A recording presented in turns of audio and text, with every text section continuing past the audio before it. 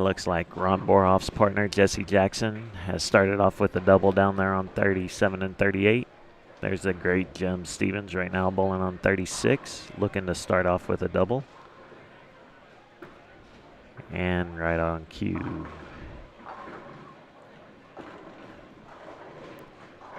Ron Boroff bounces back after the opening split with a strike.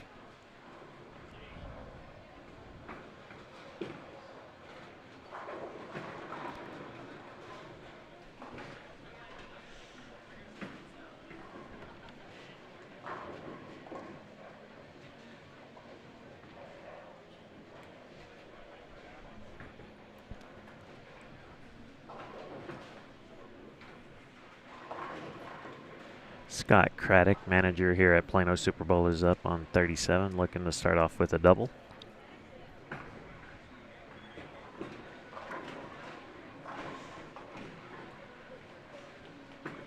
John Wosner is on 36. He is bowling with Ronnie DiPolo here today. Two great bowlers.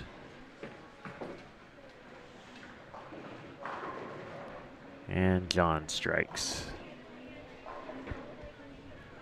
Gonna kind of move you around pretty quick in game one, just to kind of let you see some action from all four cameras.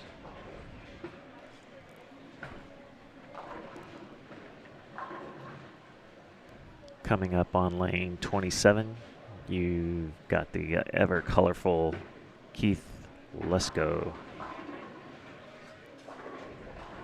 Keith won the sweeper yesterday, and he has started off with the three-bagger along with his partner, Ron Moore.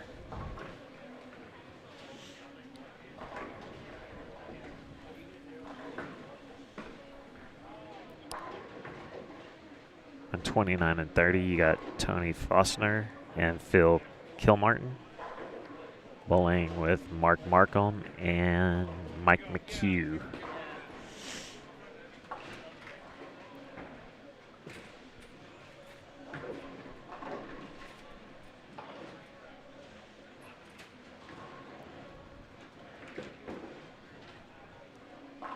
Tony can be dangerous on a house pattern, especially here at Plano.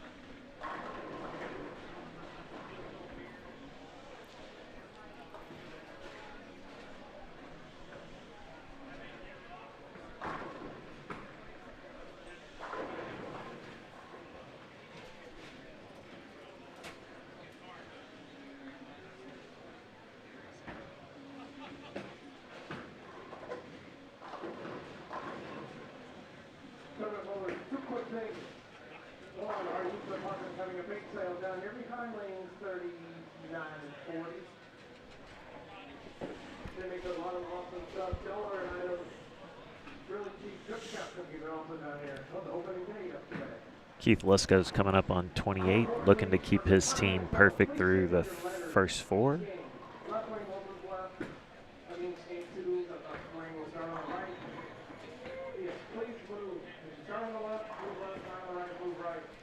Bowling just left to them on 25 and 26. Coming up on 25 is Rick Bernard, bowling with Pete Thomas.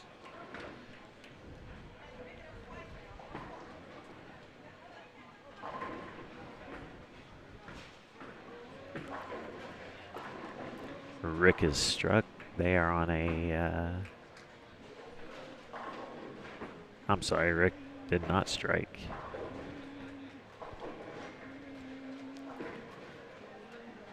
Keith Lesko's bird dog ran out of juice. That tends to happen as we get older.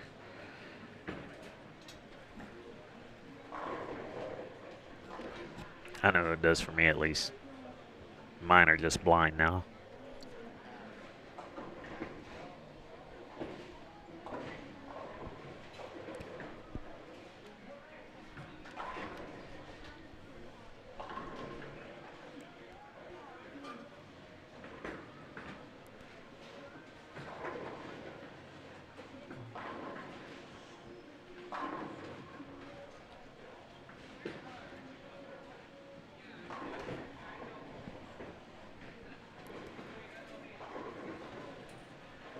Then down on 9 and 10 today, starting off down there is a good match. You got Butch Warren and Chris Warren down there bowling with Mike Bailey and Kurt Gingelbach. That's an all PBA pair down there.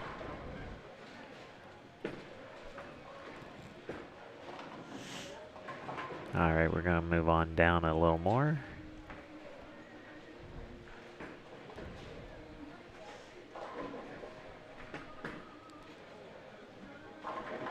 On 24, that is Jackie Fisher.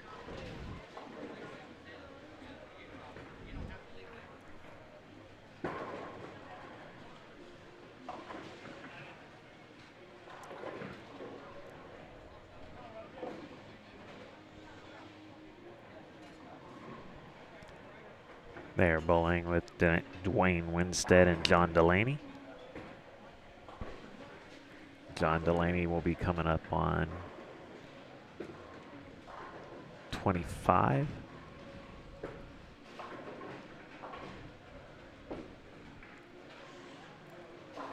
And as I said earlier, Pete Thomas and Rick Bernard are bowling on 25 and 26. Here comes Pete up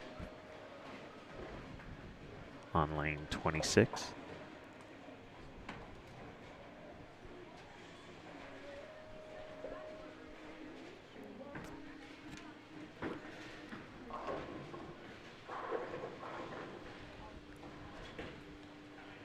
Tony Franklin and Mike Warren are starting out on 15 and 16 today.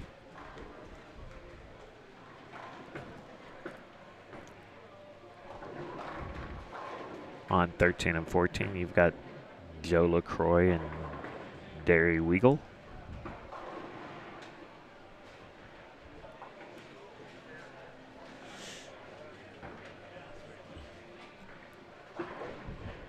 Pete struck again. He's on a 279 pace halfway through the game. If Rick strikes on 26, he'll be on a 268 pace through 5.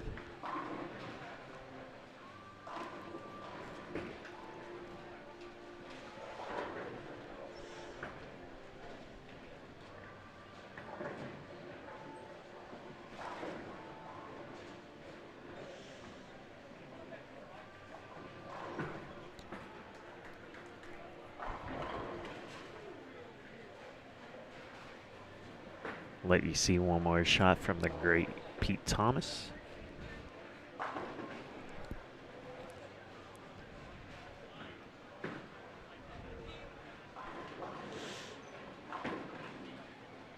Jackie Fisher with a flat 10.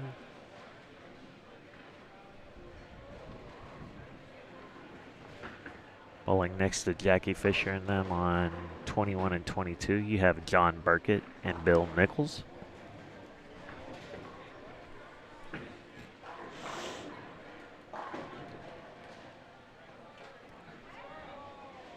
They are bowling with Andy Burris and Michael Hawk.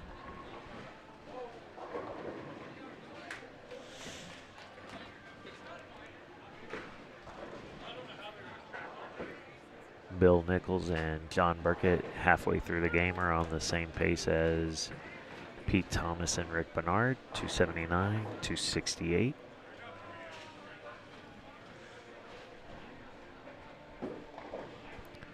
And we'll move on down to the last camera and then let you see some shots from Tony Franklin, who just left a 10-pin after the front 5. Mike Warren has gone split 5-bagger, so they are both on 270 paces currently.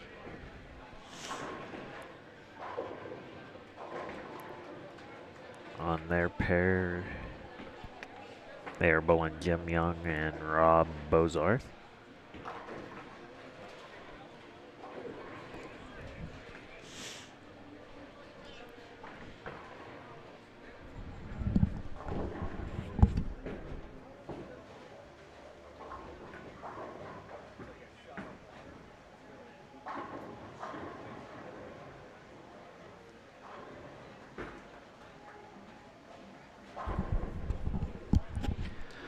These are matches.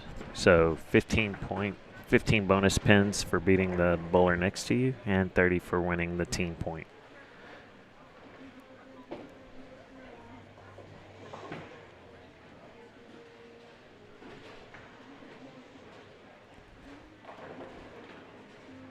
Danny Incencio, after starting off front four, has opened back-to-back in the 5th and 6th, but his partner, Lee Lortz, is on a spare four-bagger on 19 and 20.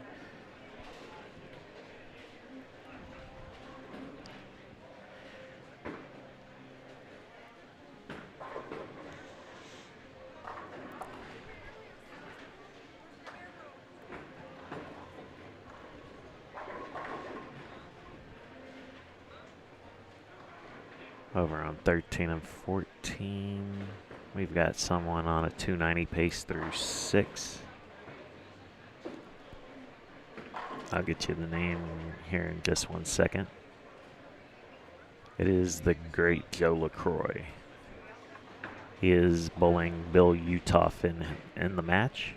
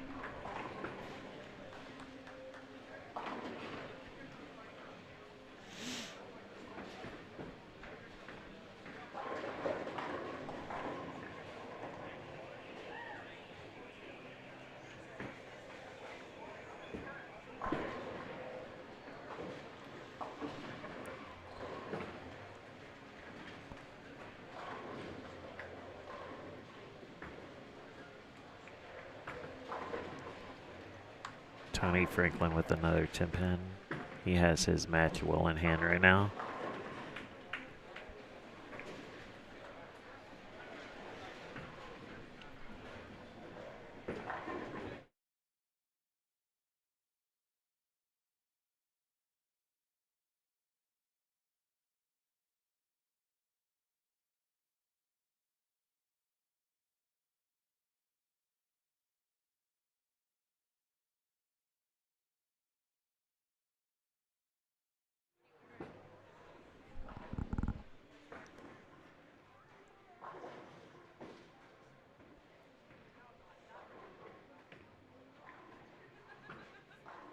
All right, we're going to take you back up to the higher division. Start getting some scores from the matches down there.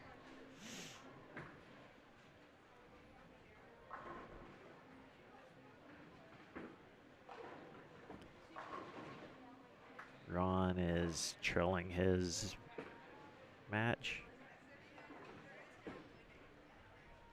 And Jesse has a little bit of control as long as he makes this 10 pin. Jim Stevens just missed for the first time in the 8th frame.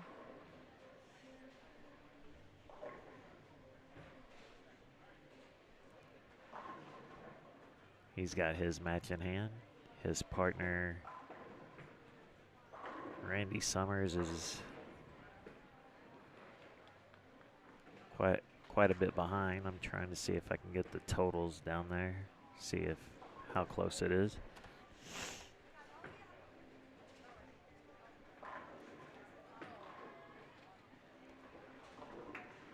As soon as standings come out, we'll get you updated on all of that, where the teams stand.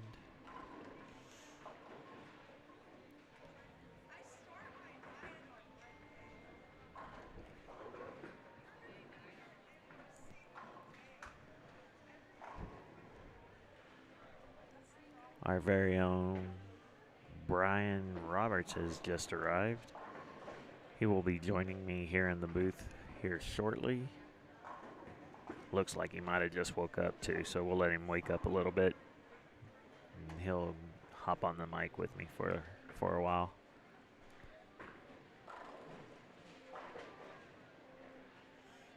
All right, Jamie Brooks with the spare. He is roughly 35 back of Jesse Jackson. But Scott Craddock is on a 268 pace, and Ron spares the 10 pin.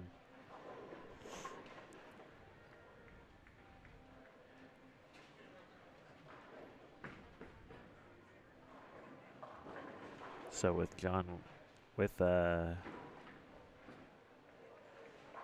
match between Stevens and Summers versus DePolo and Woosner.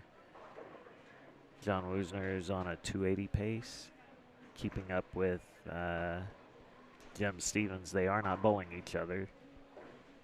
So that's going to be a split match right there. It's going to come down to totals.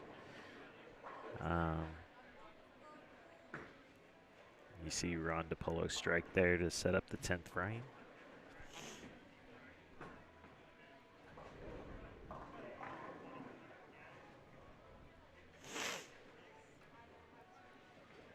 I'll get y'all back down there, or get you some.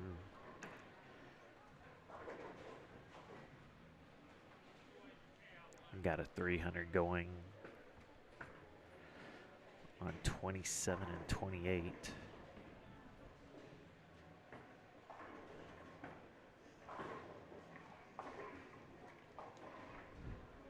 And just like that, I cursed him. So that's my bad.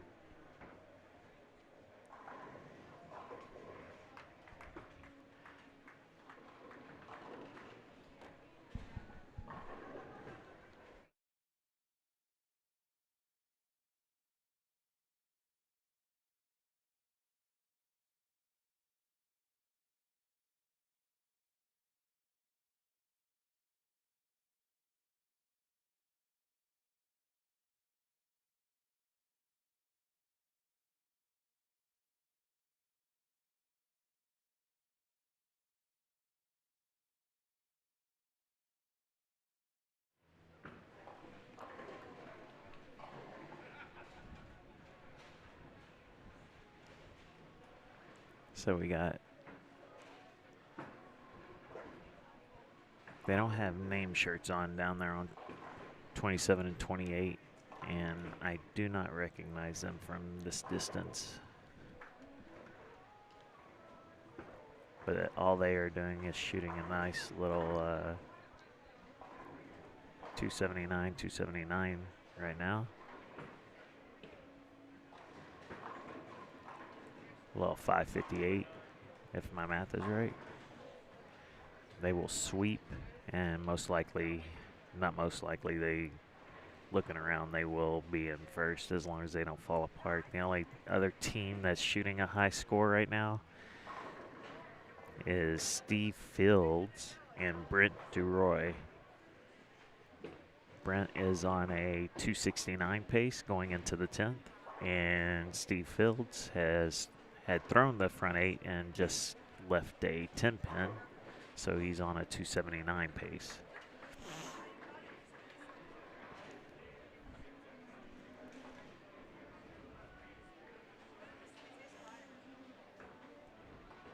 Mark Markham looks to have his match under control, while Mike McHugh is trailing Tony Faustner. If Markham strikes here, they should be in the lead for totals.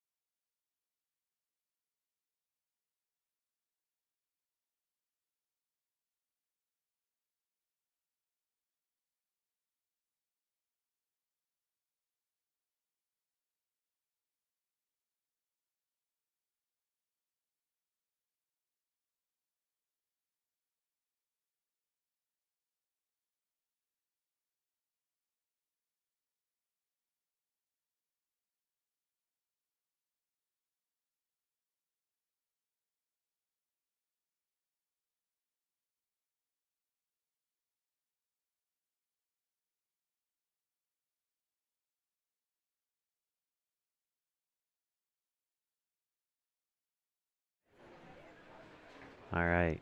As promised, Bry Guy will be joining me here as soon as he figures out his headphone situation.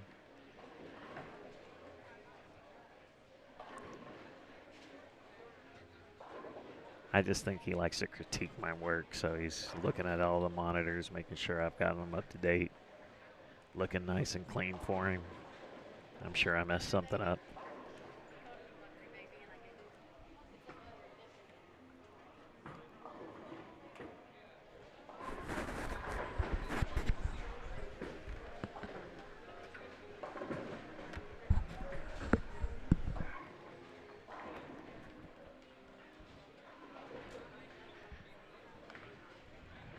You need me to unplug it again?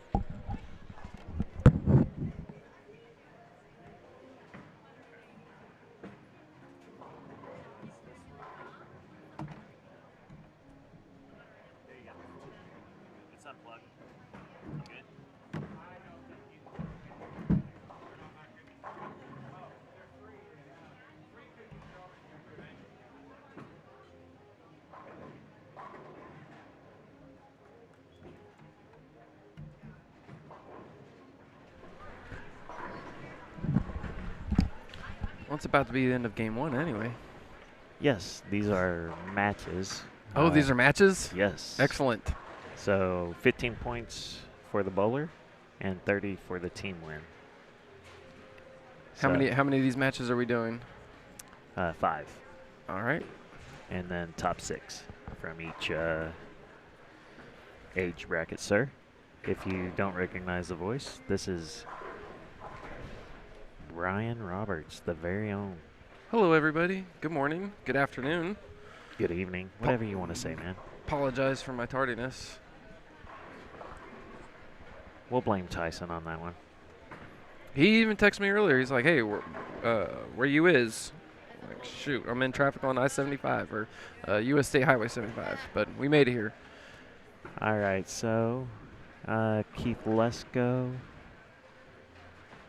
has his match won, and his partner Ron Moore won, so they're gonna sweep. Holy moly, Steve Fields and partner shooting 550 to start things off against Lee Lortz and Danny Incencio. You just reminded me. I had 279s going. Where are they at? Oh, they were the bowlers I couldn't see.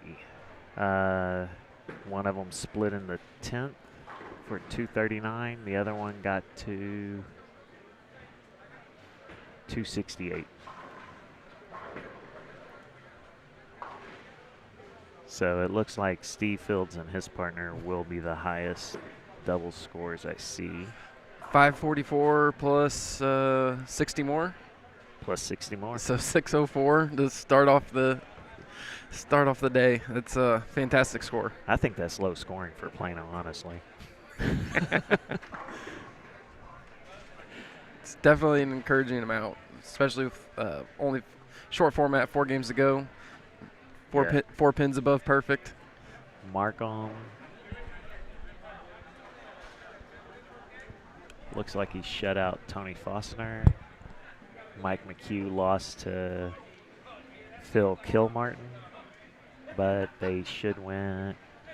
Let's see, that's 33.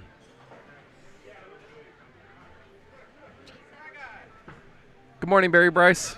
Did you guys win? All right. All right, so we have word that Barry Bryce's partner. Barry Bryce and Darren Wilson won their match. I thought he said they did not. Oh, I thought he said F yeah. What kind of question is that? Yeah. Well. One of us is right, one of us is wrong. I'm older, so I'm pretty sure I can't No, they hear. could have tied. We could both be wrong. No, not even the Raiders and Chargers could tie. Halves down the middle. Nah. Yeah, no, the whole time I was thinking of that game, I'm like, man, I'm going to see Berkey on Saturday. You know, can't wait to ask him about it. Oh. That is 100% of the Steelers fans that I know. Yes. And Dave Belgard, who I bowl with on Thursday nights. which reminded me, I sent him a meme this morning letting him know that tomorrow at 7:30 p.m. the Chiefs are holding a retirement party for Ben Roethlisberger. That's nice of them. That never works out well. Had a few wagers on Alabama versus Georgia. One of the guys I had a wager against, I had Georgia's action. After 6 minutes of game time, he says, "Man, Alabama was the free money." Perfect. Thank you. You can pay me now. I think they got to play a third game. Technically, they're tied. Best of two. You both won one. Let's go to a third game. I don't have time for it. The NFL playoffs are now. If they can schedule that the week after the Super Bowl, I'm here. But right now, it's NFL playoffs. Yeah, I don't want to tell you what I've done on the NFL playoffs. I'd like to make Mother Goose. Goose is here? I mean, I know he's in that age bracket where he can find a bowler to bowl with if he gets someone in that 60 to 70 range. So I've given some points back for Kansas City. I've got a 6-teamer. 15 and a half? Yeah. Oh my geez. I'm thinking I'm gonna go celebrate Ben Roethlisberger's retirement with him. Yeah. Tomorrow. I think I can make that drive in time. Did you see that Roethlisberger? He was all hug it, chug it, football. So you won? We won. Yeah. Okay. Chris thought you said he lost. All right.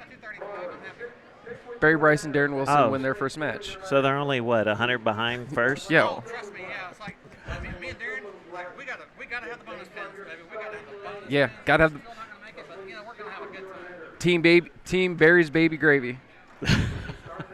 They're coming after it. 1-0 right now. So our younger division will be bowling 9 through 32 today, which I notified all of the listening audience. I don't know if you listened while you were driving up here. No, I did not.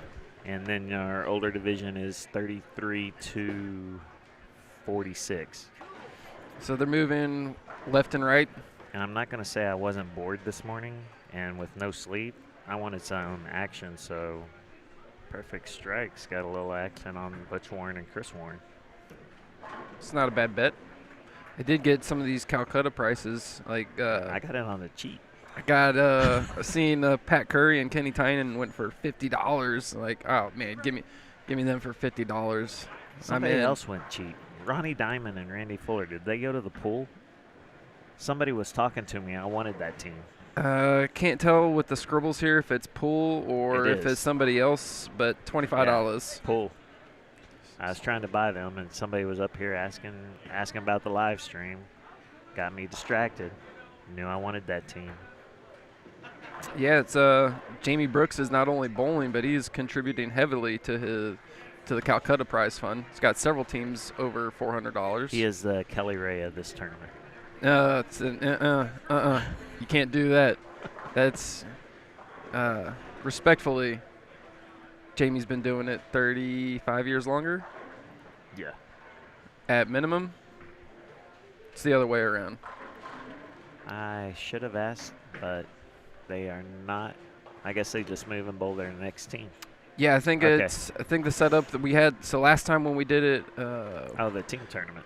Yes, when we did the monster, we did weight, draw, and position rounds and all that. I think this time we got it set up to where if you're on the left lane, you move left. If you're on the right lane, you move right, and you just go right into your next match. Saves.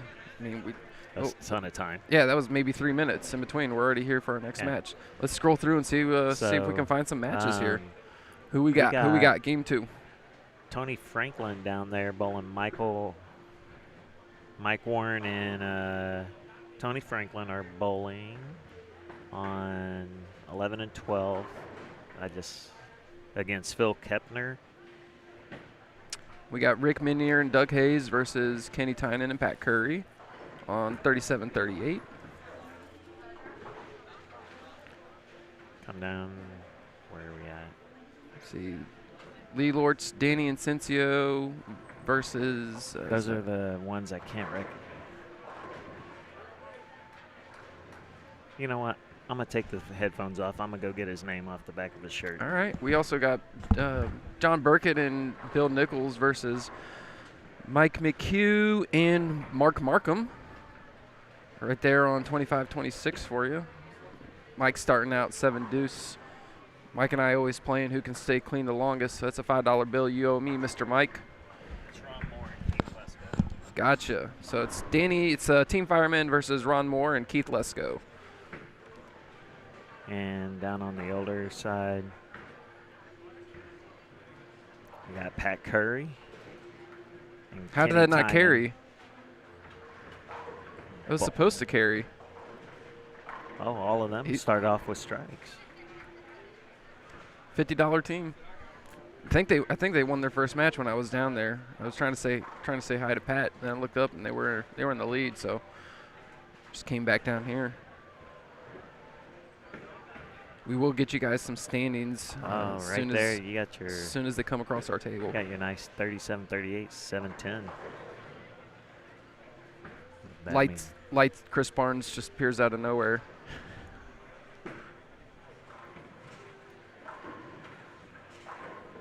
Who's the youngest person in this tournament?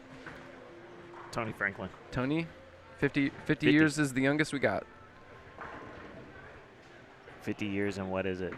3 months? I was trying to set up Ryan Boroff with some partners. His dad's bowling with Jesse, so Ryan could have bowled with Jesse for the lower division. Why Then, weren't you trying to set me up, man? because Ryan's better than you, just a little bit. All right. But that's why you guys are partners. No. Not anymore. No, I got Sorry, dropped. Longview. Yeah. So he's a lot better than you. I every time I cash with him, I get dropped for somebody else. Yeah, Wow. Roger West had just traveled. He just came here 2 weekends in a row, and then he'll be here next weekend. So he's like, oh, we're Wow. taking this weekend off. But it would have been a good partner for him. Absolutely. But with so much money added by Global Sphere Center, I thought for sure he'd be like, oh, I get to bowl with Ryan, and there's a whole bunch of money. I'm in. But unfortunately, he was not able to make the trip today.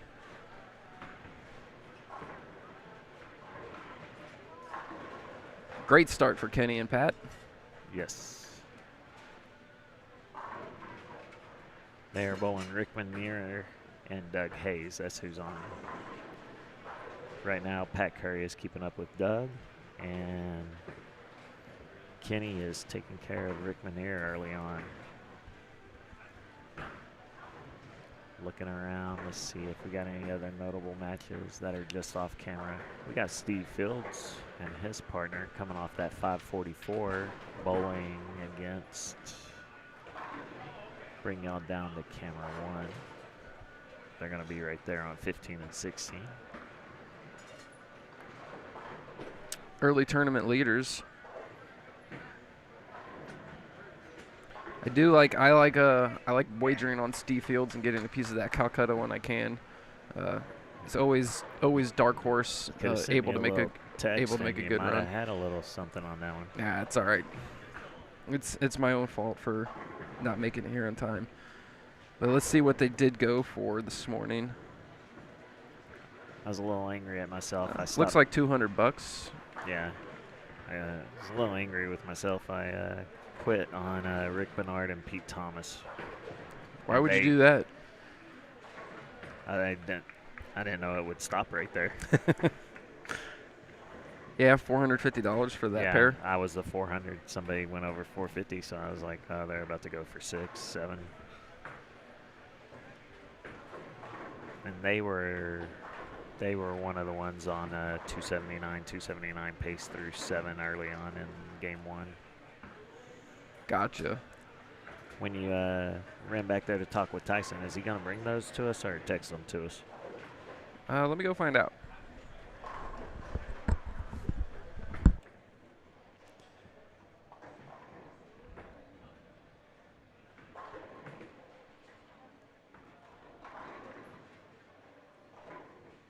All right, you got Rick Mann and Bill Utoff bowling on 17 and 18.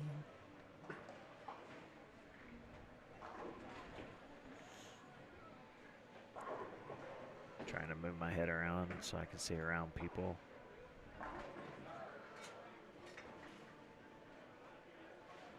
That's right.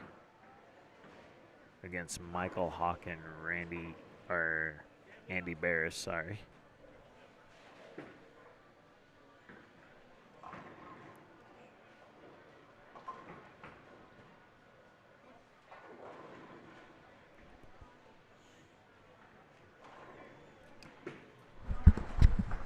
Yes, Tyson and Aaron, mainly Aaron, will be bringing us a copy as soon as we get it. As soon as it's right out the printer.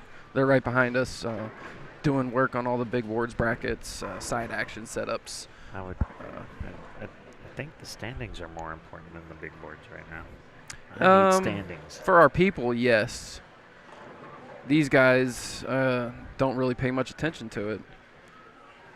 These guys are the epitome of just keeping their nose down, bowling forward. They don't. Out of all the different types of tournaments I run and helped out with, these are the guys that just don't even check the action until it's all over. Right. So, They're like me. Yeah. So some of the other ones, these younger guys that come up, where am I? How many brackets am I in after game 1? How many after game 2? How many am I live in? Where am I on the big board? What did my 195 do?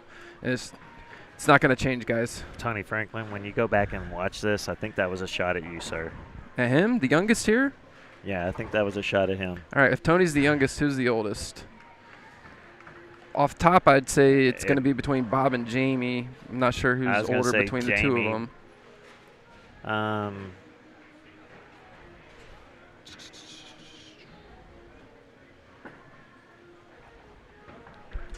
Oh, Jerry Beaver's in it. Who's older, Jerry or Jamie?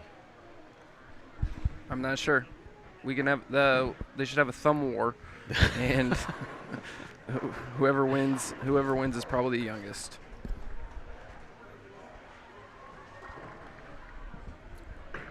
I like that. Last night at Tyson's Little Fun Friday Fanatic, he's telling everybody they were going to be skipping 2 pairs, and I'm watching all these people walk around, and I was like, Tyson, I thought you told them they had to be skipping 2 pairs. Exactly. No, I'm a very literal and technical person, so I'd always jump on something like that to make a good joke. Skipping 2 pairs, yeah. I want to pay to see the bowlers hopping around, skipping with the ball in their hand to the. All right, where do we want to go now? Let's see, camera 6. We got some good matches starting off right there. Got Bill Nichols up right now on 25. He's on an early 280 pace. Showing no mercy to his opponent, who started off with a split strike spare. Yeah, sorry about you, Mike. But Mike's getting some love from Walter, from Mark Markham down there, his anchor bowler for this match. So he's sticking it to Burkett. Tight grip. Oh, yeah. Keeping this match close for the team points. And it's 15 pins on the singles and then 30 pins on the doubles matches. So 60 bonus pins every one of these matches. We got 5 matches today before we take it to the top 6. I think Ron Moore forgot the memo about wearing colorful pants with the colorful shirt. Keith's got to teach him how to dress. That was laundry day. That's why you make laundry day Sunday. It's also, he might have got to Arizona before he realized he forgot them and said, I'm not turning around. I'm sure Keith had something he could borrow. Just have to roll them up. All right, let's go over to 8. We got Rick Minear up right now on 38 for the spare.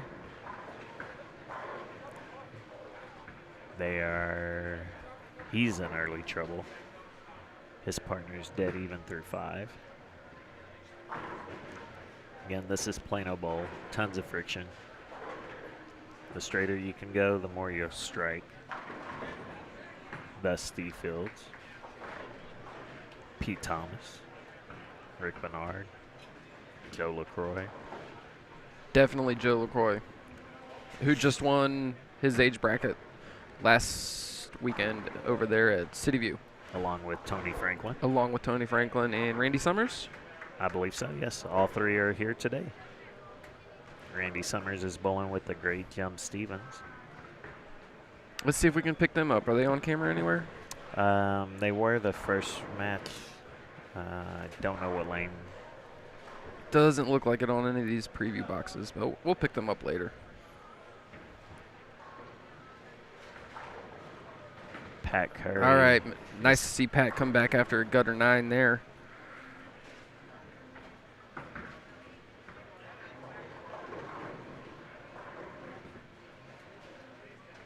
So Pat is keeping up with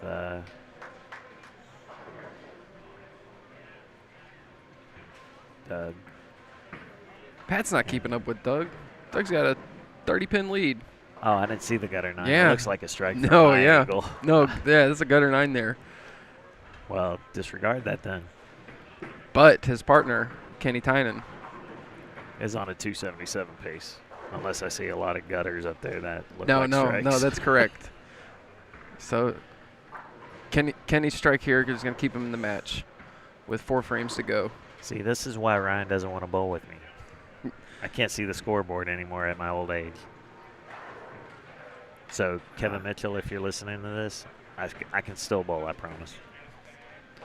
Well, if you're looking for a partner. That is my partner. Oh, you already found a partner? Yeah. I was going to say, Blake DeMore is going to have to side between Kendall Martin and Spencer Robar, so one of them is going to be free.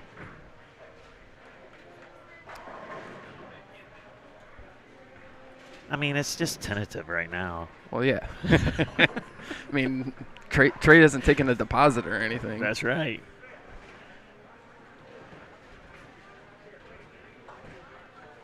Back on 15 and 16, we've got a 300 going. So I'm jinxing somebody real early on. We're halfway through this game. I'm going to see Mr. Pat Curry, North Central Texas USBC Hall of Famer. See if he can double him up and get back on that horse after a bad 5th frame. But Pat, from my angle, it still looks like a strike. Excellent. There we go. Well done, sir.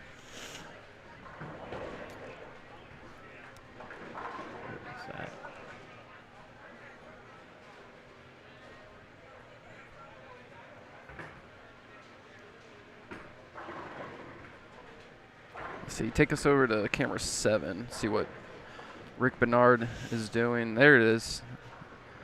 Rick is struggling at the moment. No, Rick, Rick's got the front 5. Rick It's has Pete the front Thomas. 5. Pete's, yes. Pete's struggling, but he's actually winning. His match. Yeah, he's winning against his opponent. If this strikes for Rick, they got a commanding lead. Great lead there. And then over on the left side of your screen, it's Keith Hensley, who's the A bowler there. With a strike. 5-bagger. He's bowling with Thomas Gwynn. They're in the jackpot right now, though, as McCauley and who's McCauley's partner today?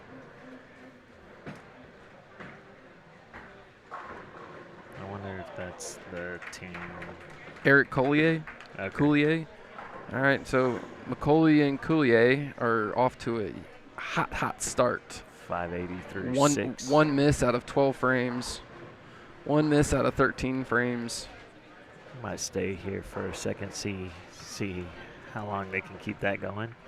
Butch Warren with a strike. Thomas Gwynn, I call him the printer Gwinner because he does nothing but print money here at Plano.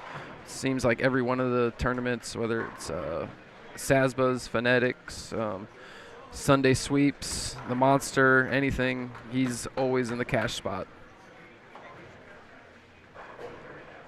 So this is a good match on paper, it would have been. Pete Thomas, Rick Bernard versus the Warren brothers. Let's go, Rick. Let's go. Excellent shot. He's unimpressed.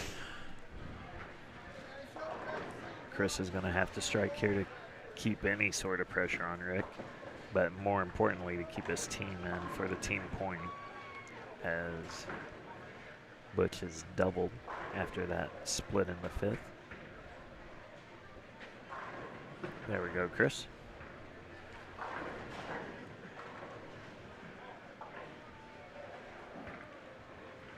Come down and check out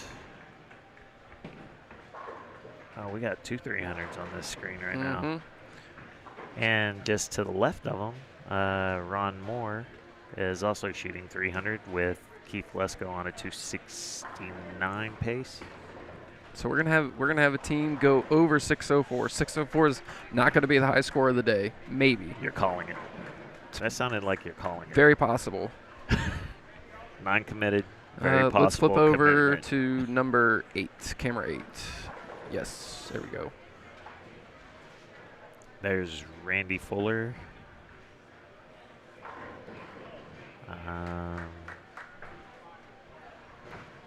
The third 7-pin for Pat and Kenny that doesn't swish out. It's about 60 pins between the three of them that they could really use.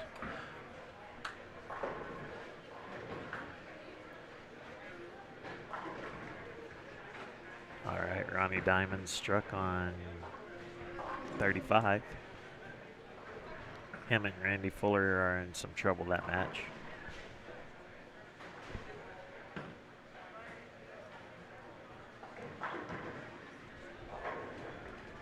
Gonna bring you back to camera 7.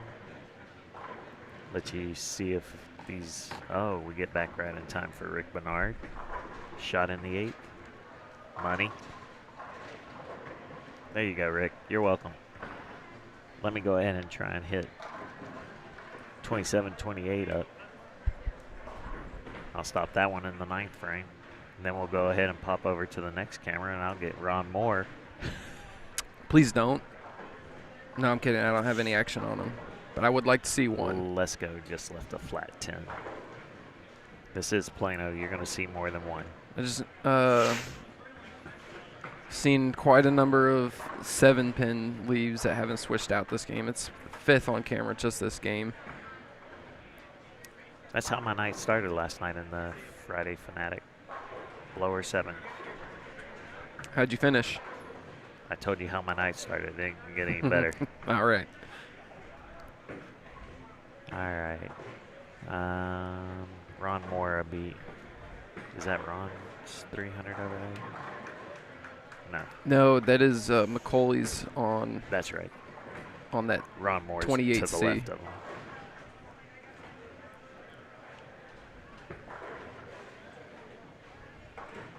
So we'll stick here for a second, see if we get to see Macaulay strike in the 9th.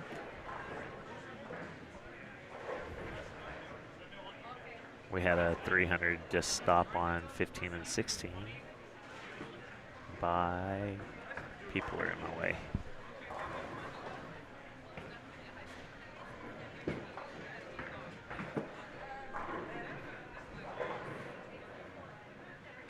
Earl Hearn. Earl Hearn front 7, left 7, 3-6-10.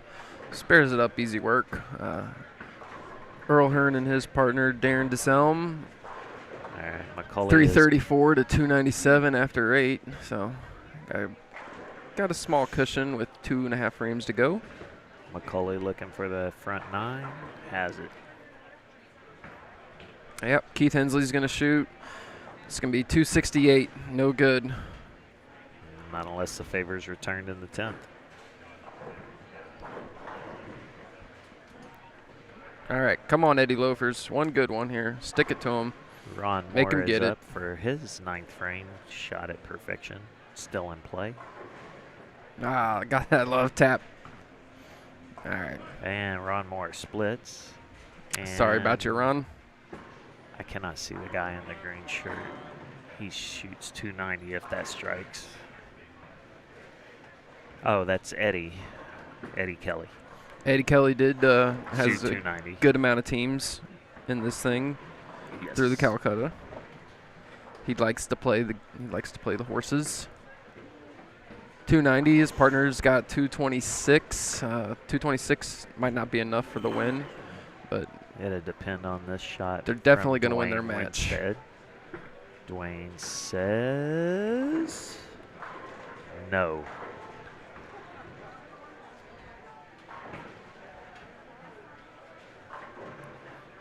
All right, what are we looking at down on the lower end? Anything you want to see? Camera 5 is going to pick up 15 through 18. You'll see 13 and 14 off to the side.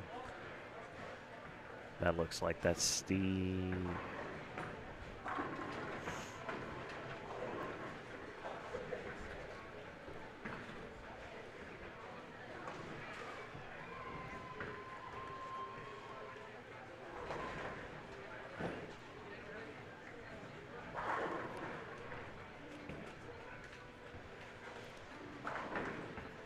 All right, McCauley's about to be up on 28. Is that camera 7? Yes, he's got front 9. Where Keith Hensley is hoping for a return of favors in the 10th. He might just get it since we're on since we had the camera on it now. That's what Keith is looking for in the next frame, not this one. Right. It's tough for Thomas. It's his 3rd split of the game. It's going to be his 3rd open. It's going to put him down by, looks like 30 or 50. Quite a bit more than that, but yeah.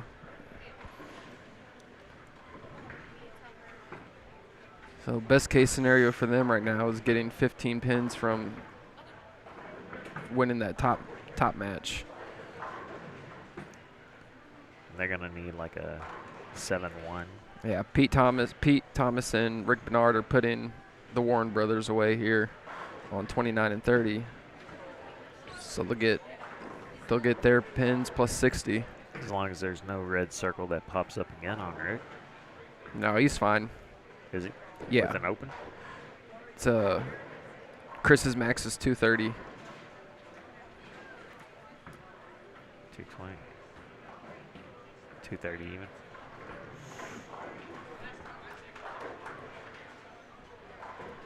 All right, there's another strike for Keith. McCauley going for 300 and for winning his points, winning those 15 bonus pins on this shot on lane Must 28. keep it clean.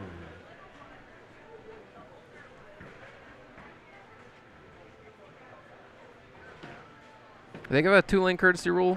It's SASBA rule. Yeah. Yeah. Okay. So PBA, SASBA, same difference.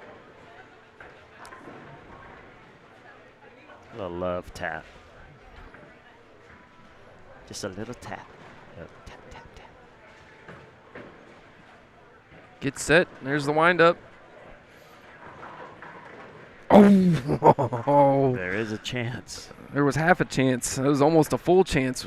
Holy cow. We have 10-pin went out late. standings after game 1, even though they're finishing game 2. That's all right. All right. Where would you want to start, sir? Let's start. I'll tell you guys the leaders of the 115 through 39, young half. First place is Brent DeRoy and Steve Fields. They are plus 104. Second place, Scott Bender, Mike Bassick, 573.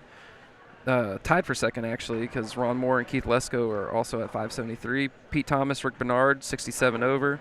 Butch and Chris Warren, 44 over. Joe LaCroix, Derry Weigel, 505. And right below the cuts is Phil Kepner, Doug Becker, plus 99. And Bill Nichols, John Burkett, plus 98. All right.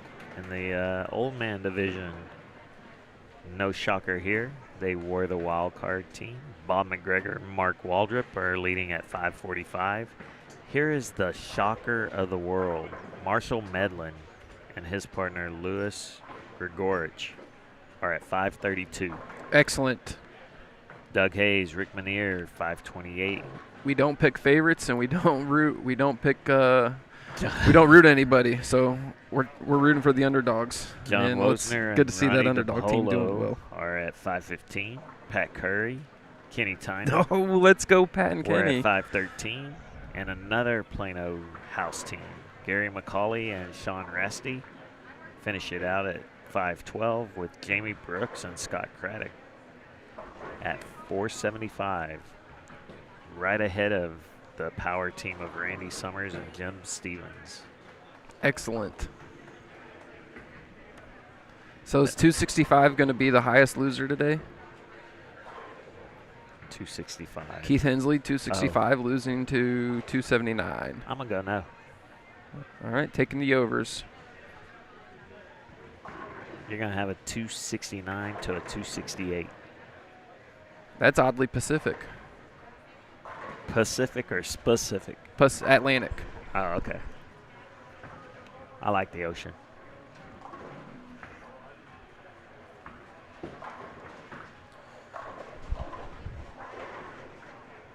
That looks like a two big score. Oh, he finished out bad in the 8th, 9th, and 10th. Trying to look at 11, lane 11. Those look like big scores. Had the front 8, front 7, and whoever the leadoff bowler was fell apart in the back 3, but shot 240. 241 and 290. 241 loser.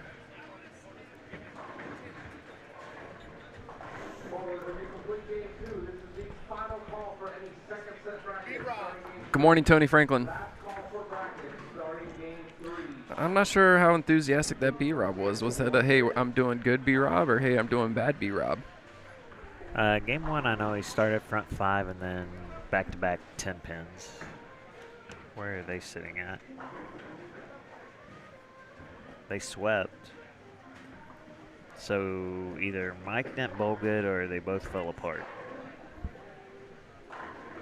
Well, it's like my grandpa always used to say, you can't all be winners, kid. Ouch. Tony being the kid. True. He is, as far as I know, the only 50-year-old. We can probably get that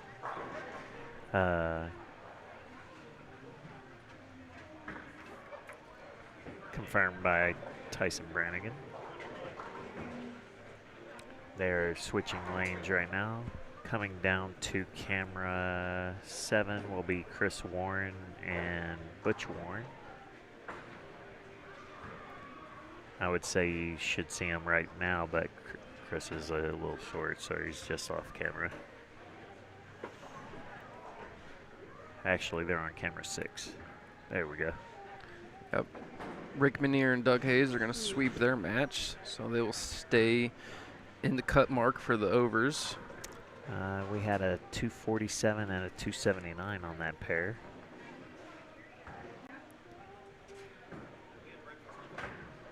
I didn't see who was coming off. Oh, that was no, Eddie Bird shot the 290. Eddie Bird's team is going to be bowling the Warren brothers. Not Eddie Bird, Eddie Kelly. Eddie Bird, if you're out there listening, you just got a shout out. Congratulations. I do that every once in a while. Give credit to somebody else. Do we have one female in the, Yes, in the group Jackie today? Fisher. One female. Excellent. Good luck, Miss Jackie. Well, after game 1, they were...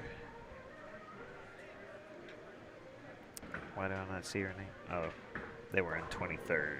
She is bowling with Mel Richards. But they were ahead of one of your favorite teams. They're all my favorite teams. I mean, except for that guy. Not that guy. I don't like his team. I don't like his face. Oh, that guy's got a Dolphins jersey on. Do we like that guy? Which guy? That guy? Yeah, we like that guy. All right. Actually, we don't like that guy because they just got rid of Brian Flores. Yeah, So we don't like that guy. don't like that.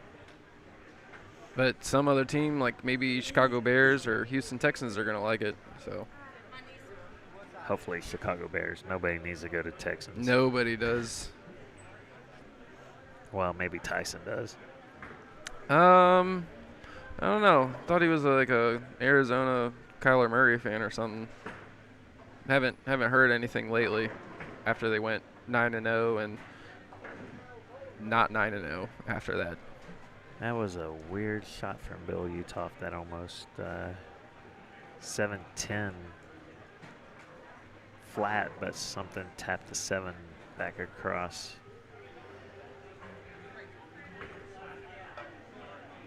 All right, Butch Warren is. All right, let's do camera 5.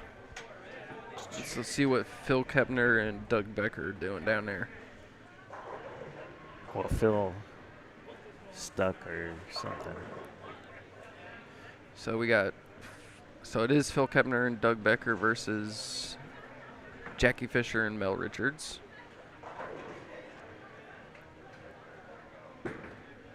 And then we got Miami Dolphins' Joe Delaney. And his partner,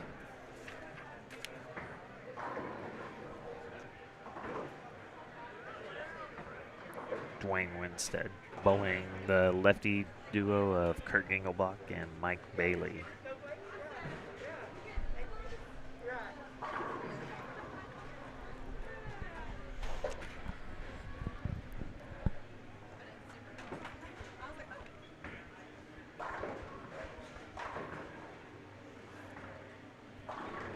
Is that Markham wearing a beanie? Yes, always. I'm just glad he doesn't throw charcoal all the time anymore. I always find it interesting when it says Walter Markham, and my brain always takes 2.5 seconds to realize that it's Mark Markham. Robert Clan, that shows up on city tournaments, nationals. Robert Joseph. It's actually not Joseph. Well, we found out on our last live stream that AJ Chapman was a model, apparently an underwear model, so he could get through college. Yeah, Like Mark Wahlberg. exactly. So McHugh's bowling with Mark Markham, and Bill Utoff told me he was signed up last minute. I guess he's bowling with Yes. Rick Mann. They did that on Friday during the Fanatic.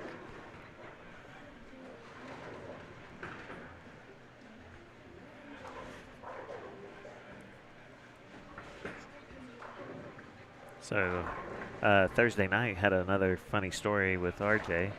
We all know everyone believes he's He's as old as LeBron. I'm in. Oh, No, that he's as old as I am. sorry. No, So- I call him LeBron Yes, I For- know you do. for very specific Atlantic reasons. So Rodney Black comes up to our table, and he looks at RJ and he goes, "How old are you?" And RJ asks why, and he goes, "They got that Saturday only tournament at Plano on Saturday." Yeah, normally that's the day we do the Saturday only tournaments on. Yeah. Good call there, sir. So Rodney Black is maybe 60, 61. Yes, I know he's for sure 60 based off of some of the events he's bowled. Coming down there asking RJ, who is 12 years younger than me, if he is going to be able to make up 115. So not only did he not think he was 40, he thought he was in his upper 50s. I think that just means Rodney Black was having a good time Thursday night. That's So RJ, if you're out there listening, he didn't think you were 43. He thought you were 54. all right. Give me camera 7. Camera 7. Let's see what kind of split is this. 4-9-10. All right, Yes, sir. come on, Derry. That Give it a is go. Joe LaCroix's partner. I mean, once you leave it, you have to give it a go. Oh, he did. Oh! Dang, good shot. Sorry about your eardrums, folks. Just a little bit excited over there. Hey, who do you think's older, RJ or Brian Roberts?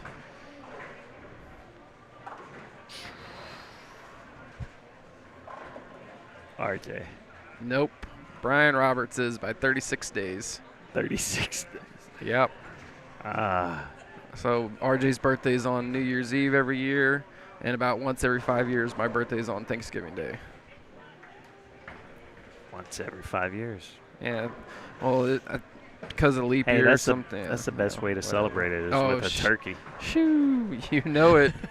Except when I was younger, it was awful. Like, for my 10th birthday, so I'm like, it's a big birthday, you know, turning double digits, getting a little excited. We go over to Illinois where all my dad's family lives. Big family reunion, and I'm like, man, it's my 10th birthday. Family on family on family's going to be there. I'm going to be loaded on presents. Like, I'm going to have all the Game Boy games and everything.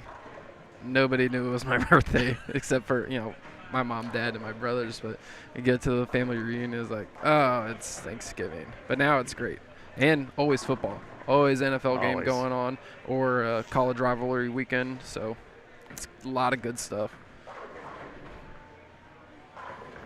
All right, Joe LaCroix and Derry are bowling. Burkett and his partner, Bill Nichols. Berkey baby, bowling with the gentleman Bill Nichols. I'm pretty Bowling. sure they are signed up for these in perpetuity. Last time when they were bowling the monster together, had Berkey on, and he's just like, Bill had been walking by, and he's like, "Hey, Bill, we're bowling these forever." And then Bill's like, "All right, cool, you and me, pal." Bowling to their left is Darren Wilson and Barry Bryce. And they do have the lead over Team Fireman.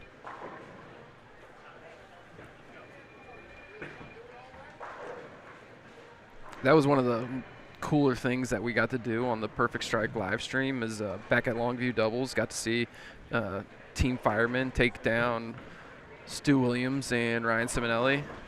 So, Nice. like I said before, we don't root on favorites. We root on underdogs. That was a great underdog upset. And comebacks. We always root on comebacks, too. Yes. So if somebody's down 100 pins and they start coming back, we will actively cheer for that. Well, I will anyways. We want chaos. That is what Definitely. we are looking for. Chaos. As if Dwayne strikes on this shot, Kurt Gingelbach will be the first person to miss on 17 and 18, and I can't see. Nope. There you go. My jinxes are working well. You definitely don't get too many people doing a stream or a broadcast begging for a split in the 10th frame just to make it interesting while the guy's got the front nine. We do. Yeah. Well, But that's why they love us. We're out of the ordinary. We push the envelope. Oh, I really wanted Markham to leave the lily right there. Looking at that flat 7 like you threw it good. 5, 7, and 10 should be up there.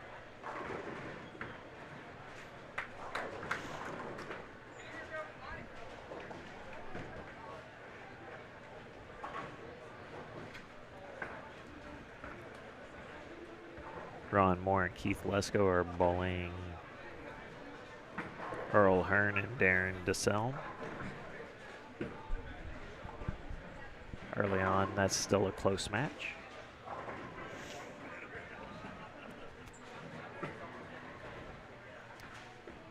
I do enjoy watching the amount of communication these guys do off lane.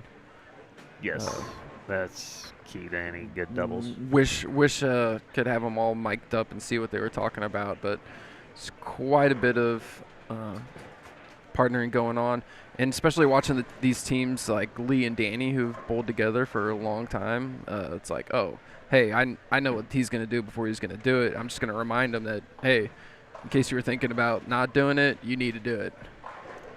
I'm not going to let you know anything, but you might have that capability come the Ironman tournament this year. I mean, which month this year? We only got 11 more of August. them. August. At Rowlett. At Bolorama. August 27th or 28th, whatever that Saturday is. Friday will be the Calcutta, and the 4-game tournament will be run by Victory Bowling Tournaments.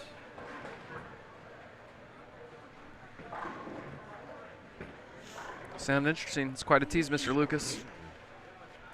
That's what I'm about, teasing. Mark Waldrip just left a wrap 10.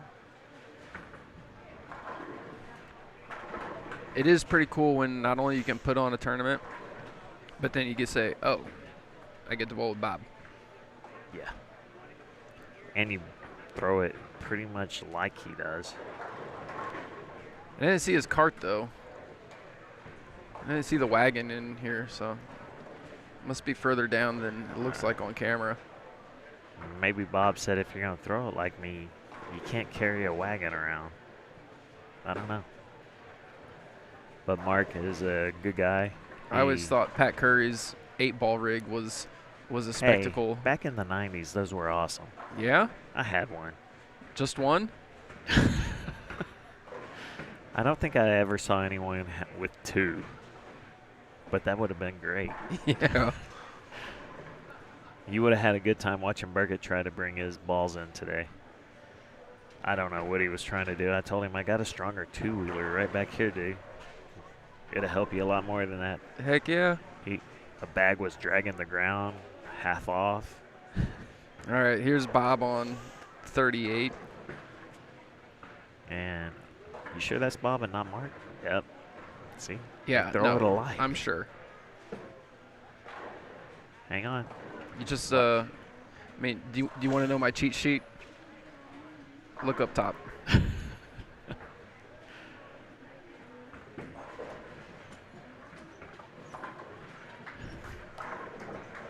Hey. And then you got Santa Claus over there. No, and I'm headed there myself.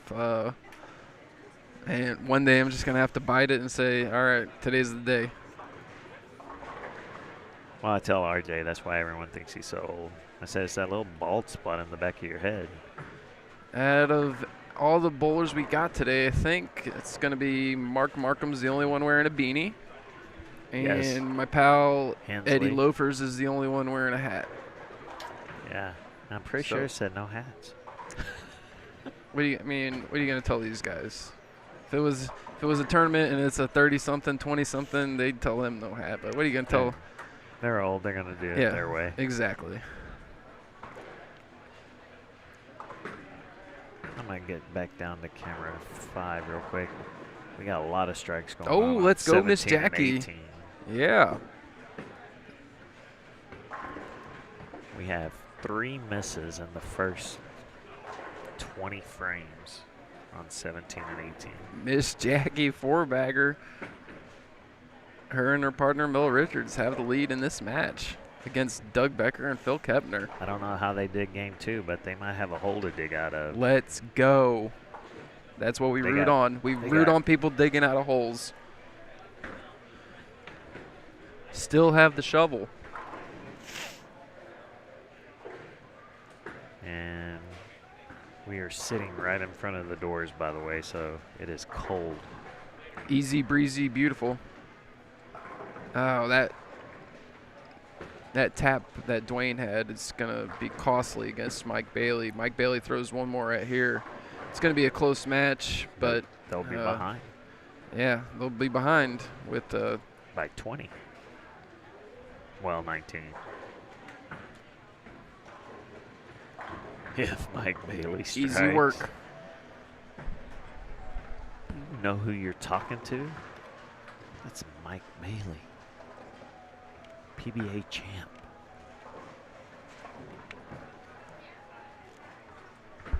Which PBA? He's got Southwest Regional titles. I'm pretty sure he's got a 50 title. Oh, Thomas Gwynn, come on, what are you doing?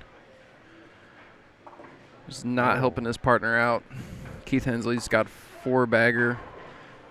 Thomas has 2 opens through 4 frames. Normally, Thomas only bowls like that when he's bowling me. Otherwise, he's always striking. I'd never seen him bowl like this, and he just won a little sweeper we did on Tuesday. But they got plenty of time left. 6 frames to go. Yeah, his partner's on a Dutch 200. You throw the next 5 up there, you make him sweat. Yeah, well, Phil Kepner's sweating right now. Gets tapped again on a 7-pin. It's going to fall down to Mel Richards. Oh, Joe Delaney just got tapped.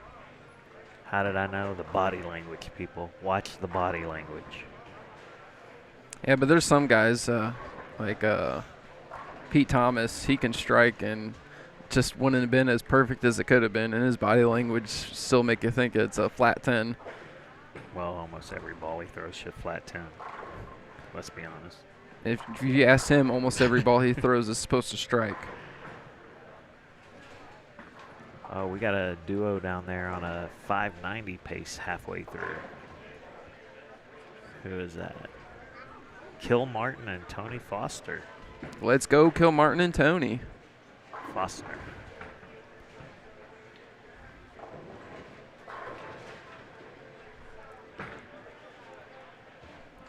Phil Kepner and Doug Becker trying to work it out. Double lefty team. So Phil telling him what he saw on that shot. They're looking at the other double lefty team shooting 579 Yep. for 6. They're like, we're doing something wrong.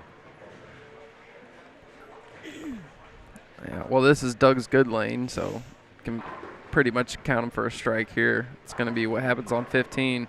It's going to set the pace for the rest of the match, especially if Jackie is able to put that 5-bagger down.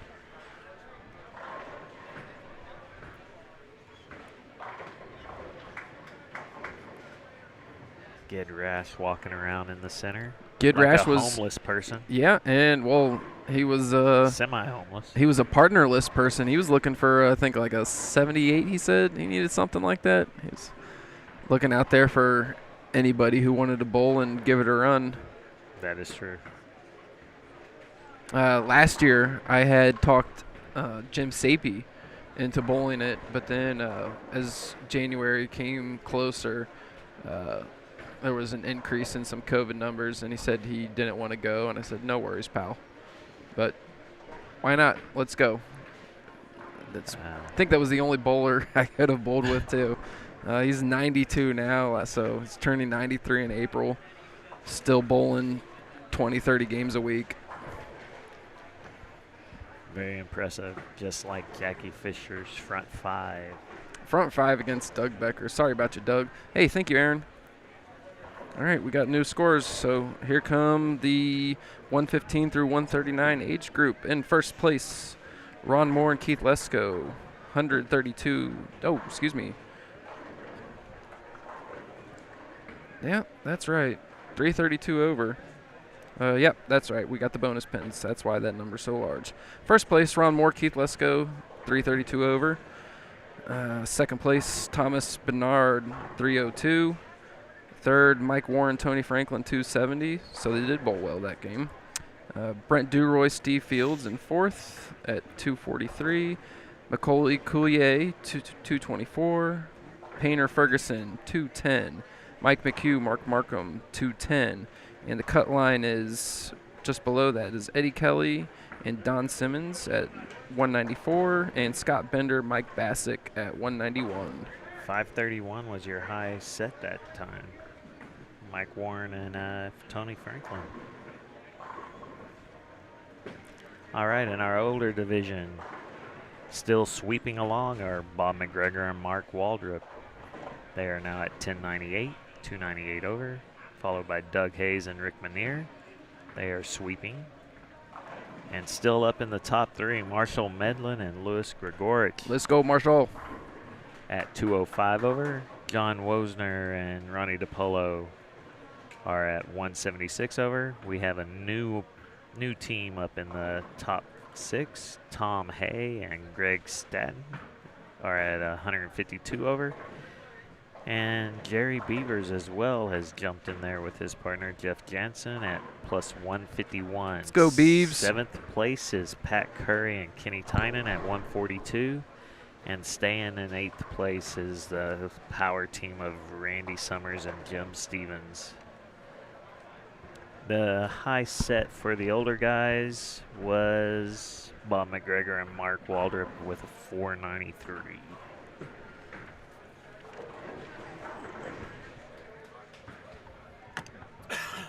All right, Doug Becker trying to find something on 15.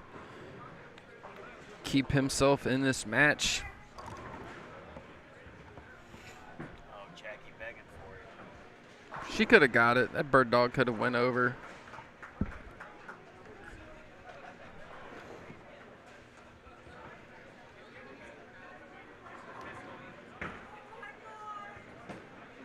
We currently have 40. Mike Bailey also going just a little bit high on 18. So his run at 300 is over. But we got one going on 13 and 14. They are no longer shooting 590 as a team, but they are shooting 550 as a team. They do have a commanding lead. I meant to look down there and see who it was. It's Kilmartin. Oh, that's right. Tony Faulkner So that is Tony Fostner with the front 7. Looking around. We're going to come down to camera 7, see what's going on down here. Ooh, there's a lot of non-striking. That is not a good game going right now from Darian Joe LaCroix. All right, let's see if we can bring my pal Barry Bryce some luck on this shot. Oh, so yeah. It is, Darren Wilson is ahead of Danny. And with the strike here, Barry's going to keep himself in it with Lee. He No good for bucketed. Barry. Another bucket. Bucket A little from bit Nantucket. of frustration there, especially after starting with that 3-bagger. Joe LaCroix with a 10 pin. I miss long-haired Joe LaCroix. I do not. That was not a good. It was the best look, especially when he would get off the approach and wait for his shot and just wave his fingers through that hair about 6 times before his next one. It was incredible.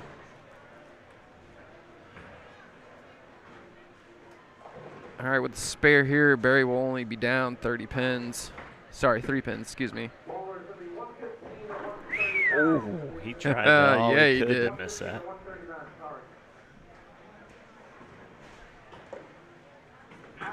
And Bill Nichols looking to take the lead over Joe LaCroix on 29.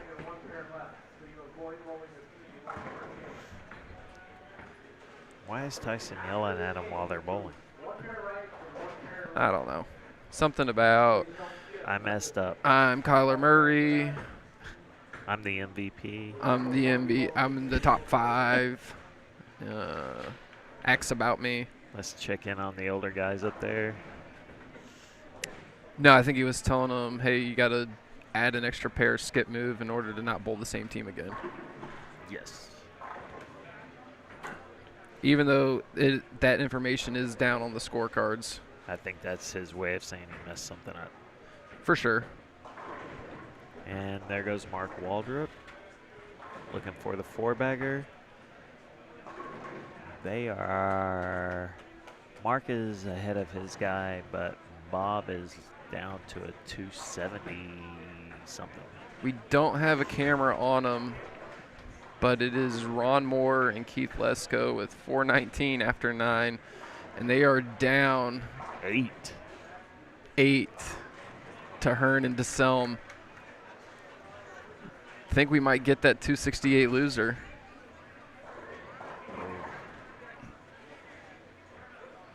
Hey, I did call that, but I need the 269. You do need a 269. That's going to be a little harder. Might Yeah. get a 268 tie. Don't think so. Don't think so. Oh, there's another gentleman with a hat on. Oh, There's one more. Didn't see you down there, sir.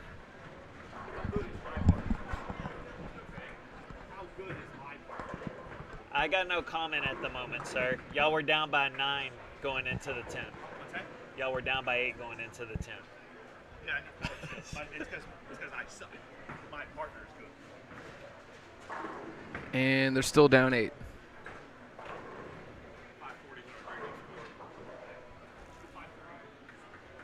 530 was high last game. Phil Kepner and Doug Becker are picking it up a bit down there. 540 as the first game. And Mel Richards did open, so Steve Field. trying to keep themselves in their match, get some of this, get as many of these 60 bonus pins as they can. Keith Lesko is just all in love with Ron Moore's game right now. I mean, how could you not be?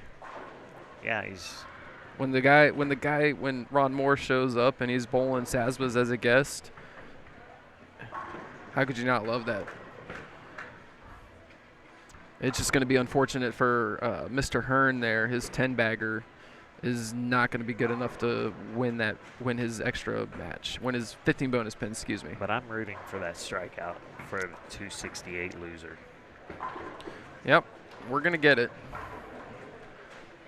Keith Hensley had the 267, or it's 265. So, yep, 268 losers. Now going to be the high if he gets it there.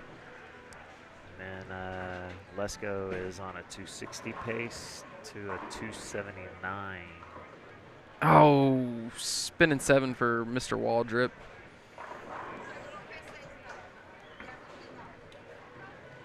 Let's see, any way to get that? Yeah, now they're in the. All right, let's go check in on. Yeah, there we go. That's you can get there. You just not gonna see their scoreboard. They're bowling on the pair with the Global Spheres Center banner.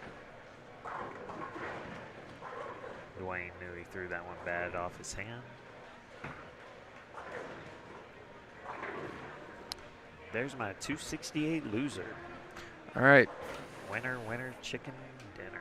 Phil and Doug are down 30 pins, but they do have the double advantage. Get that 7 out. Yeah. They did. Bird Oh, Hunt. man, seen that coming. It's like, oh, he got it out just a little bit. It's going to be a 7 pin. He's excited about it, a little bit fired up. Mel Richards trying to respond here with another strike of his own. Here we go. Doug Becker's already up on 16, ready to get after it. Keith looking for a strike to put pressure on DeSelm. He's got the strike. Must strike here for the win. Yeah, because of that 8 Yeah. because of that 8 count made it a 10-pin game. Mel unfortunately not able to get that double.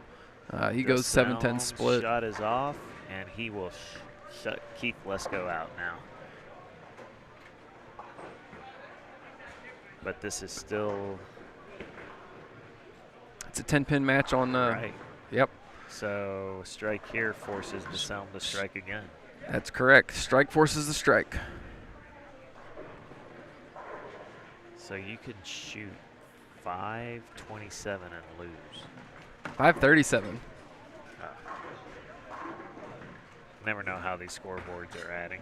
Everybody, they're all different, and then like especially the ones where you just have a string of strikes and no score at all.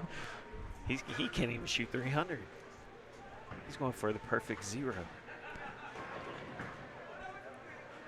All right, DeSelm is coming up. So on we're gonna have a 9. 268 loser and a 19. 260 loser on the same pair. And you might have a 537 loser. But if you're looking at lane 19, this is what we're talking about. DeSelm's up there, gives it a pitch, buried. So you will now have a 530 loser. 537, 530 is no good. But they're not even going to break 600 though, because they didn't get the 15 bonus pins on the top score. It's still quite a lot. Yeah, 'cause they only got the 45 points too. Yeah, we'll take 592 every game.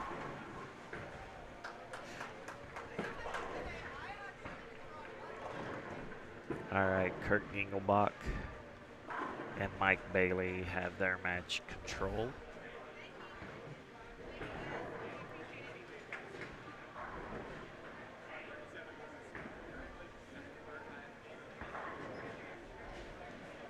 Keith Lesko just looked back here and smiled. Not much you can do there, buddy. Well, I mean, you could have not 6 spared, but other than that, there's not much you could have done, Keith. No, I mean, don't come brag about your partner when you're going to lose your match. True. Or but instead say, hey, I let my partner down because I went 9 spare and 6 spare. So we got Mike McHugh and Mark Markham. Markham is going to lose by opening in the 10th on a 279 pace. He did, yep, he did. But they will win the team game. I think. Yes, they did. Yeah. It's 502 to max 495.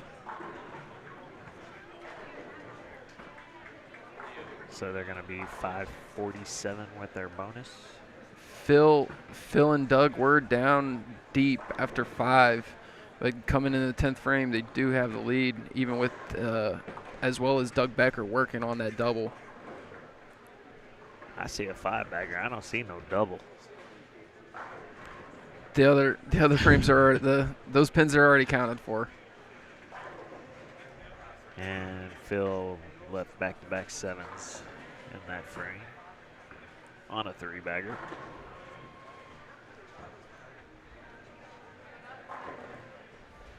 How long do you think we'll be here till tonight? What do you Since they're think? not stopping, I think we'll be done by 5-ish.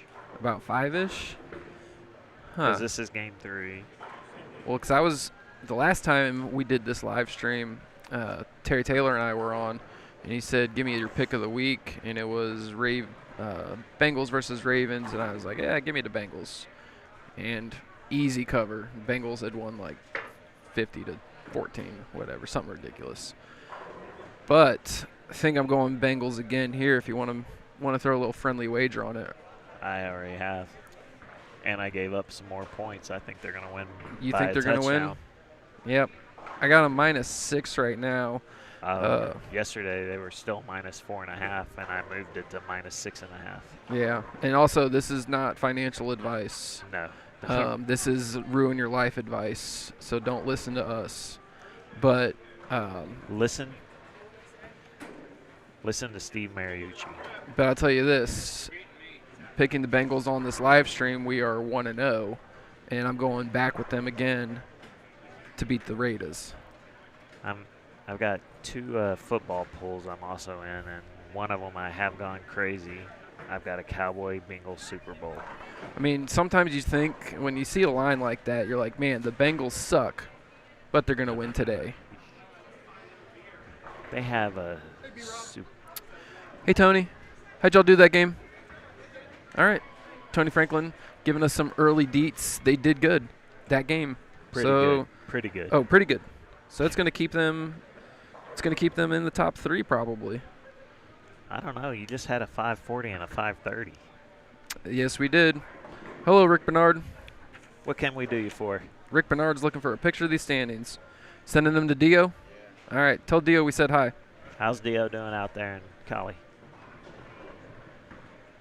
That's how he is. Yeah, Rick's only about himself at the moment. And his son. His son's so good. The youngest PBA regional champion of all time. We were looking at me and Rick were looking at the scores out on the East Coast. I'm pretty sure they were bowling on house shots. Still got a strike. Still got a spare. Then that explained why I saw Ryan Simonelli saying this just became a urethane contest. I don't know where they're bowling, but the scores out there through 6, I want to say, were 250 plus average. Oh, I mean, with the bonus pins, that's going to be the cut here. You're going to have to be 100 over every game in order to make the cut here. Let's see. 2-1. Oh, the 215 beats the 211. And, so that is Crow. Crow is going to lose. The shirt looks familiar. I can't see. Yep. And Jackie's going to strike out in the 10th. She's going to beat Doug Becker heads up, but they are going to lose their team totals by 6 pins. With her partner shooting a $185. Yep. So tough loss there, but glad to see them out. They got 2 more games. They can make a run at it. Put a couple plus 200s back to back. Tony Franklin, you guys are in 3rd after 2. What was pretty good? Because we got pretty good right here, Tony. 540 to 530. Hey, congratulations on your win, by the way. Yeah. Also, heard you're the youngest in the field today. You're the youngest in the field today. You're the youngest in the field today. Probably. Yeah. All right. Well. See how he's letting you know he's 50 now? Uh-huh. No, me either. Yeah. No, you're a hot Tony.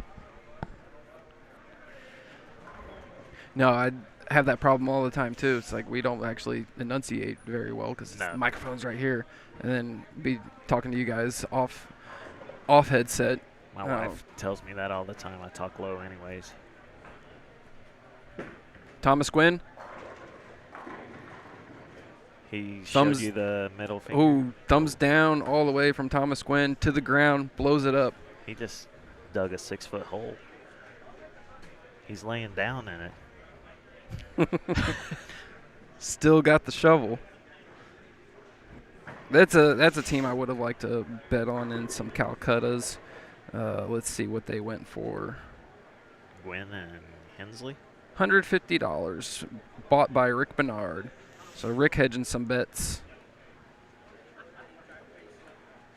And then Hensley also hedging some bets too. Good pick, Mr. Hensley. He bought the team of Mark Markham and Mike McHugh for $150. Oh, wait, I'm supposed to be looking at the Warrens. Where are they? Oh, that 418 and no bonus pins hurt. Uh-huh. Sorry about you, Mr. Lucas. And they bought 2/3. I don't care. Oh, all right.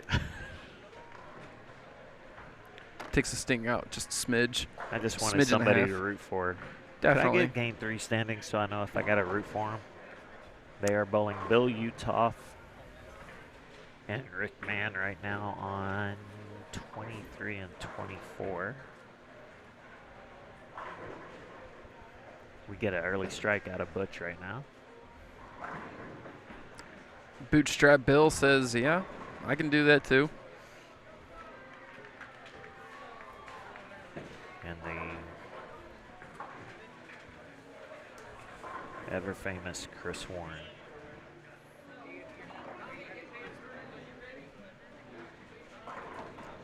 Sweeter right than back you, with who? it. All right, so everybody just moved a pair, right? So right now we got Mark Markham and Mike McHugh versus Kurt Gingelbach and Mike Bailey on 19 and 20. Good match right in front of us. We got Phil Kepner versus Lesko. That's another good match.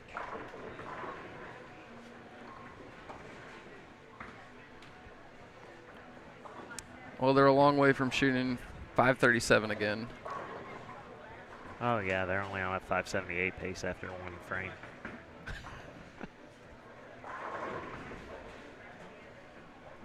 Looking down through the house. As we get into the later rounds of these qualifying stages, we'll try and get you good matches on the cameras. Looks like that's Jim Stevens right there. Mr. Jim, Randy Summers. I like that jersey. That's a very nice jersey, Mr. Jim. Wearing your Saturday's best. Scott Craddock and Jamie Brooks are on the Oh, pair to their left. That is a good match in our standings for now. Yes, it With Marshall Medlin we and got 8th and 3rd yeah. after 2. So that 60 pins is going to be advantageous for one of these teams. And I believe Marshall Medlin and them went for $50. Let me look. And the Brooklyn 10 pin for Marshall. That's Yes, Marshall and Lou went for $50, bought by Marshall. Our max between both sets was about $500 for the top teams. back when I was a youngin'. My first SASBA was actually bowled with Marshall Medlin. How'd you guys do? I did well. All right. Enough said. Marshall's always been a nice guy. And a competitor. He's Yeah. here at every single one of these things. Doesn't matter what it is. Every SASBA too. Or it used to be. I don't bowl many of those. I'm waiting to turn 50. 50. 50. Oh, yeah. That's how much Marshall went for. He didn't go for 50. He went 50. for 50. Yeah, so this past year, they've always had the SASBA. Is that Jamie? Yeah, Scott Craddock and All right. Got Jamie on camera. Let's go, Mr. Brooks. Double your man up right here. take that early 10-pin lead. Heck yeah. This is your house. Let them know it, Jamie.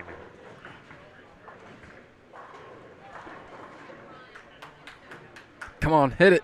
Hit it. Ah. Who are they bowling?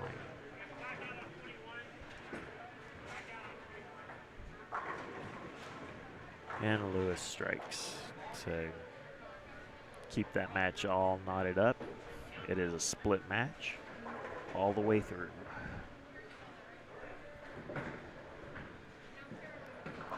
Jamie and Scott weren't too far from the cut.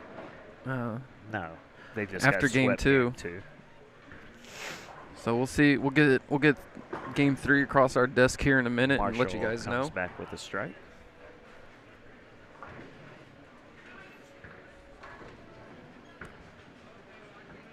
Right now, Bill Utoff and Rick Mann have not missed. Neither has Butch. Chris Warren has a 9 spare up there. And Bootstrap Bill triple. keeping up with Butch right now. Get a look at Scott right here. Some say he's got a little advantage since Some say. he knows who oiled the lanes. Oh. He's got the Santa beard too. Mike Bailey and Kurt Gingelbach are up early on Markham and Mike McHugh.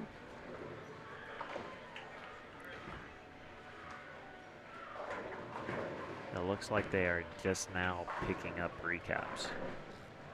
So it might be a while, guys, before we have game 3 standings.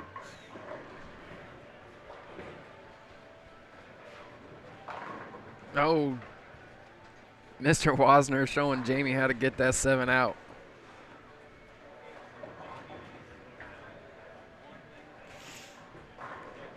All right, Jamie, give us one good one for the camera, buddy. Jim Stevens wished they'd show him how to get the 7 out right there. Jim had crossed over. Oh, Yeah, still a 7 pin. it See? is. Oh, got that to the 1 board. Let's go, Mr. Brooks. It's a good day to go bowling. I laughed. I made a sound bite. I need to put it on a soundboard for us to use. But when he had finished, when he had broke 100,000 pins, Chad Murphy and company are down there, and they give him his mic, and he just says, "Boy, that was ugly, wasn't it?" So good. Love Jamie. I've used that one on a number of 300 replies. As whenever someone posts it and the 12th one doesn't look so hot, just post that comment. Where you want to go to now, sir? You want to go watch the Strike Fest on 23-24 early on? No, I want to hang out right here. I want to hang out. Alright. I want to watch Mr. Brooks. We got him on camera. He's bowling John Wosner. Got Randy Summers. Yeah, we got Randy Summers, Did he Jim strike, or Stevens. did that He 10 did. stand? No, he got it out. And we got Marshall Medlin and Louis Grigorich. This is a good spot for us right here. I mean, Jamie threw a pretty good shot on 36 last time. All right, that's it right there. That's the money. Oh, baby.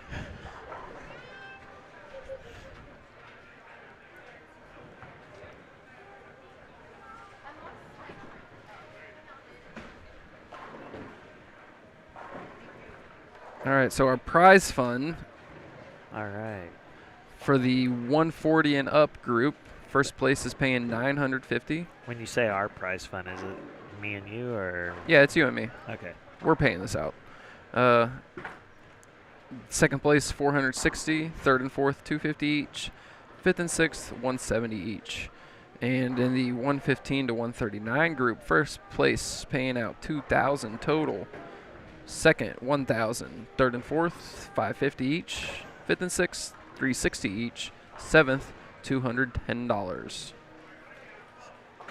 So on 23 and 24, the Utah and Warren match, we have a 600 versus a 580 halfway through the match.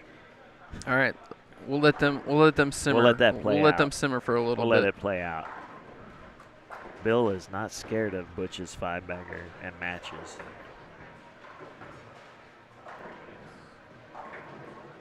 No, we got an excellent match here between Yes, we Wosner do. and Brooks. This is incredible. Are you sure that's Wosner? Yes. Okay.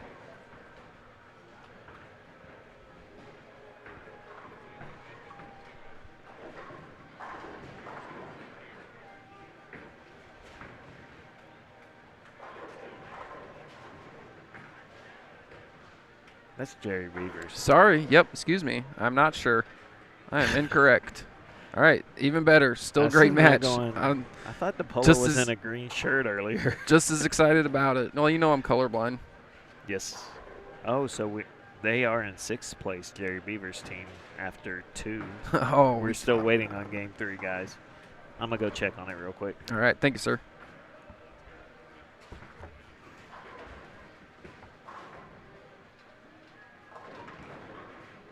Jamie's getting it out again.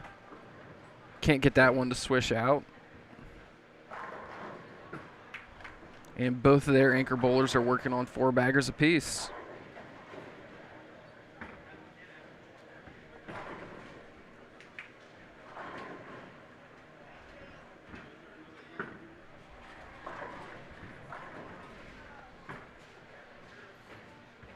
Quick work for the Beavs, picking that up.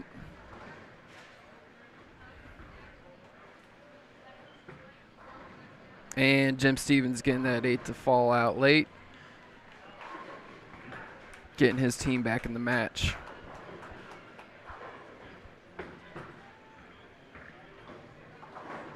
This 4-7. This is the exact leave that Jamie left when he broke the 100,000 mark.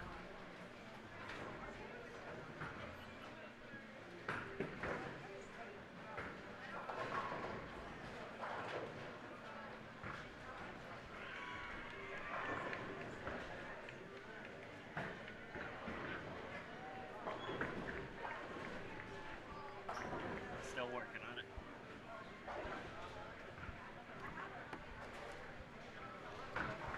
They are frantically working on game 3 as we speak. I told them no hurry. It's not like they're almost done with game 4. Hey, apparently I wasn't the only one who thought it was Mr. Wosner. So Where do you see that at? I got some folks texting in. Oh, I see. We Got got some chats going on. Got over some here, folks too. texting in. Emily. Dwayne and his partner, after 2 games, they were sitting in 14th place. I do believe they took 45 bonus pins in game Sounds 3. right. Sounds right. Randy Summers 6-bagger. Got a 20-pin lead on his opponent. The Warren Uthoff match. Bill Uthoff split in the 6th frame, but Rick Mann is on a 6-bagger. So is Butch Warren. And if Chris Warren strikes here, he is still shooting a 280 pace, which means if Rick Mann misses, Chris is back in the lead.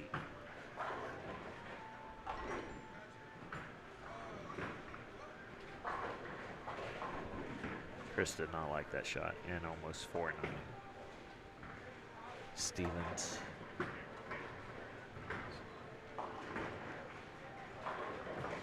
It's almost an even match. 296. Sorry, 266. No, yeah, 296, 277. Yeah.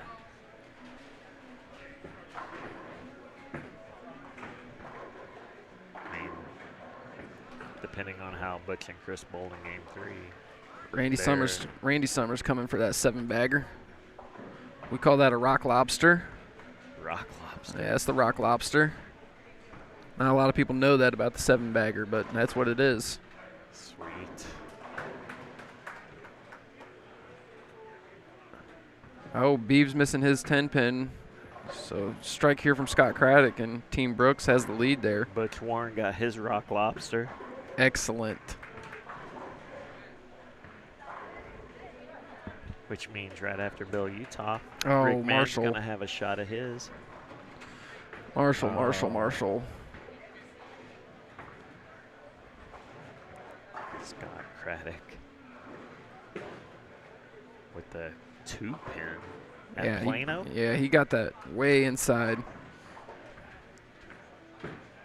I didn't see what Bill Utah did in the 6, but he's not happy.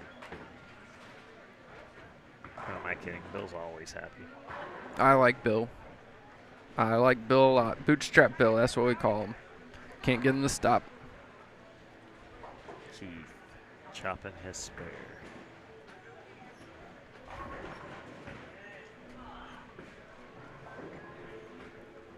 All right, Chris Warren bounces back with a strike.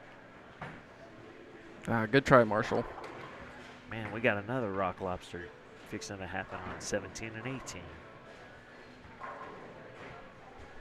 And we got Rick Mann up for his rock lobster right now.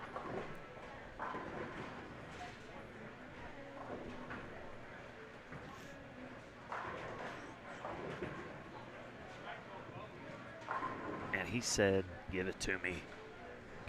I think Jamie's the only one bowling in a hoodie today. Correct. That is the only one I have seen wearing it. All the rest took them off when practice started. It is Tid Nips in here. Especially where we're sitting. Every time the door opens, we get a little Arctic blast right at our ankles. So wearing shorts was a bad idea. Yeah.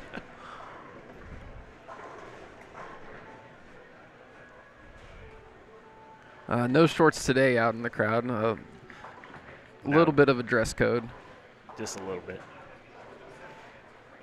So rock lobster's a 7-bagger. What you got called for an 8-bagger? Oh, that's just double ham bone. Double ham bone. Yeah, double ham bone.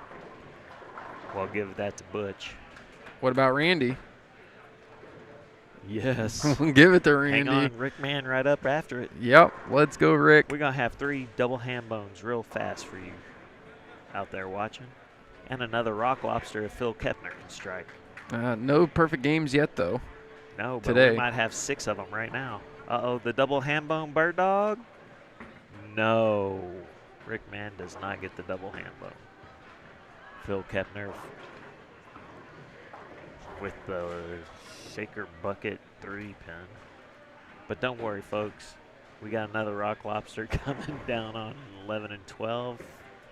And we got another one trying to follow up. That is Dwayne Winstead. Emily, if you're still listening, he has got the front 5 right now. His partner is shooting Dutch 200, but he is slightly ahead. And Dwayne is ahead in his match as his opponent has a 9 out up there mixed in with all of his strikes.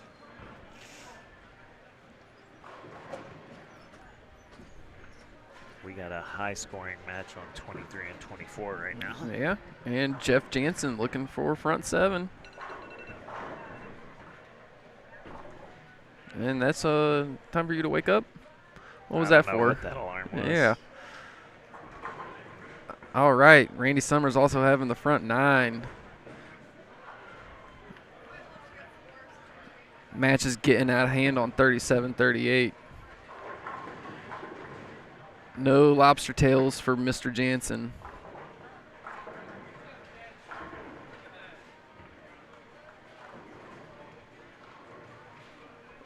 All right, good comeback, Marshall. Doubling up off that open frame.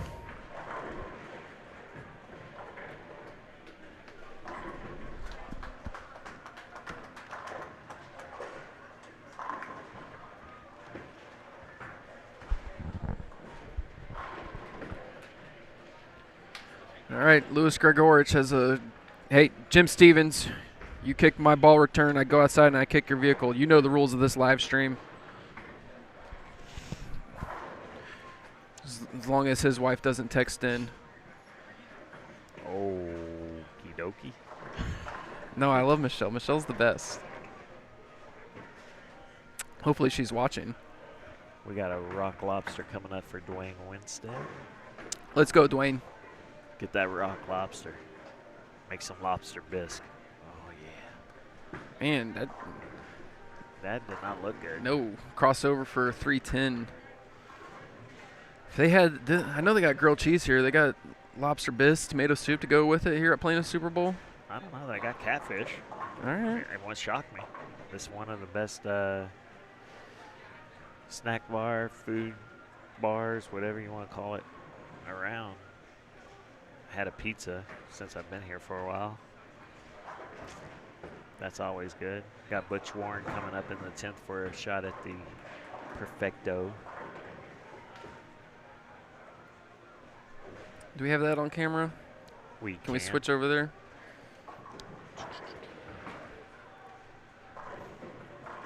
Oh, shoot. No. Sorry about that. Go back. Randy's up to finish his. I was watching Jamie. I'm like, wait a minute. Randy's doing the same thing. Randy's got the first. All right. Dropping dimes. Hey, when you squat it out at that age, you know it's good. Heck yeah. It's good enough just to get back up. That's why they don't do it very often. Nope. Only on, apparently for Randy, only on 10 baggers. All right, let's see him get that 1-1 right here. Hang on, he's got a little weight in his next shot. Let's get you Butch Warren's 10th frame. You think he squats it out? Bill Utoff, we need your head out of the way. Come on, Bootstrap. Move over. Oh, he got Oh. it. The celebration looks like he got it.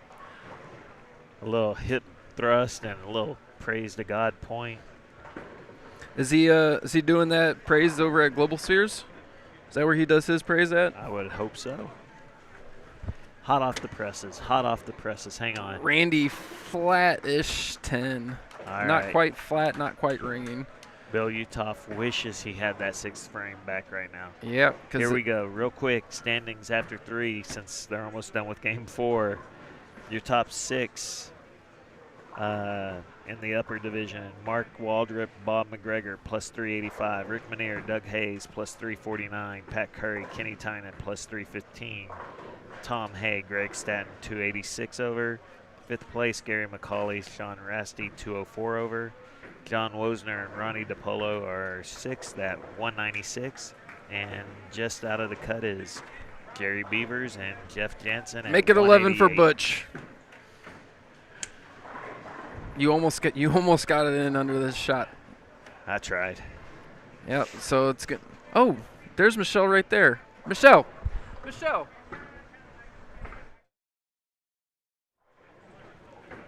Michelle Stevens is Michelle gracing. Stevens is here.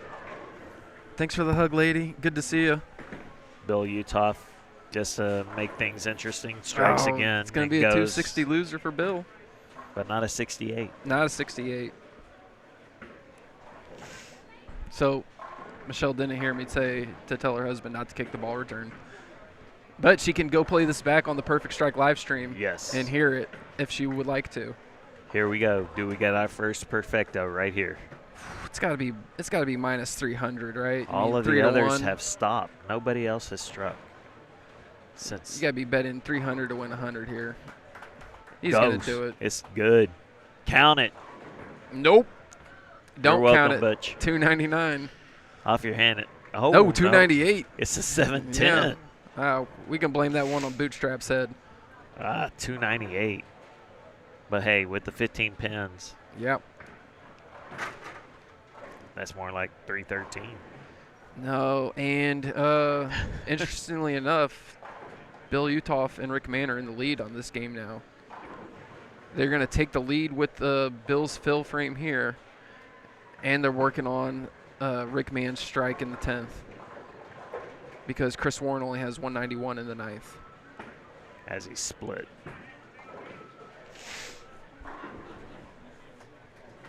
Some would say that's because he only took 5 minutes of practice. I'm just glad I don't have them in the Calcutta. I technically only got a third of them in the Calcutta. Did you read your top 6 off yet? No, I did not. In the lower division, I got Ron Moore and Keith Lesko, Jump 484 to over. In second place, Pete Thomas and Rick Bernard, 421. Mike Warren, Tony Franklin, 420. Holla.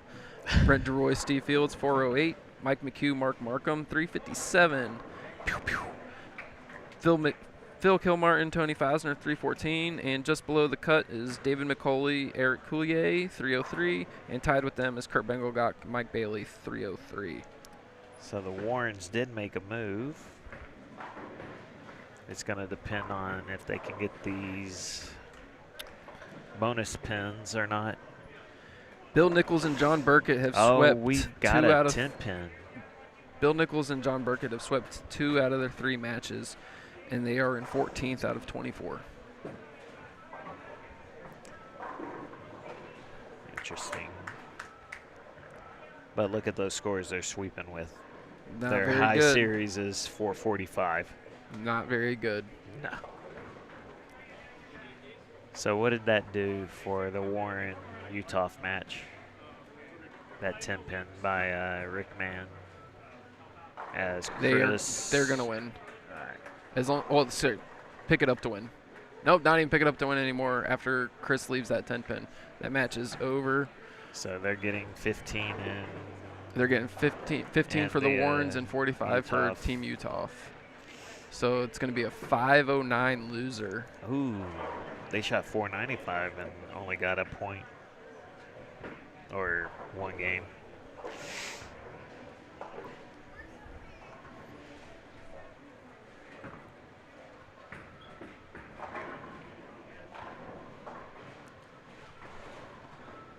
Stream's been steady building all day. It's really good to see, especially in the early hours of the tournament when not much Yeah. is going on, and Yeah, the last we're just time I hanging looked- out. Oh, Chris is frustrated. I mean, how could you not be? I understand the frustration. You know, so what he didn't do? He didn't kick the ball return. No. That's also because his pro shop's in the building. We don't even have to go out to his car. We can go kick the drill press. I'm gonna let you do that. Heck no. I'm gonna end up like Roy Munson, but with my foot. Oh, Tony Franklin. We got his last shot coming up. They lost the top. Tony's gonna win, and They are gonna will win the win match. totals.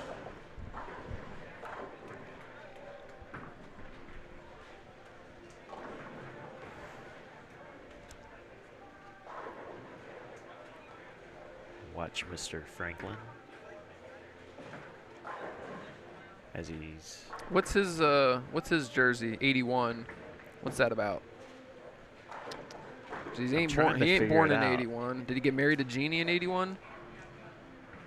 What's sent 81? Washington Sentinels. No, He didn't have any would kids that in be 81. from the replacements? Is that somebody's jersey? They were the Washington Sentinels, but they weren't that color.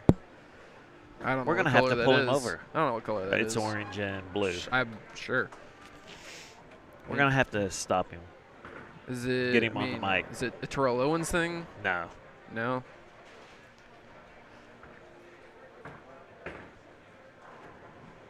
It is unfortunate with the reduced amount of time in between games that can't really get anybody on to holler at them and see how they're doing. But if he does walk by again, chat with them for about a minute. Or just throw him the headset. Yeah, could do that.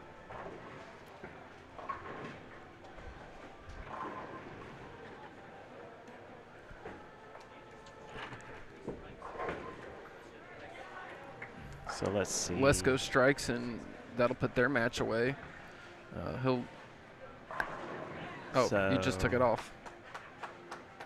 Randy and Well, he did strike, so- Stevens will take 45 points off that game.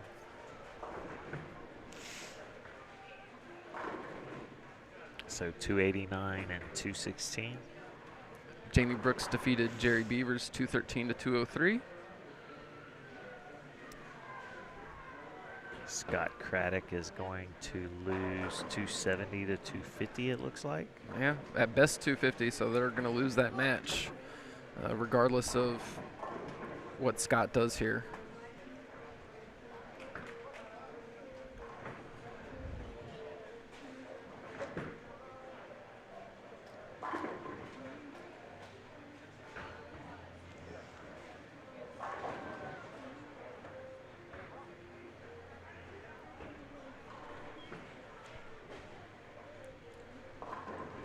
Oh, we will get a pause right here. It's position round. Excellent. So we will have standings, hopefully, for y'all. No, we have to have standings. It's the only Well, way it we works. don't have to. No. They just have to. Yeah. All right, Markham and McHugh. Markham is 33 to 36. Yeah, they're going to get swept. Oh, it's... Well, no. Markham's winning his. Is he? Yeah, unless he 7 counts, Oh, gotcha. which he doesn't have any of the 7 counts up there this game. And that's assuming Mike Bailey strikes, which, as long as he throws it good here, it's going to strike. That is Jackie Fisher down there that started the front 6 with the split. Again, another front Yes. 6 for Jackie? She is Jackie's on a bowling excellent 260. today. Oh, she is in disbelief of something. Some 9 count. 10 pin. That's going to knock her into the 240s, but back 250, 240 back to back for Jackie. Yep, that 10 pin just cost them their match. The 30. Yes. Yep. Here we go. Here we go. Take it off and that. Washington from the replacements. That's the deaf guy, the tight end. Where's your jersey from?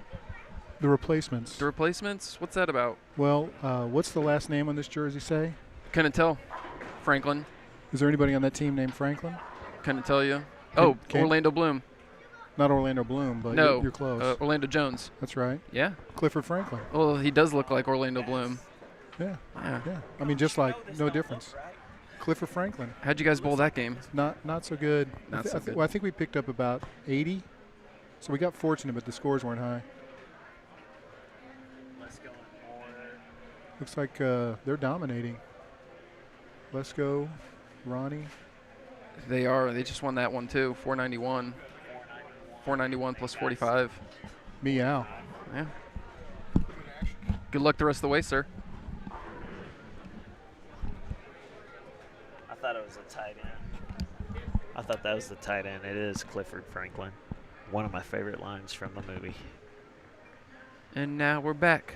Coach, From you know outer this don't look space. natural. I do like that part though, where they flip the car over and then, what's that? Faison Love. Yeah. What's his name? He pulls out the gun and just shoots the other guy's car. Like, The that's our windshield. quarterback. It's my quarterback. You don't mess with my quarterback. That's what Lyle Collins would do for Dak. Heck yeah. Thomas Gwynn just shoots 270. But his partner Eddie Loafer's only shot 180, so 450 is going to lose to 465.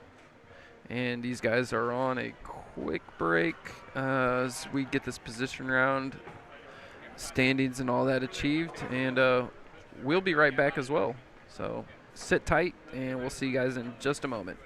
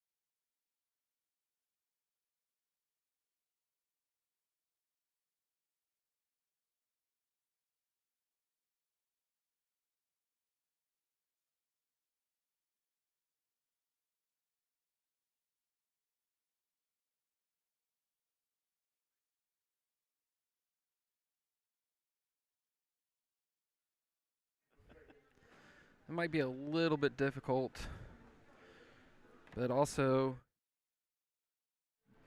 bring us in cold like that because we got position round coming up. And in the position round in the unders, it's first place is Ron Moore, Keith Lesko, 620 over. They have a 200 pin margin on the cut line, so pretty decent chance for them to make it. But following them is Mike Warren, Tony Franklin, 502, Brent DeRoy, Steve Fields, 485, Dave McCauley, Eric Coulier, 436. Fifth place, Kurt Gengelbach, Mike Bailey, 426. Sixth place, Earl Hearn, Darren DeSelm, 412. And that is the cut line, and right below them in seventh, 403, is the Warren brothers, and eighth place is Mark Markham and Mike McHugh, 401, with a handful of others right in contention, especially with 60 bonus pins for the match. It's 15 pins for the game winner and 30 pins for team totals. And Chris Lucas will have the 140 and up standings for you in position round right now. All right.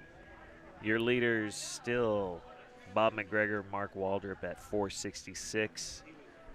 They have a 150 pin lead over the last cash, so they will be staying in there for a while. Doug Hayes, Rick Manier are second at 455. Pat Curry, Kenny Tynan plus 397. Tom Hay, Greg Staton plus 331. Randy Summers and Jim Stevens have finally entered the cut line in fifth place at plus 324, followed by the Beeve and Jeff Jansen at 315. Then we got a tie for seventh at plus 247. That is going to be Marshall Medlin and Louis Gregorich, and Paul Pender and Dave Welch. And they do have 5 minutes practice coming up.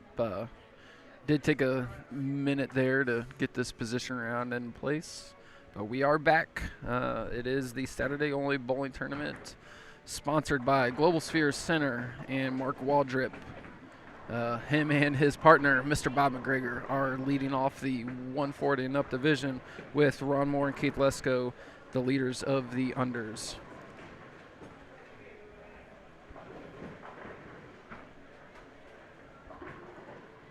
I'm going to go find out where they're going to put the match play so I know where the cameras need to be.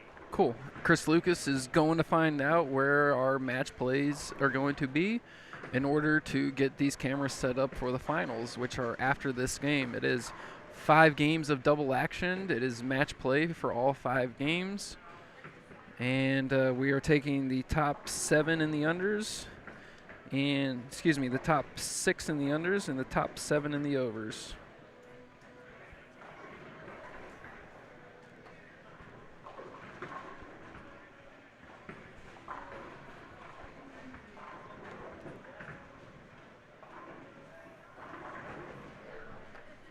How's the commentary going?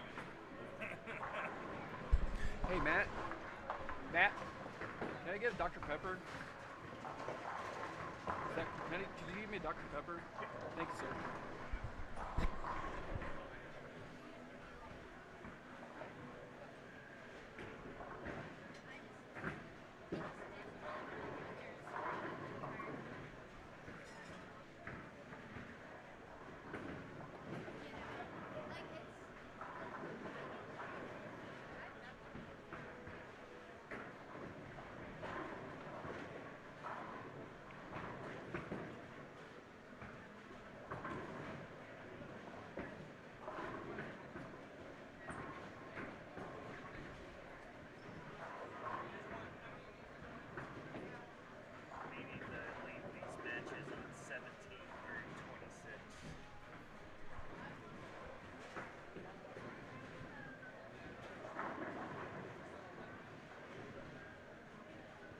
I think I've got the cameras all powered from an extension cord all the way down there, so I can't move that camera without having to find a place to reroute power.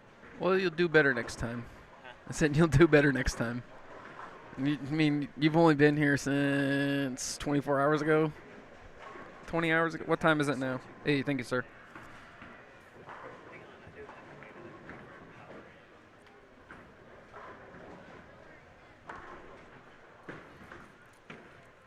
Well, we are live here. We got 2 minutes left in practice. Got a lot of tight groupings there to make this cut mark.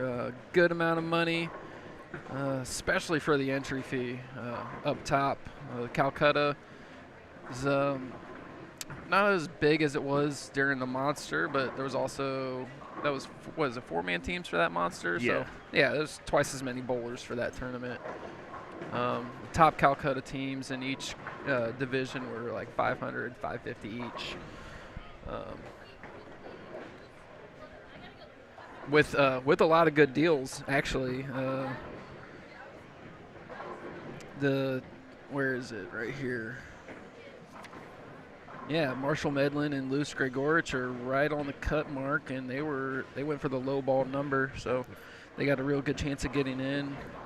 They're, what, 68 out? Yeah, Pat Curry and Kenny Tynan are in third place, and they were also open minimum, and so they got a real good shot at making some money there. Jamie Brooks invested quite a bit of his cash into Doug Hayes and Rick Minier. So more than one way to make a dollar here at this tournament, with a whole bunch of dollars added by Global Sphere Center. And I do have, if anybody wants to wager, who's listening to me, I'll take a friendly 5 on the Bengals -6. So if you got my number, you can text that in to me, and I will take that friendly wager. Game times, maybe about 15 minutes away over there. They got coming out the tunnel now. These guys are finishing up their practice. We're going to, the main action is going to be down right here. There we go. Got that Roto Grip banner and that Global Sphere Center banner. That's where most of the action is going to be for this for this round. But we will flip as necessary to see who's going to make this cut and get into the bracket finale.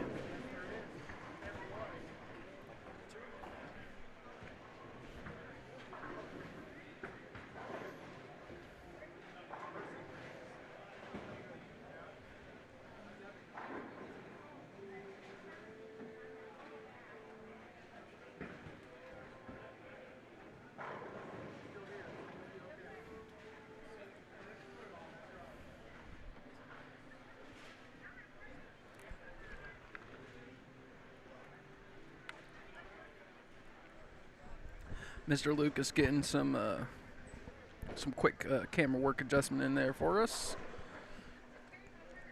And that is Ron Moore and Keith Lesko underway on 17. They are taking on Mike Warren and Tony Franklin, playing for that first round bye.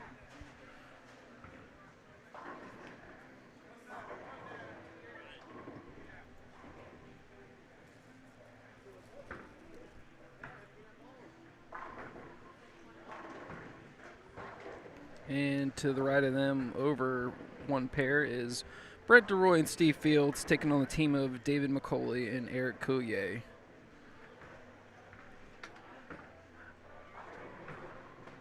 One camera over, we got Butch and Mike Warren, who are in 7th place, 9 pins out of the cut. They are taking on Mike McHugh and Mark Markham, who are just 2 pins behind them. So lots of movement going on. Rick Bernard and Pete Thomas also at only 16 pins behind the cut. So lots of action, a lot of action. Butch Warren 4-7-10 split to start off the match for the Warren brothers. Thanks. And he almost gets the 10 pin to go. Can't believe it. 4 hits the 10. 10 doesn't fall.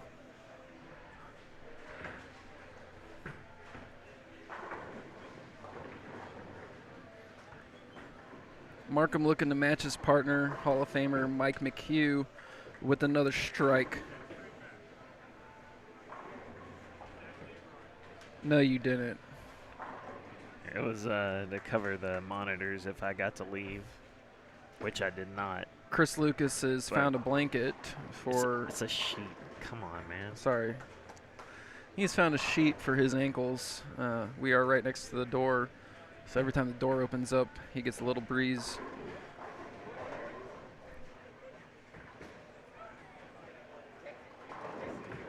Tony Franklin.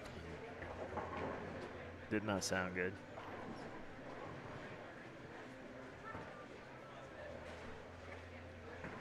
All right, the Warrens are having a conference at the ball return. They got 5 minutes of practice, right? They did. They What had 5 minutes practice just for 7 deuce and more than likely a 9 That's spare. 2-pin. Yeah, why are we having a conference now? Shouldn't y'all have done that in practice?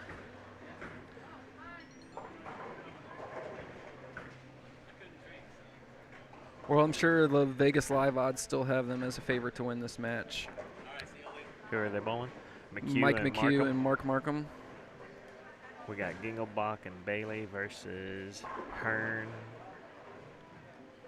And DeSelm. DeSone, thank you. Yep. My cheat sheet's covered up.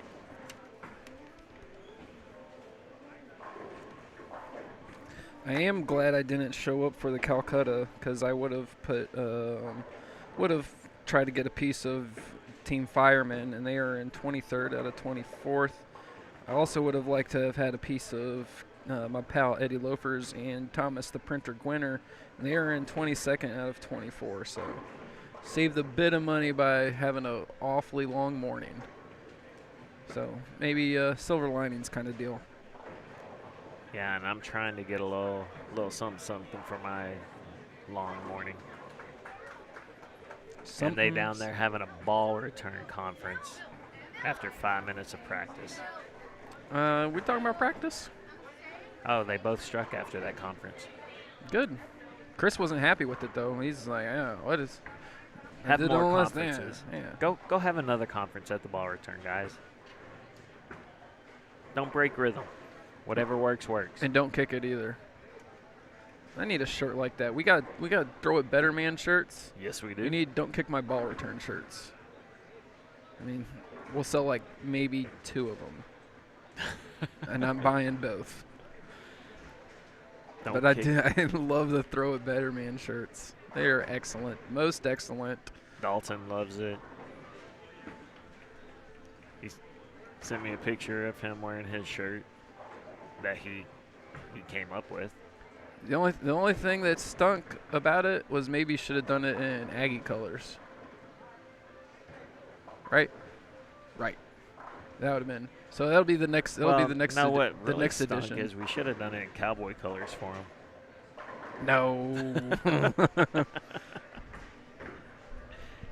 I mean, I like that Daltonism. I also like hot chicks and cash and checks is right up there with it. Oh, let's go. Let's go. Spares a 6, 7, 10. All right. So they had the conference after they threw shots on lane 23. Let's see if that conference did anything for lane 23. Markham, get your head down.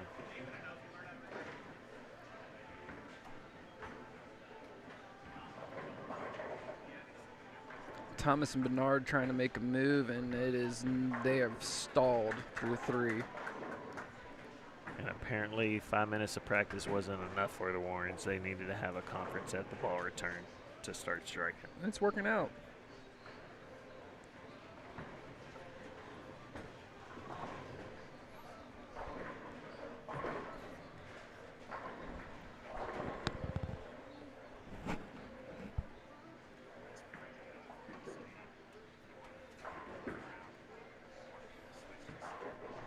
Well, at first I thought maybe we were going to watch them, but Team Ron Moore and Lesko and Mike Warren and Tony Franklin are pretty much going to make the cut.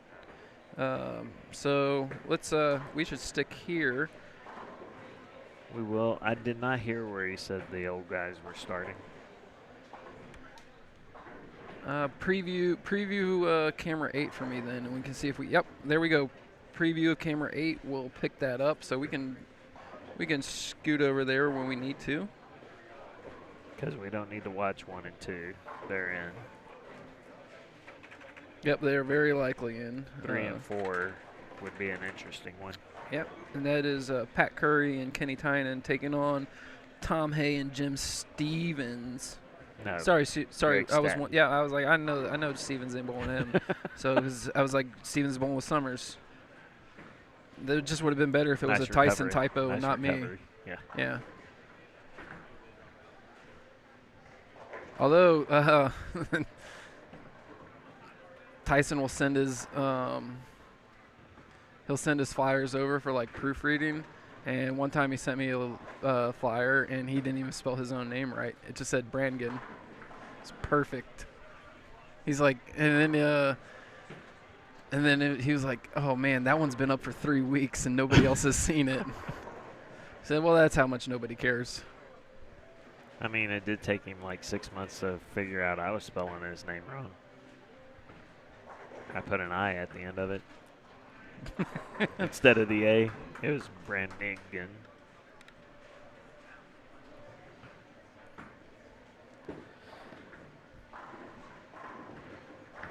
All right, Markham and McHugh. Quick work. We got some striking going on by those. We've got a 279, 290 pace for the Warrens and a 280, 300 pace right now for the Markham McHugh Yeah. group. I'd love to see Markham strike it right here. I Perfect. can't agree with you, but he already struck, so Yeah. I cannot argue now. Well, I'm here for the action. Yeah. I mean, I don't care if they shoot 579 or what would that be? 569 and lose. Yeah. I'm pretty sure that gets them in the cut. Oh yeah. 569, no bonus Well, pins. Yeah. So whatever makes the guys at Perfect Strike Live happy, I'm here for. McHugh has left a ring in 10. I didn't think he could do that anymore.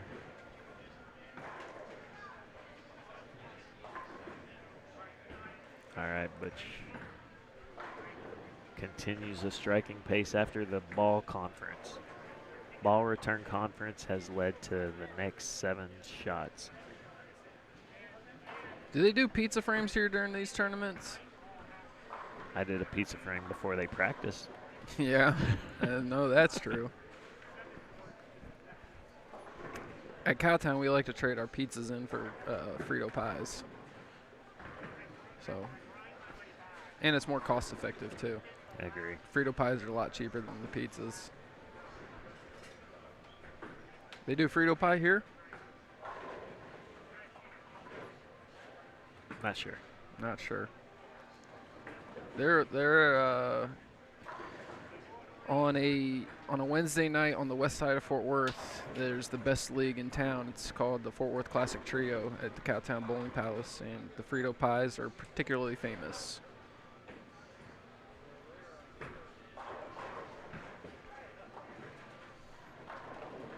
Flat 10 for Chris. No. No. 2-8-10. Yep. Didn't see that over Mark's head. Didn't see the 2-8 there. Man, Making it hard. making me sweat. Making me sweat it out. Who doesn't like coming to work for free? Apparently, I like coming to work for free. And no sleep. But see, that's what we're gonna do. We're gonna get this to the point where we're getting 50,000 views on our videos, and we're gonna get that YouTube money,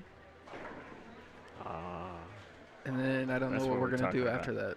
We're going to take over streaming the PBA the right way.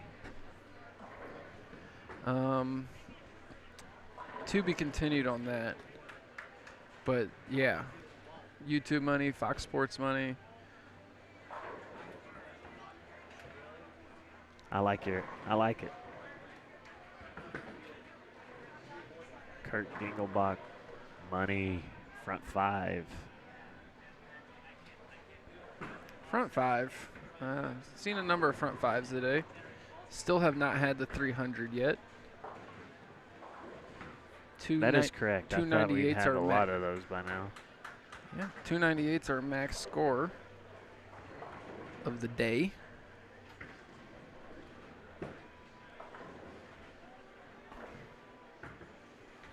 Butch Warren taking off on 24, going for 5 in a row after his He needs it 4-7-10 split to start. He needs it. Gotta have it. His broski had a bad shot last frame. Oh, you son of a gun. That is cow manure right there. All right, we got the front 6 down there by one of the people in the last place. Let's switch over to camera 8. Done. Done. All right, what do we got going on here? You ask, you shall receive. Oh my geez. It looks like Pat Curry's got front 5. Kenny Tynan went 4-bagger, 8 spare. So they are in 3rd place. And they have a commanding lead over 4th. And 2nd. So they might get that jumping with their bonus pins. Yeah. They might take over Doug Hayes and Rick Minier. Howard. So good for them. Let's well, Rick and look like they're striking too. No, that's Bob McGregor and Mark Waldrips with the strikes. All right, Mr. Pat. Show us one time. Flux it up. All right, McHugh has spared his 10-pin. That puts him technically 3 pins up at the moment.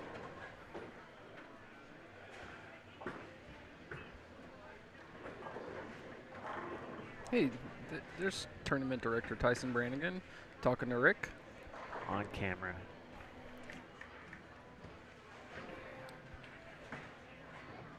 Oh, so sorry, Mr. Pat. That's our fault. Let's get out of there. We ain't going to camera 6 then. Turn the camera off. Turn the camera off. Let's go watch the first place match right now. We have another Warren brother bowling with Tony Franklin. And they are basically mirroring each other. As They are. Lesko and Moore are up 5 after 6. Up 6 after 6, excuse me. But it's a big difference. There's an extra strike up for. No, I already did that math. Did you? Yeah, I took the 10 off. All right.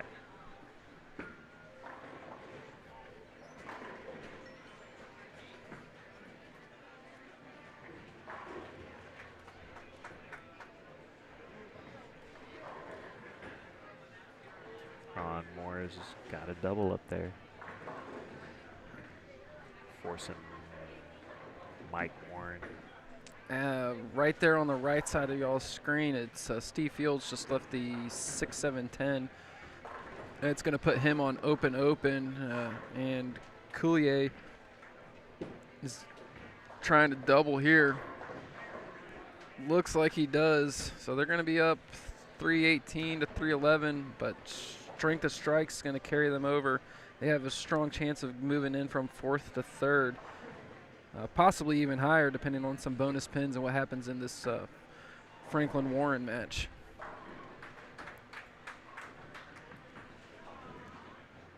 Well, right now I know Ron Moore drives sometimes. Does he drive every time he comes here from Las Vegas? I know for the Monster he drove. I would bet probably. It's 18 hours. No, 19. He's probably retired. It's so 18 to just Fort a nice, Worth. fun trip. There ain't nothing fun about driving through New Mexico and Arizona. I agree. He might think it's fun. I mean, the first time you check out the petrified forest and you stop by the house from Breaking Bad in Albuquerque, like, all right. That's yeah. Those New Mexico drives pretty flat and. Those were the 2 things. We did them all. Or it's the stop in Winslow, Arizona. All right, cool. We got that one knocked out too. After that, it's just like, man. All right. Mark Markham has got the front 6. Well, let's scoot over there. Butch has taken back the lead from Mike McHugh. Chris Warren is trying to tell Markham he's not going anywhere, but it's hard when you split. Yeah, so one of Mike McHugh's many nicknames, he's also my coach. I call him Coach, but it's a Feff, F-E-F-F. Fills every freaking frame. Does an excellent job at getting the most pins, because as you know, every pin matters. Every pin matters. Strike for show, spare for dough.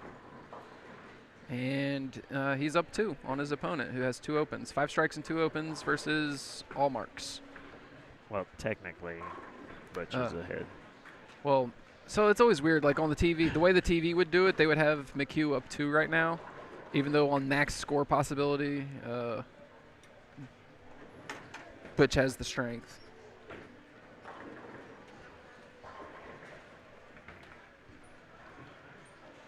Oh, they got Icky Woods doing the Icky Shuffle there in Cincinnati.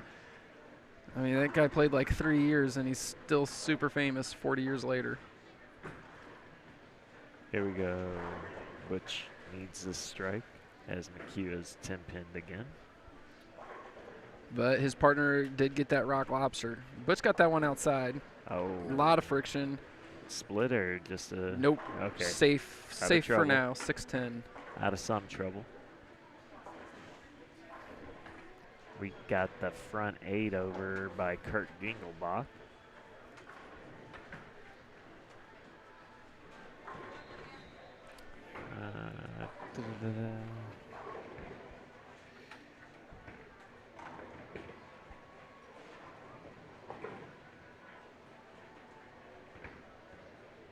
I think we should have told him to turn those chairs sideways, and that would have gone.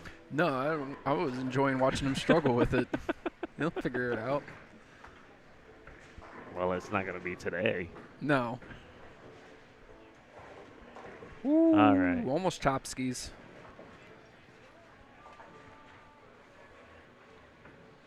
So it's a match right now. It's 290 to 336. So 46-point favorites are McHugh and Markham. Don't you put that evil on my team, Ricky Bobby. It already exists. I'm just commentating as it comes across the screen. Markham went for his 8-bagger double ham bone. Should be good. It's right in line with all the other ones. Double ham bone.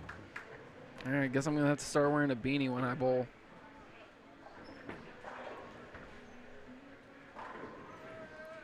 Now, if we get a little distracted, it's not because we're watching the Bengals-Raiders game. It's because... No, I'm watching the Raiders-Bengals game.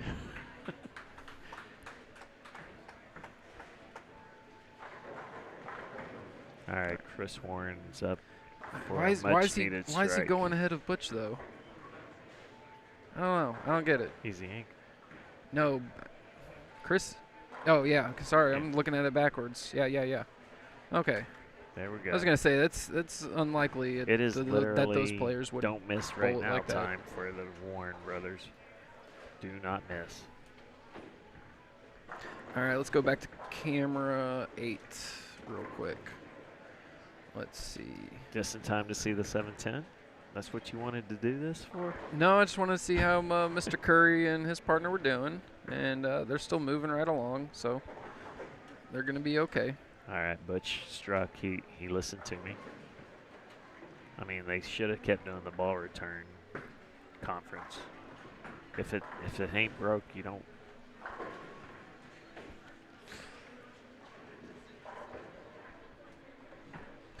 If it ain't broke, don't fix it. Yeah. Don't move till you miss. Don't throw it like shit. Don't throw it like Chad. Yes. Okay. I will not do that.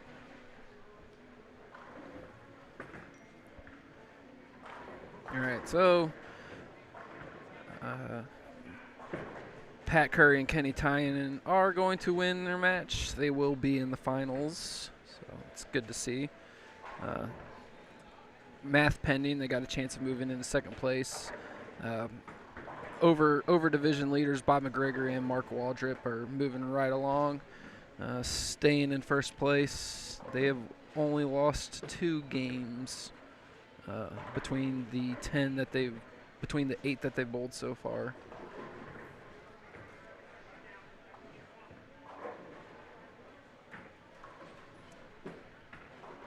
Games. Got you.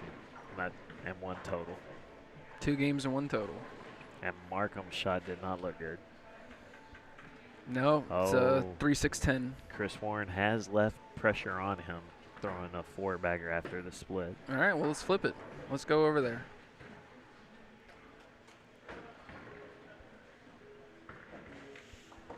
Yeah, it is with the spare here. McHugh Markham will have 413 It's not an easy spare for Markham.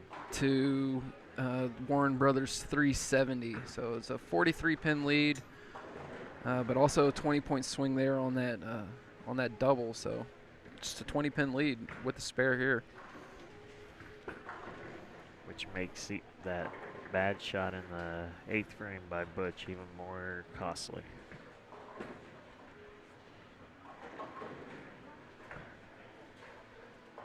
Sparing it up. All right, there is a 100% certainty that Mike McHugh doubles here. Guaranteed. I'd say I got $1 on it, but I ain't got $1. That's all right. I'll send you my Venmo. Do we have a wager? Yes, we have a wager. All right. You don't go flat 10-pin 4 times and then all of a sudden found the nuts. Okay. If it's a blower 7, I'm sorry. I'm not worried about it. I'm just waiting for my dollar so I can go support the bake sale.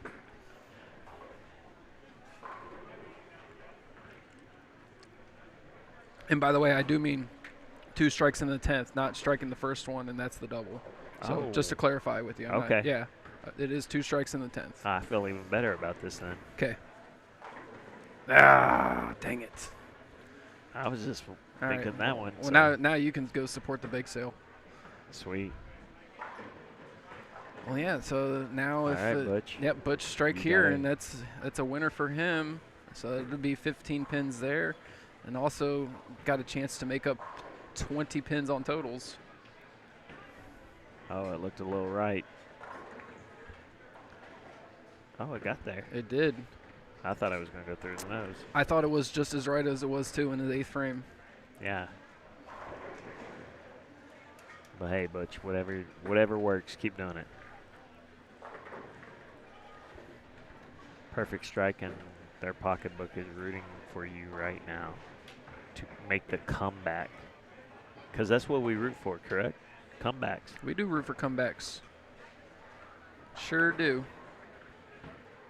Even if on paper you are the more talented team, if you're making the comeback, we're going to root for you. Let's go, Butch. Oh, crud. What? We just missed the 300. Next to him looks like Mike Bailey's partner shot Kurt 300. Gengelbach. Kurt Gengelbach 300. All right. Oh, and Butch is split. Yeah, but it's still going to be enough to get us 15 pins. But now it's that team's going to need help from Markham in the 10th. It is the same split he left in the first frame. He got the 4-pin over. 4-pin touches the 10. 10 doesn't cooperate. What did I tell you about that 10-pin? You know, flat 10 4 times in a row, and all of a sudden find the nuts with 1 strike. Not all of a sudden, but 60% of the time he does it 100% of the time. Is that a fact? For Mike McHugh, yes, sir. So now here we are, 406 to 442. No, 405, sorry. So 37-pin lead, and they can pick up 20. So striking, it's over. Open and it's golden. Don't like that one. Let's not use that one again. All right. But he's on his good lane. Hasn't missed once on it. Well, he's only missed once, so yeah, good call. Got it outside. Came back. And that's it. That's over. They are going to win. They're going to win their match, and they're going to pick up 45 bonus pins. So What place were they in? they were in 8th, so they're going to need. They're going to go around 7th. Kurt Gangelbach and Mike Bailey just went 527, and they're going to pick up 45 bonus pins. So Chris but Warren and them are looking at the Psalm. Yeah, they are going to go around DeSalm and Hearn, as they're only going to end up with 485. Let's go down to camera 8 and check out what the older gentlemen are doing. Pat Curry, nice 244, defeating his opponent's 183. And Kenny Tynan also can strike out for 279. So that's going to be a huge set for them, especially with that bonus 60. So they might just end up in 2nd place. What did Waldrip and It is well, McGregor's score looks yeah, like Bob. 250. Yeah, Bob's got the 250. Waldrip also has strikeout for 250. So that's going to be 500 plus 60.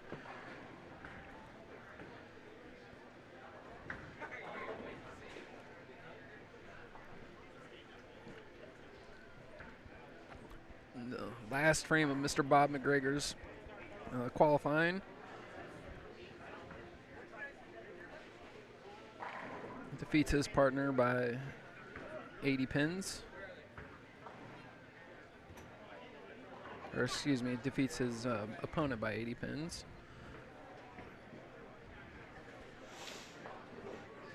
And there's a shot they needed out of Markham. 272 for Markham. He defeats Chris Warren 244. 244. So 477 and 45. 522 for McHugh and Markham.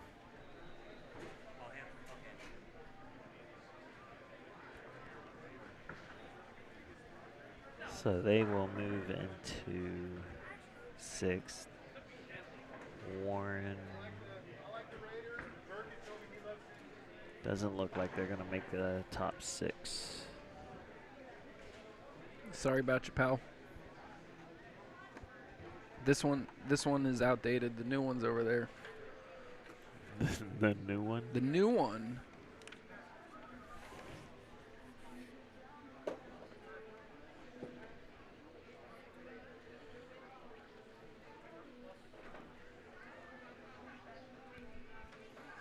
And that is the bowling. This is it. Mark Waldrip is throwing the last shot of qualifying. He's the only one left on the lanes right now. I got to go figure out where we're going to have cameras needed. All right. See if I can get them moved fast enough. Cool. Then we will be back momentarily. You guys hang out. Come back in maybe 5 minutes and we should return. So, you know what? Flip through Facebook, Instagram, whatever you got to do, and we'll see you soon.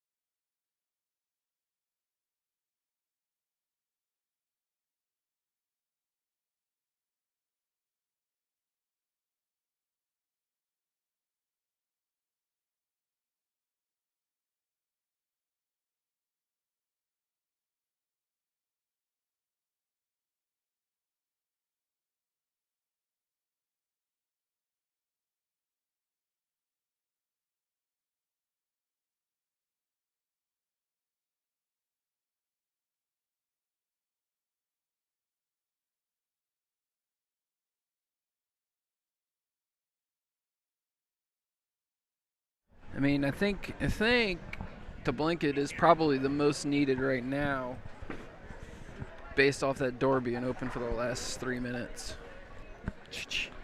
So bear with us on these camera angles for these quarterfinal matches. We got the cameras set up and they changed lane assignments on us. Yeah, but they will be good to go Next round. next round. Yep. What's up, Mr. Mark? Maybe just interview me for a quick second about Heck the tournament. yeah. Try to give it a little. Here, wait till like Well, give it. Yeah, but we want to get the stream back up. But all right. we could do it right now. I mean, that way, because I've got a bowl in there. Go ahead. All right. Well, come on. Tell me when. Yeah, no, we're here right now. We're live. We're on Perfect Live Stream. This is Brian Roberts talking to Mark Waldrip. And they are Mark and his partner, Mr. Bob. How'd y'all do today qualifying? We're leading the older group, the 140 group. That's outstanding. Yeah. So you got a little bit of time to talk to us right now before you got a 1 round bye, I think it is. Yes, we have a 1 round bye. Cool. So which match are you watching to see who you guys are gonna have to bowl against? Oh, I don't care. We just sort of one frame at a time, and just, Yeah. you know, it's just really about carry. The shot's pretty good, you know. And Yeah. It's fun watching you guys Yeah. bowl during the qualifying when we had you on the camera. Well, thank you for thanks for Perfect Strike for doing this. Y'all do a nice job, and it adds an extra dimension to the tournament live as well as in the archives where people can look back and look at a little bit of history whenever you have it posted. So we appreciate that.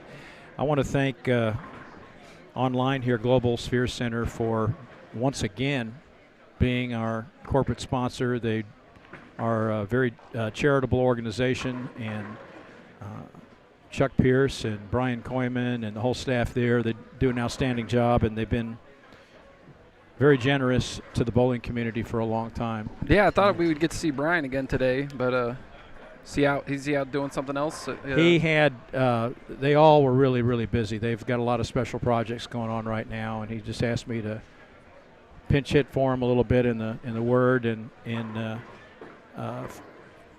I want to also thank the Plano Super Bowl staff, all of them. It's a pleasure coming here, and it's run by bowlers. They know what they're doing, and it's an outstanding organization. So It is. They really make it simple, and I know Chris and I enjoy coming out and doing these live streams for you guys here because it's a lot of fun, and you guys are exceptional sponsors, and we're fortunate that not only you choose us, but you choose to spend your time and money at the bowling alley. Oh, it's a pleasure. It's a lot of fun, and it's keeps you moving. You know, as you get older, it keeps your blood pumping. It's a lot of fun, and of course, you know already, as young as you guys are, it's a great fraternity, and you build lifelong friendships. And you know, a lot of stories accumulate. Some of them get a little distorted through the decades, but Yeah, no, it's a lot of fun. So I just want to thank everybody who's connected with this production from Perfect Strike and Global Sphere Center, and I also want to thank Storm Bowling. They put in a couple of bowling balls certificates as well, and I just say God bless everybody, and let's never give up. Well, we got a lot of challenges in the world right now. Let's just never give up. All right. Think they got some practice down on 9 and 10 for you before you bowl? That's where I'm headed. All right. Good luck, sir. Thank you again. Thank you. Bye.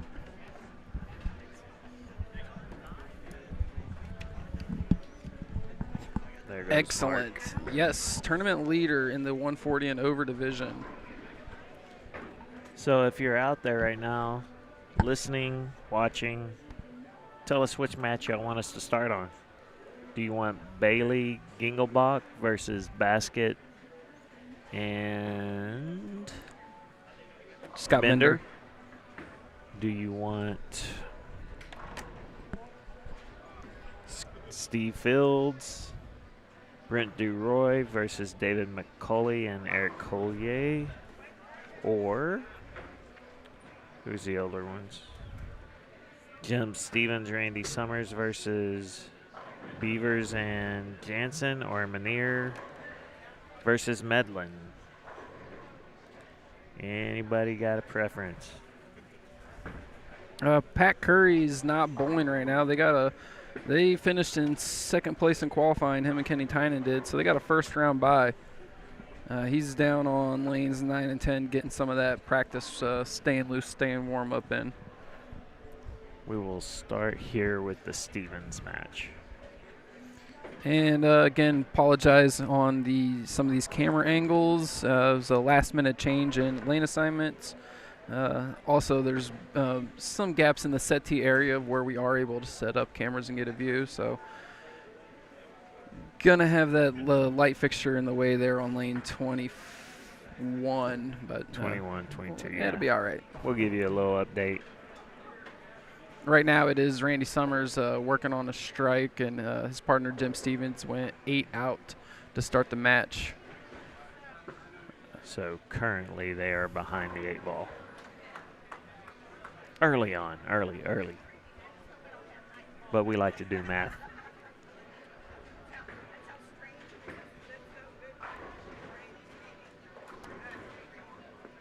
I think the crowd favorite in this match is just whoever Jerry Beavers is bowling against. We're betting on Jerry Beavers.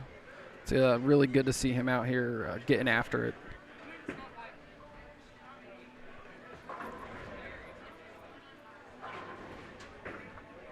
Jim does get the love on that 6'7". Excuse me, 6'8". Well, the stomp of the foot Oh, I saw it. Seemed to make that 6-pin go ahead and fall over.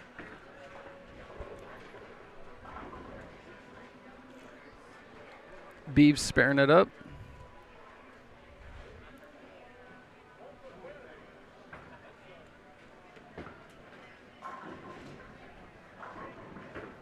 Jim Stevens and Randy Summers went for $500 in the Calcutta.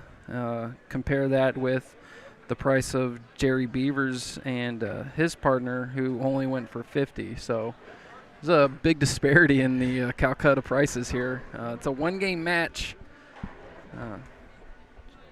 Chase Martin out there says he loves beavers. I bet he does. Who doesn't? Who doesn't? And thanks for tuning in, Chase. Glad to hear it. Glad to hear from you. A lot.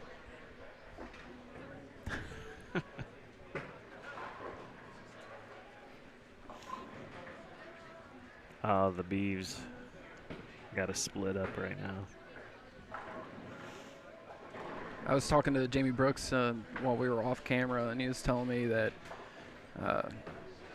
in his career over the last 40 years, never been really able to edge out the beaver, but in that last match, he beat him 213 to 203, and he says it might be the last time I ever get the bowl heads up against him, and I came out ahead. So he's really excited about that. They bowled like they wanted to win. They did. Oh, maybe Jerry didn't. Jerry did miss 2 single pins. So, and Jamie was very poignant on the spot with that stat. He said Jerry missed 2 single pins, and I made both my 10 pins. Did you find out who was older? Oh no, I didn't. I should have asked him. Actually, we can get Jamie on, see if Jamie wants to come talk some bowling with us, and then we'll find out who's older.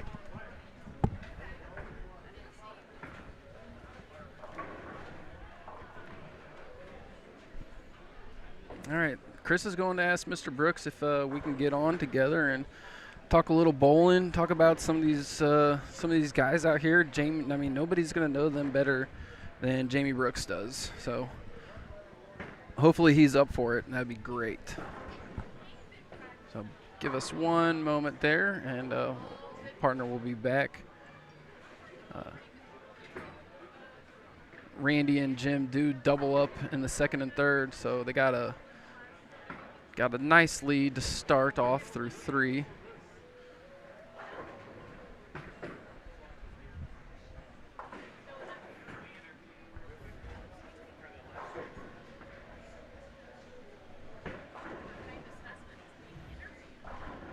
You want to sit or stand? Sit down. Yeah, come have a seat, Jamie. This is going to be good.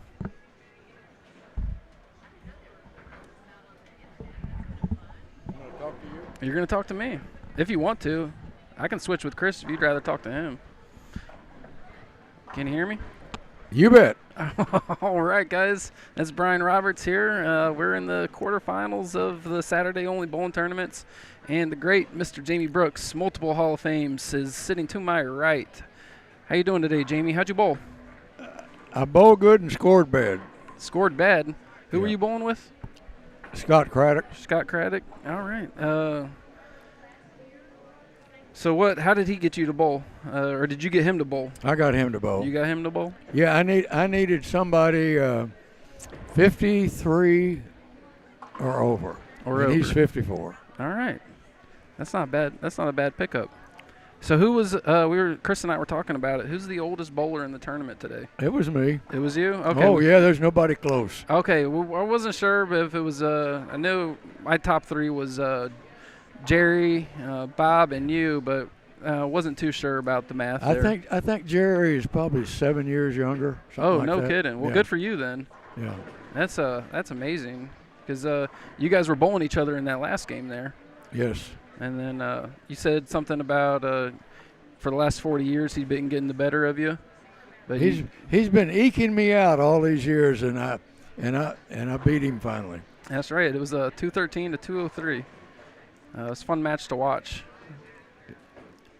And then here we got Randy Summers on our camera here. We got Randy Summers and Jim Stevens just putting one strike after another. They're taking on Jerry Beavers and Jeff Jansen in the quarterfinals. So it was in the auction we had earlier. Team Summers went for 500. And Team Beavers went for 50. So quite a bit of money difference on this match. But they're both here in this quarterfinal and trying to ladder up a spot for a payday. Yeah, what's it looking like over there and with Gingelbach and aren't there four lefties bowling together? I mean, Let's look each over other?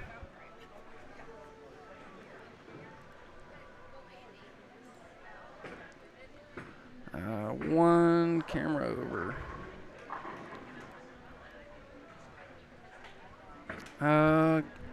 1 second. Chris, which camera's that left one? Which camera's that left one? Which camera's that left one? 8. Okay.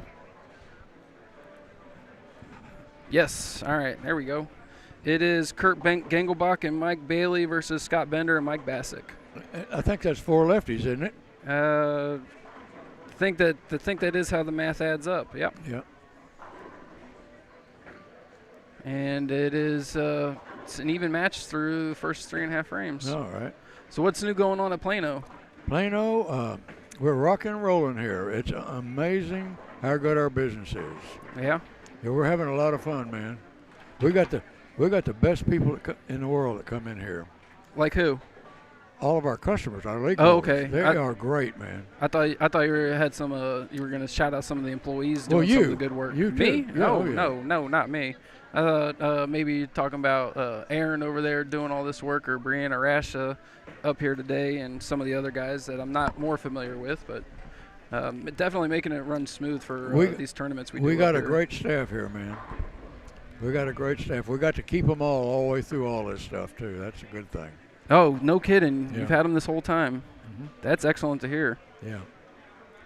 Yeah, we're all bowlers that run this thing, and we kind of know what we're selling. I think it's kind of good to know what you're selling. Yeah. Mike and Butch had a tough game 5. They were trying to squeak their way into the cut mark, and they ended up missing it by about 40 pins or so. Yeah, I asked him how he bowled, and he didn't like it. No? No. The quick. Didn't he have a 298 one game, I think? He did. He Yeah. did. 298. That was Yeah. the high game of the day until Kurt Gengelbach shot 300 on that last one. And then you got him up here on the left lane. It's pretty much all tied up through 4. And Randy and Bill Stevens, they're defending champions there. Are they still beating up on Beavers and his partner? Yes, that is Jim Stevens starting out. He went. He left a split there in the first frame. Now he's got a 5-bagger, but it's a 253 for Summers and Stevens, to Beavers and Jansen's. Did he miss that? No, okay, he made it to their 191. So, and they got a 60-pin lead through 6. So that's going to be tough for Beavers and Jansen to make a comeback. It's hard to beat those guys, man. They're It's good. Super hard. I mean, Randy Summers has been really great. After he got to be 70, he's better than he was, I think. what is he about now? About 74, 75? Somewhere in there. Somewhere yeah. in there. Seems Yeah. like whenever there's a 70 tournament or one of these tournaments like that, he's the first contact for a whole lot of people. He's amazing, and Jim Stevens, if he continues to bowl, he might win more SASPAs than anybody. I think he's already got about 30 something of them. Yeah. Something like that. He's got to go to catch McGregor, I think. Yeah. I think McGregor's got the most. And how old's Bob now? Bob is 79. 79? Okay. And he's the best 79-year-old bowler in the world. That's right, isn't it? You bet, man. I know Joe LaCroix just won last. So Randy Summers won last week, and so did Joe LaCroix. Joe LaCroix was here today, and he's given Jim Stevens all he can handle in those SASBA titles. They kind of go back and forth, one after the other. Yeah, Joe LaCroix's had a good career, man. Man, did you guys make that pizza? Yeah. That looks pretty darn good. It is good, man. I heard the catfish was good too. The catfish is the best I ever ate. Nuh-uh. And you guys sell it right here? Right here. That's what Chris was telling me. He said the catfish was pretty darn good. I'd seen somebody walk by with Peggy it. and I come every Friday night. We have this big tournament every Friday, and we eat catfish every Friday night and watch them. I'm going to have to get me a basket before I It get out of is here. great. We had the TNBA here in November, and they ate 300 pounds of it. 300. You guys went through 300 pounds of catfish? Catfish is the TNBA. Oh, my gosh. And they're coming back. They're coming back, and that was a regional TNBA. Right. And they're coming back in May, the last 12 days of May. We're going to have it. Catfish Yeah, you're gonna eat 400 or 500 pounds. might have to. Jim Stevens did go big 4 there, so windows closing up a little bit, especially with Beavers and Jansen working on a strike. But Randy picks Stevens up a little bit there and gets a strike for him. That's great.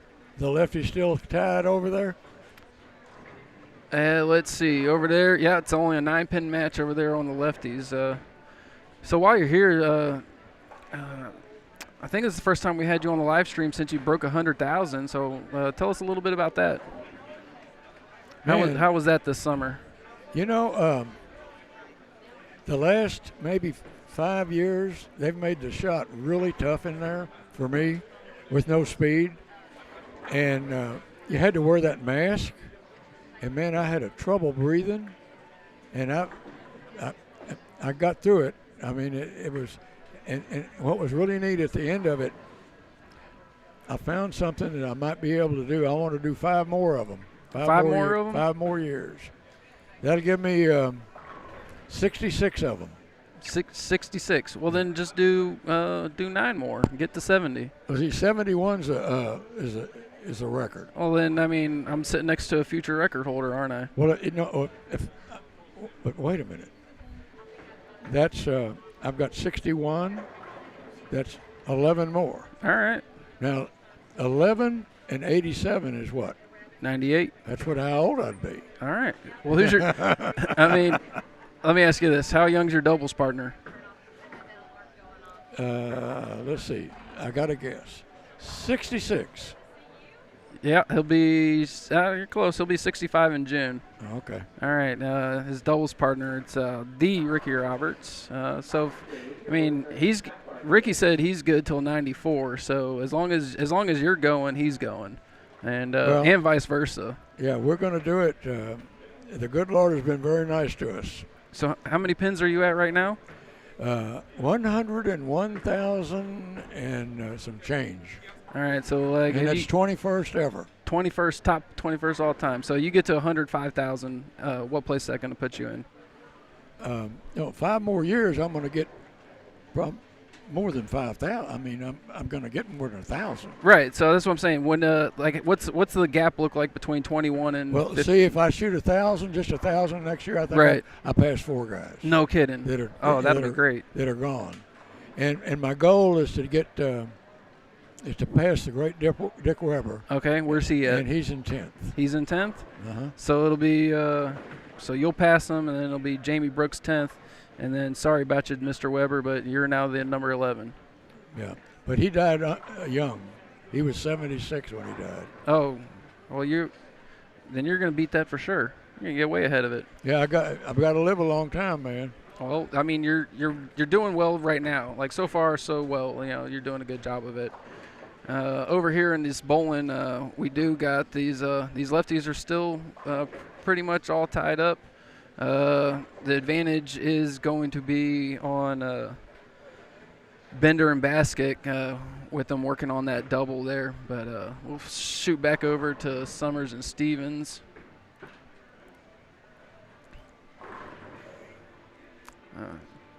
And with that strike, Randy Summers and Jim Stevens will be moving on to the semifinals unless something crazy happens here in the next couple shots. But What have you got on Manier and that other match over there?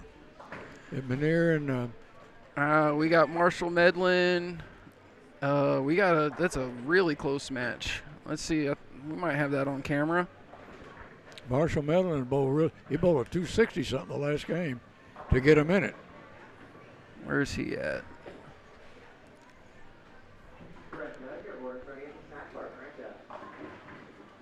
Yeah, that should be them right there.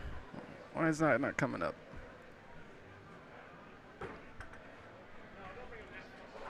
All right, they're just out of view on camera, but it looks like 28 pin difference. And who's got the lead? All right.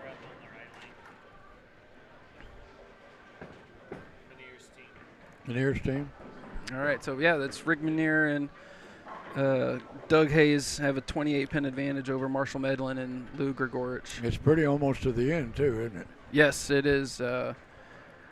Lou just filled in the 10th frame. He just went. He's left the 3-4-10, and his opponent's got 279 possible. So I think it's just about over, but still a good run for Marshall. Marshall's always at every single one of these things. Marshall plays a lot. He's on your national team, isn't he? Or yes. Yeah. Okay, that's he what I bowls thought. with us. Yes. Yeah. Yeah, we bowl with him. Well, that's good to see. All right, then let's shoot back over here. One of those lefties got some strikes over there. Yes, that is. Well, it's not Kurt Gangelbach or Mike Bailey, so it's going to be either Scott Bender or Mike Bassick. Can't tell which one it is. Yeah. But just like that, leaves a 8 pin. But it is a good match. It's after he leaves that 8 pin, it's going to be just a 20 pin game. But Gangelbach and Bailey have that double to their advantage. Well, Bailey is 2021 Player of the Year in the Southwest PBA region. No kidding. Yeah, he's Player of the Year. Man, I didn't see that. And he's 50 anywhere. years old, man, and he's Player of the Year. 50 years old. Yeah. Is he the? We were talking earlier. So all right, we know you're the oldest. Who was the youngest person here? I would maybe Mike Bailey. Yeah, it's kind of now that you say Bailey's 50, I was thinking maybe it was Tony Franklin, but was surprised there weren't. Tony Franklin's 52. 52. 50. Oh, 50 also. as well. Yeah. Okay. Was surprised there weren't more of the like a guy like Randy Summers bowling with a 40-year-old and then bowling in that 115 division. Well, why would he not bowl with Jim Stevens? Well, yeah, it's Everybody for the over would like to division. bowl with Jim Stevens. Exactly. Man. You know, you're absolutely right there. But just was surprised that the youngest was that there was nobody in the 40s or even late 30s. Yeah. Yeah, they got Summers and Stevens got their match won, and it was Gangelbach and Bailey also. Grigorich. Doug Hayes and Rick Manier took down Grigorich and Medlin But it was a good showing by Medlin, especially with that 260 in that last game to Yeah. get them there. Plus, him and his Juice Plus are always, they sponsor the Phonetics. And I've been taking Juice Plus for 10 years. 10 years? That's one of the reasons I'm still here. I Yeah, think. that makes Juice perfect Plus- sense. That Juice Plus is great for you. Yeah. You get all your fruits and vegetables with it. It's good. So is it just it's a one-day smoothie thing you do, or No, it's pills. pills? Okay, It's berries, fruit, and vegetables. gotcha. And I take 3 of each a day, and I buy them from Marshall. Gotcha. Well, thank you for that, Marshall. Keeping Mr. Brooks around a little bit longer with that Juice Plus. It's always good, and good bowling today. Yeah, you That was- both good, man. Staying on the same pair as Stevens, and then we're moving down. Cool. So these are the angles they get stuck with. All right, so in this match, it's now just a 16-pin match.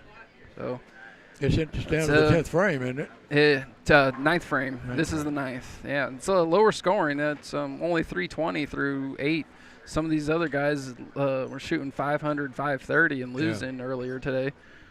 So it's good to have the change of pace from a strike fest to a spare fest. And That pair is not one of the best pairs.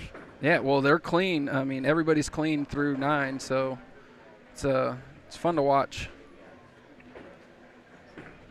And Gengelbach does get a double up, and if Mike Bailey can also find a strike in the 9th, it'll still be just a one-frame match, half a frame actually, about 15 pins. Yeah. You know, they got all the lefties on there. Do you think it moves the lane around a little bit? A lot of it from what they're used to, that's for sure. I know. They're good, man. Those guys are good. They can do it. So how'd you bowl last night? I didn't bowl for Oh, I thought I saw your name last night. No, it's for next week. Oh, it's for next week. Yeah, Okay, well then, I all right, mean, that's what Ronnie it is. Diamond and I are coming out to bowl the phonetic doubles Excellent. next Friday. And I'm 87, and he's 82. So we'll be the oldest people ever bowling it. 169. Yeah. Let's go. We're going to have fun doing it. That's going to be great to watch. I have to get Tyson to get some videos of And that see for if we go, it's going to be way past Ronnie's bedtime and mine too. Yeah, but it's Catfish Friday. It is.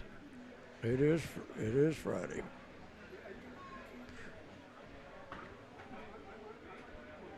All right, so it is just a 17-pin match, but working on strength of strikes, it's only a 7-pin match. Nope, there is one righty on that pair. This gentleman right here. Is he? Okay. So I don't know if that's Scott Bender or Mike Bastick, but one righty. He feels by himself, doesn't he? Unused to it. I mean, I'd be delighted to be the only righty on the pair. So strike here from Kurt Kengelbach, and it'll get them knotted up. Kirk's been bowling great lately. That's 10 of them. And he's down to a 14-pound ball too. Kurt is? Mm-hmm. Okay. What pound are you throwing? 14. 14? Yeah.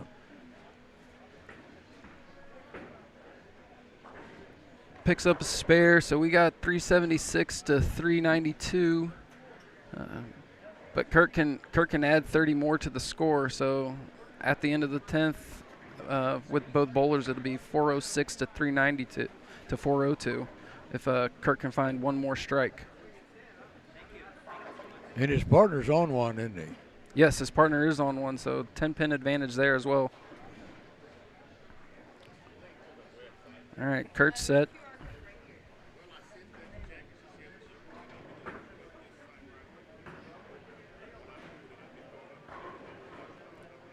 Flat 7. So his partner's going to need to get a double for them to have a chance. Double and some help. Excuse me. Actually, a double's going to shut out. So I did notice you were the only one wearing a hoodie today while bowling. It's cold in here, man. It sure is. Yeah. And I never use the hood part. I No. don't think I've ever put it up there. It just we keep this thing so cold. I gotta wear a sweater every day. Yeah, but it's here. good for the lanes, it's good for the approaches. Oh, it's good. It's good for the bowlers. I Yeah. mean, they don't want. Nobody wants to bowl when it's hot. No, nobody does. But it also keeps the humidity in here down as well. All right, let's see. It's going to be Mike Bailey is going to be. They are down 7 pins, but working on the strike. So Mike Bailey doubles, and it's game over. He needs this one, doesn't he? Yeah, it doesn't need it, but if he doubles, it is game over. So he's got ball in hand. Let's see how good he does with it. He's a good player, man.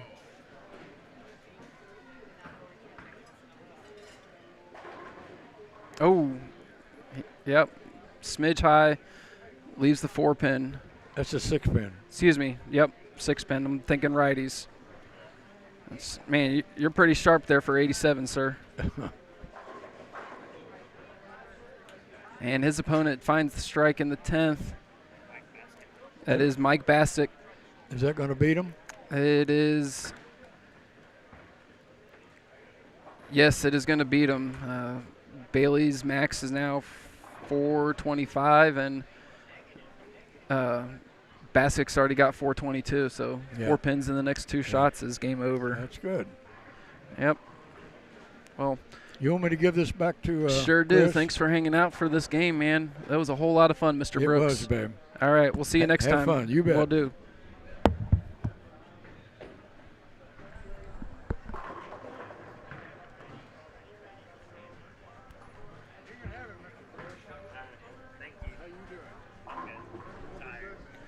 All right, so it is Scott Bender and Mike Baskick advancing. It was also Summers and Stevens advancing,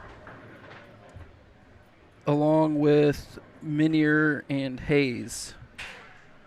Do you know who won the Fields match? McCauley and Cole. And David McCauley and Eric Collier. Collier? Collier. Ah, sorry, I don't speak French. Collier. All right, also advanced. And what are you looking at?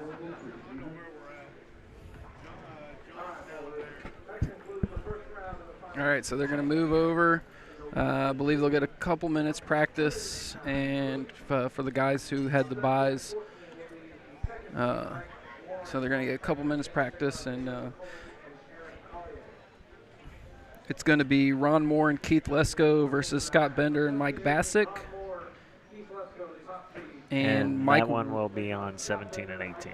And Mike Warren, Tony Franklin versus Dave McCauley and Eric Collier. Yes, on 13 and 14. Mark Waldrip, Bob McGregor versus Summers Stevens. And Curry Tynan versus Hayes Minier. That's a big Calcutta match too. Hayes Minier $500, Curry Tynan $50. Let's go, Pat Curry. Let out all in on Pat Curry. I mean, have I told you about Hex Coin? No. All right. Well, It's too late to tell me to go all in, though. no, but you take all your Hex Coin and you bet it on Pat right now. So I don't even want any pins. Straight up, let's go Pat Curry. I've got like 300 Doge coins. Perfect. Get a wallet, transfer them to Hex, and get you a 15-year bond on it, and get a whole lot of percent return on your money. Also, this is not financial advice.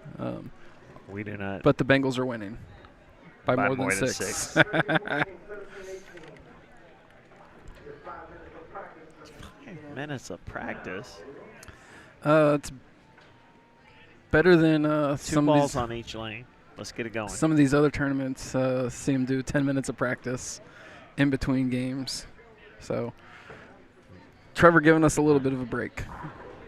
No, you get a warm-up pair. You get to come over and you get to throw 2 balls and let's get going. Well, They aren't coming in cold. they also They're hot. They're red hot.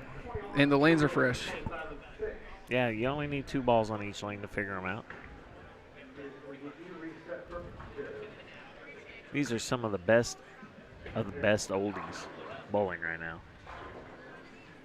Definitely. Jamie was telling us that Mike Bailey had won a Player of the Year or something like that. Yes. Excellent. Way to go, Mike. Pretty sure, like, if you look up Rick Minier's SASBA. national championship or Anything. open championship things, yeah, you just see his name 19 times. Ron Moore Is Rod Moore. wins about 20% of PBA 50s that he bowls in. Bob McGregor, most SASBA titles all time. What?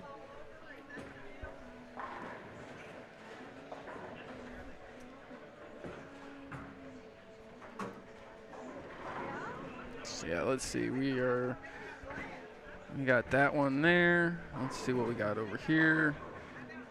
All right, that's what we got to work with there before they move to 27-28. Are they going to move? I hope so. If not, we will have stern words for TB3. Yeah. Camera angles are not great. Lane assignments got changed after we placed all the cameras. We work with what we got, man. So in the future,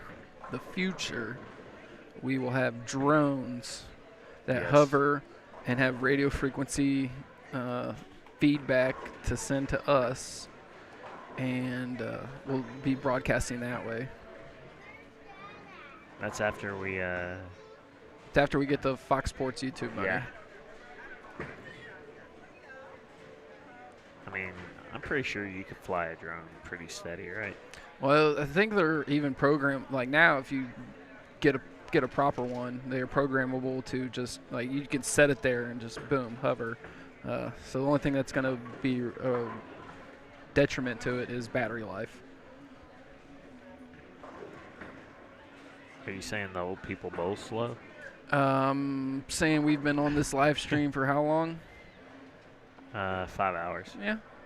So it's a lot of battery life. And the old people bowl slow. It's not that they bowl slow, they just give two-lane courtesy. But they're my favorites to watch. Like Mr. Pat right here getting a practice ball in on lane 22. Oh, that's a strike. Or not. That's all right. We got 2.5 minutes left of practice. And we will be underway for the semifinals.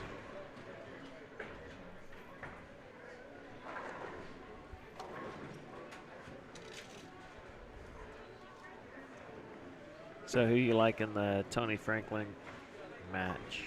Who were they bowling? I can't see.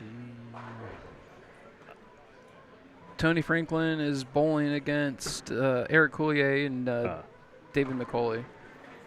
So there is a lefty. Yeah, Tony Franklin just he's fresh off a win last Saturday, last weekend, last Saturday, Sunday. Gonna keep it So rolling. yeah, he's gonna keep it rolling. That's the odds-on favorite, and even though most of the time I don't like placing my money where the public has it for this match, that's who I'd be betting on. And Plus he's wearing that chameleon jersey with the Washington Sentinels on it. So Clifford Franklin. yeah, so it's So do we need to go check his hands though? Make sure he's bowling Ooh. legal. Only in the 9th frame. All right. If it counts, and there's money on the line. And then in the Jim Stevens, Randy Summers match, this is going to be a good match. It's Jim Stevens and Randy Summers versus Mark Waldrip and Bob McGregor. So I do, in a one-game match, I like Bob and Mark Waldrip's chances. But if the left has just a little bit, I'm going Stevens. yeah, all right. So that's $1. We'll put You want your $1 back? Yeah, I want it back. So yeah, Alright. I got Bobby and Mark. So don't let me down, guys. Or do? I mean, y'all do what you want to do. Yeah, do whatever you want to do. Don't let Braga tell you what to do. Yeah. You be you.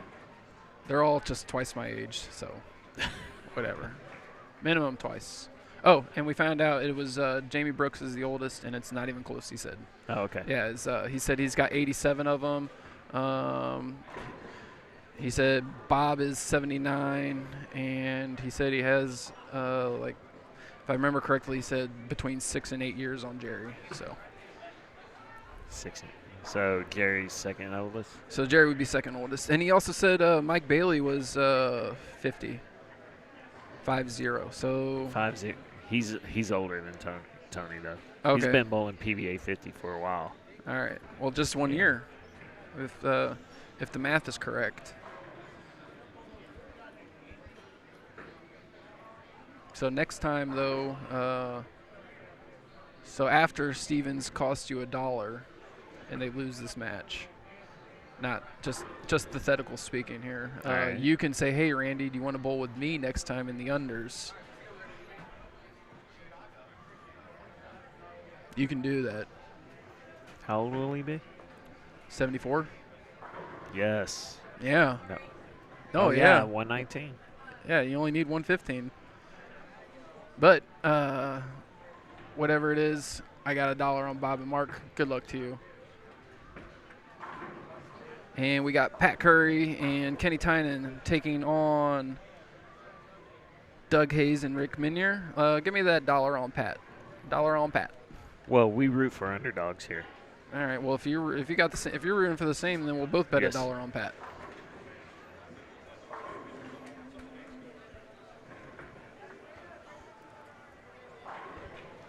Let's go in more. I don't see them getting beat. Basket's the wild card. If he gets lined up, he can shoot a 3. Definitely do not see Moore and Lesko getting beat. They've been bowling exceptional all day. And they are the tournament leaders in the unders division. Oh, I got an early strike on my $1. Oh, Pat didn't make the adjustment. Another 2, 4, 8, 10. That's all right. It's only frame 1 of 10. Got lots of bowling left. Absolutely. And if you're out there and you got just a second to share that link for us, let them know that we are hanging out. We're having fun watching the old guys bowl in the Saturday only bowling tournament! Exclamation point. Sponsored by Global Spheres Center and Storm Rotogrip. 900 Global.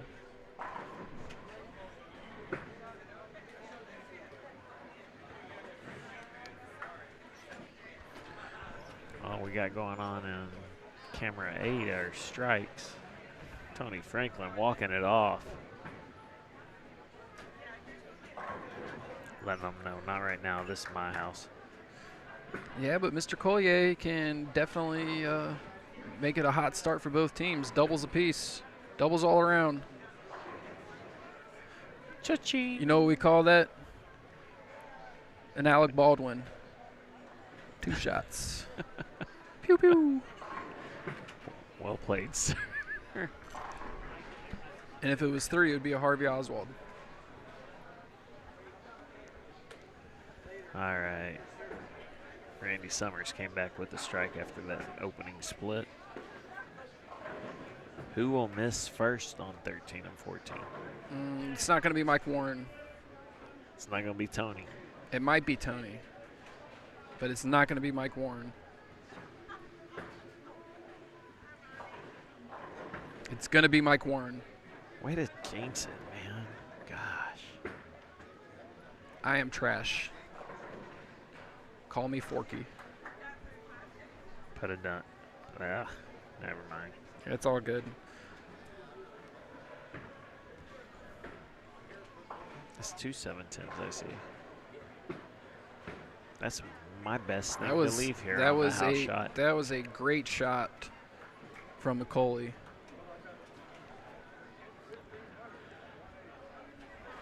Let's hang around here just a little bit more until one of these other guys misses.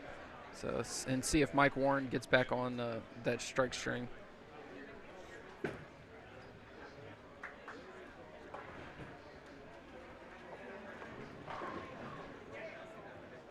Come on, Pat Curry. We got a lot of people out there rooting for you. Recently inducted North Central Texas Hall of Famer, Pat Curry. It was a fun event if you were able to get there. Next year's is going to be just as good. It's been growing every year. So if you're a North Central Texas member or you are in the area, the greater Dallas area, something about a merger or something coming up. Don't know all the details on that, but if you do any bowling in the North Fort Worth, greater Dallas area, it's definitely an event to get to. It's great to hear all the stories from the bowlers and especially the older guys. And that's what we're doing here. So Mike Warren back on it. So match still underway. It's only a 24-pin match. We got another 34-pin match, excuse going me. on 25 and 26.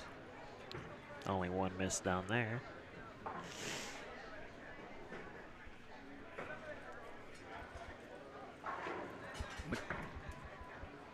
Mick Coley's just firing away. And he's the only lefty on the pair, so big scores are going to happen for them, especially if Collier stays locked down.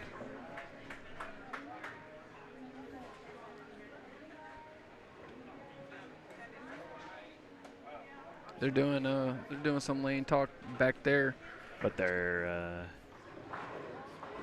got beat, right? Bailey and Gingelbach. Is that it? All right. Yeah. That's What'd why Tony they're do? talking. Tony just got a strike? Yeah. All right, Tony got a There strike. ain't been a miss yet. Otherwise, we'd flip right. that camera. Nope, yep, Collier. Oh, no. Oh, Wait, huge, it's not still moving. huge break. Oh, that 10-pin had carried out. You slow roll 210 like that. You know what they say. You slow roll, slow pay. We going into the back because somebody had a stick back there. All right, let's flip it over, see what Bob McGregor and Mark Waldrip are doing. What camera is that? 7? Yes. All right. There's Mr. Bob. Flawless execution. Mark Waldrip's getting excited. Let out an audible yes from, maybe 50 feet away. Could hear it all the way over here with the headset on. Got to preserve that energy. Jimothy responds with a strike of his own. I like that jersey, too. It's a good-looking jersey, Mr. Jim.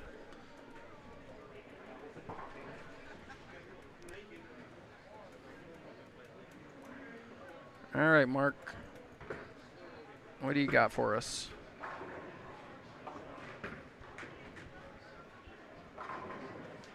Ten more. It's 2 ham bones for Waldrip and McGregor. And 2 misses from Stevens and Summers. We got 270, 270 versus 300, 300 pace going.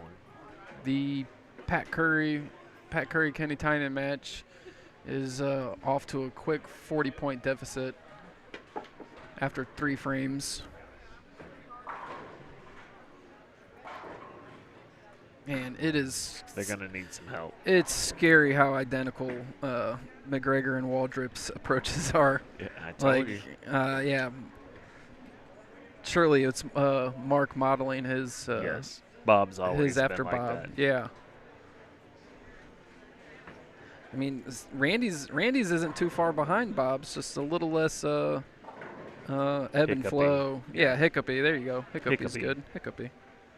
Oh, if That's right. We make up new words. if here. McGregor hiccupy's this 10-pin, it'll only be a 15-pin match.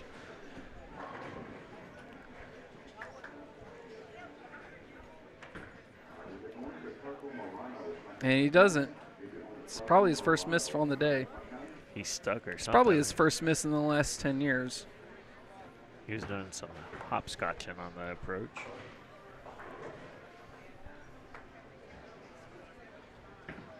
We're moving again.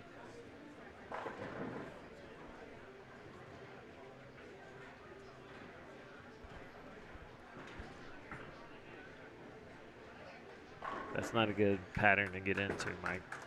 No, it is not, and it is Collier with a 30-pin lead or so after 5.5. Tony Franklin's still perfect. He's got a 30-pin lead through half.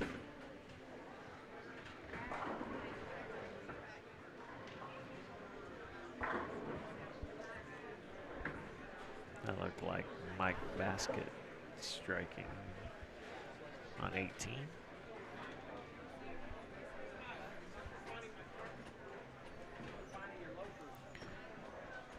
Where are my Chase. loafers?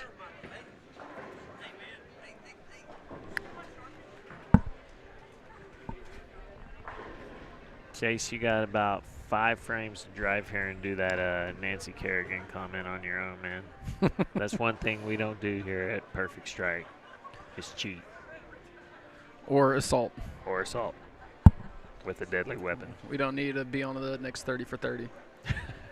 Tony Franklin about to salt these pins, though, on lane 13. Give the double bounce. And a stone. One bounce too many. Maybe he should have put a little bit of that stuff on his hand. He would have got that double bounce. Ooh, yeah. It's the stick'em, sticky stick'em. Coach, Right. you know this don't look natural.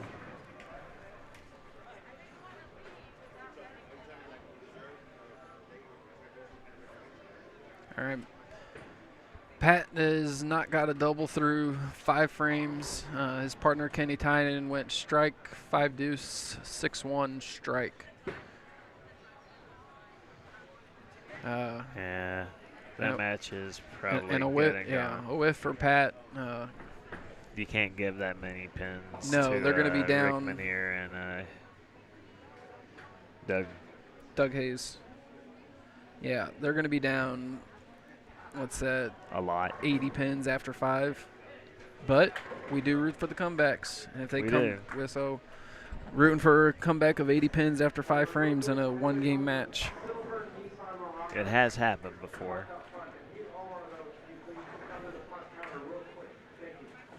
Wasn't even paying attention, but Mark Waldrip is almost mirroring Bob McGregor in score as well, except he didn't hopscotch the 10 pin. It's never a good sign when Pat Curry comes back down with all of his bowling balls. No, he's already packing up. Gale's pulling the escalator around.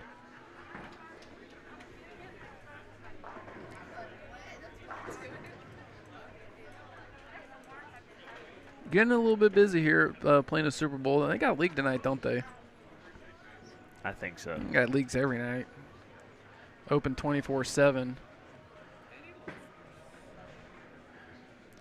Yes, I know they're open 24/7 firsthand.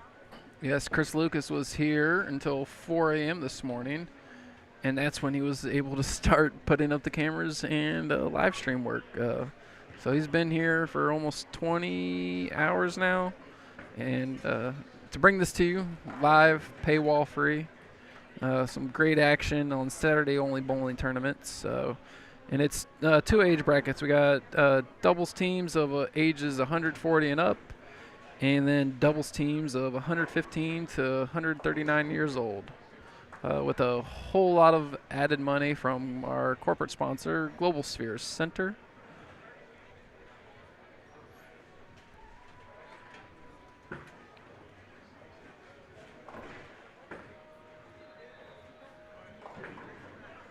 Did he get it to go?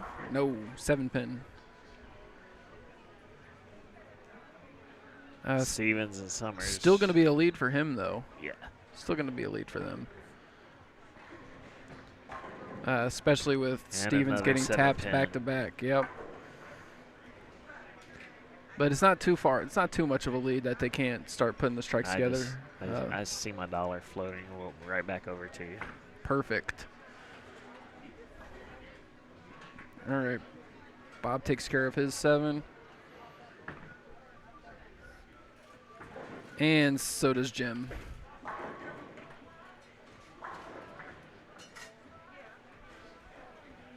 pressure time for Mark if he's able to get the strike here. That'll be 3 frames left with a 30 to 40 pin lead.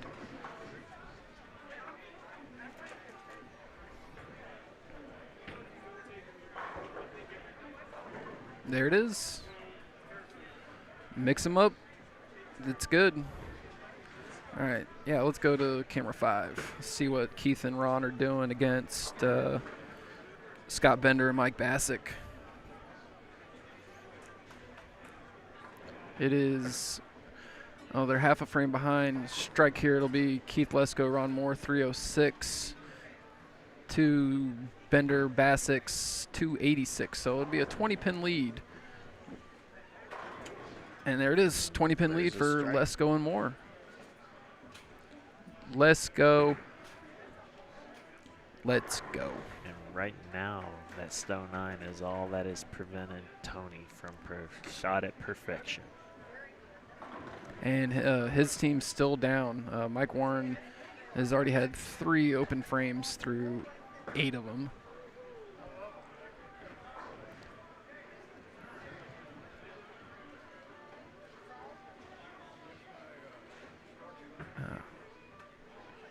Tony Franklin and Mike Warren are down 30 pins headed into the 10th frame.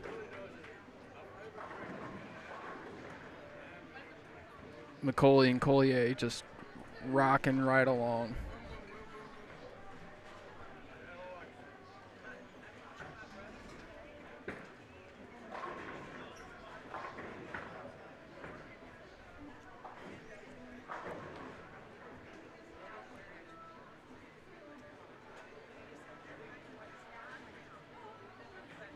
All right, maybe we got half a chance for Tynan and Curry.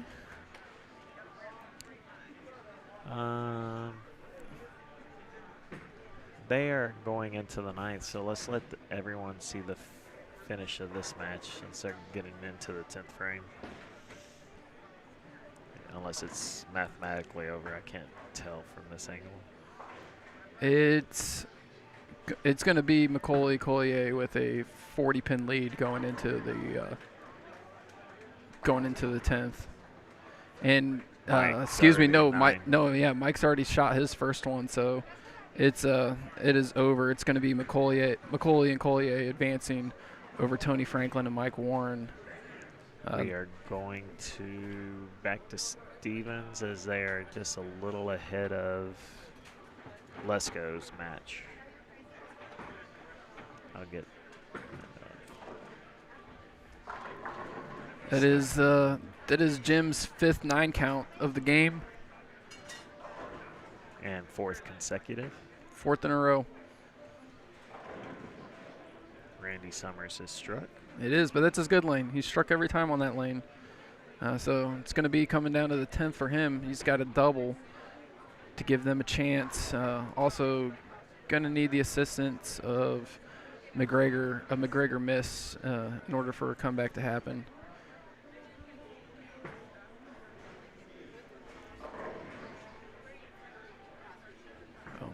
The gentleman, Bob McGregor, up on lane 26, working on a strike. 9th frame. Money. 10 back. Money. All right. Jim is up on the left side of your screen, making that shot. And we're going to call that a day. And it is another 9 count. Never seen him 7-pin that many times here.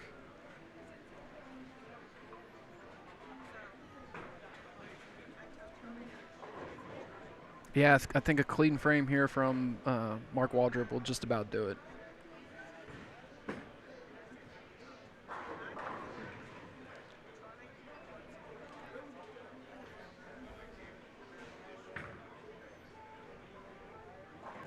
And it is. Rick Manier and Doug Hayes are going to advance. Lesko is not happy with something, so we're going on down there. He is not happy. He left a 2-10 split after having a 6-bagger, and it is Oh, did he get it? Did he get No. it? No.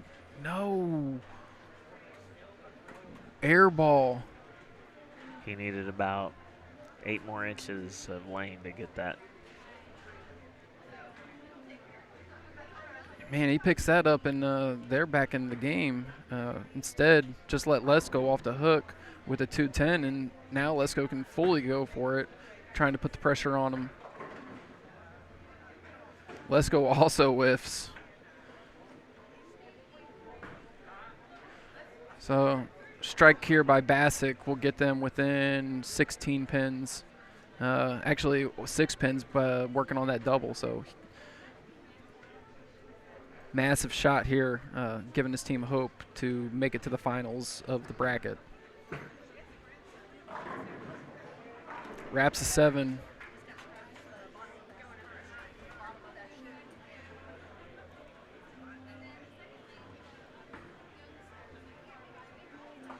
So it is a 17-pin match in the favor of Moore and Lesko. And over there it ended up being McCauley and Collier 486 to Warren Franklin's 416, excuse me. So they got beat by 70.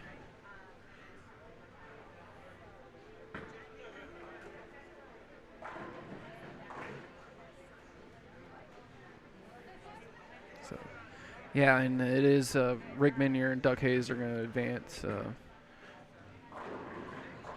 Rick likely to shoot 250 plus. He can still strike out for 279. So this is the match that has any bearing left, and it is Scott Bender with a double in the 10th frame.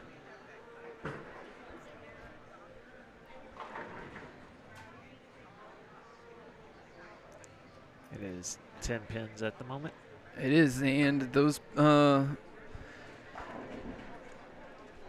Lesko missing that 2-pin altogether might be detrimental to the final score because it's only a 3-pin match. All right, make it a 13-pin match. Excuse me, 17-pin match. We're going the other way now. Oh, Oh, 7 count. yeah, so those whiffed pins by Back to 10. Keith are not missing so much anymore. So we are back to 10.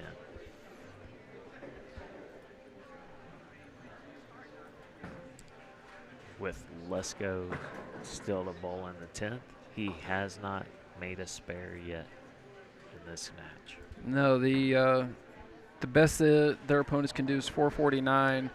So strike here and it's over. There's the beanie wearing Mark on, just so he knows we're talking about him again if he goes back to watch this. And that's the match right there. Ron Moore just closed the door on him. They need 10 pins, but they need 11 pins between the next 3 balls. So you're saying there's a chance? There isn't.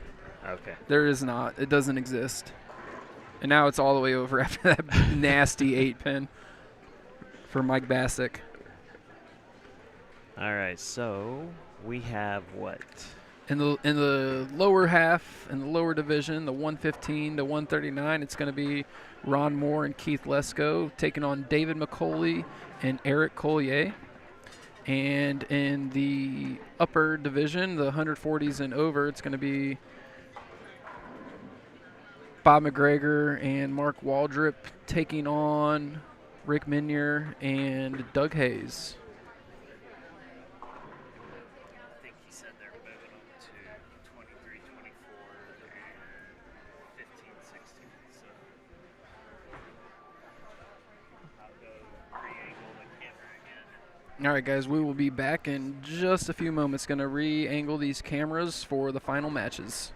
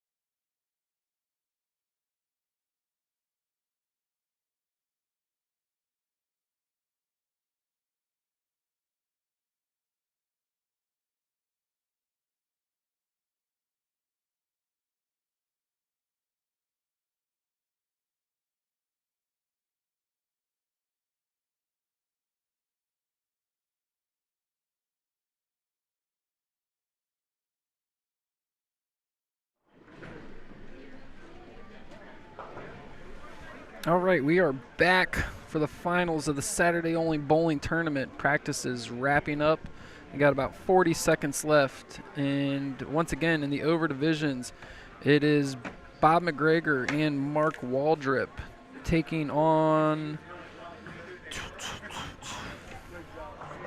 I already forgot. Can't even see over the crowd of people behind them who it is. Oh, Rick Minier and Doug Hayes. There we go. Bob McGregor and Mark Waldrip taking on Rick Minier and Doug Hayes. And in the lower division, it is Keith Lesko and Ron Moore against David McCauley and Eric Collier. So we will do our best to bring you as much of both of these matches as they happen, and staying with the one that is closest.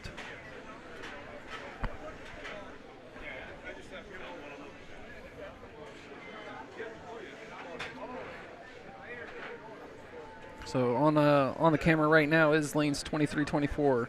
That is the over division. The combined age of these guys has to be at least 140 in order to play this division. And in the lower divisions, it was 115 to 139. I heard verify this. They had to bring certified birth certificates to Tyson. Nuh-uh. He had to verify every average. That's just what I'm hearing through the grapevine. All right. Maybe they did. Maybe they through didn't. maybe not the grapevine. Maybe through the Plano. Well, I drove through grapevine. Oh, so okay, just a through the little, grapevine. just a little geographical humor for you guys there.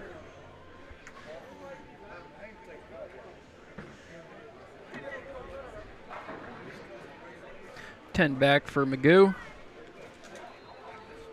We've said that a lot today. Yes. Let's go. 10 back. We've said that a lot today.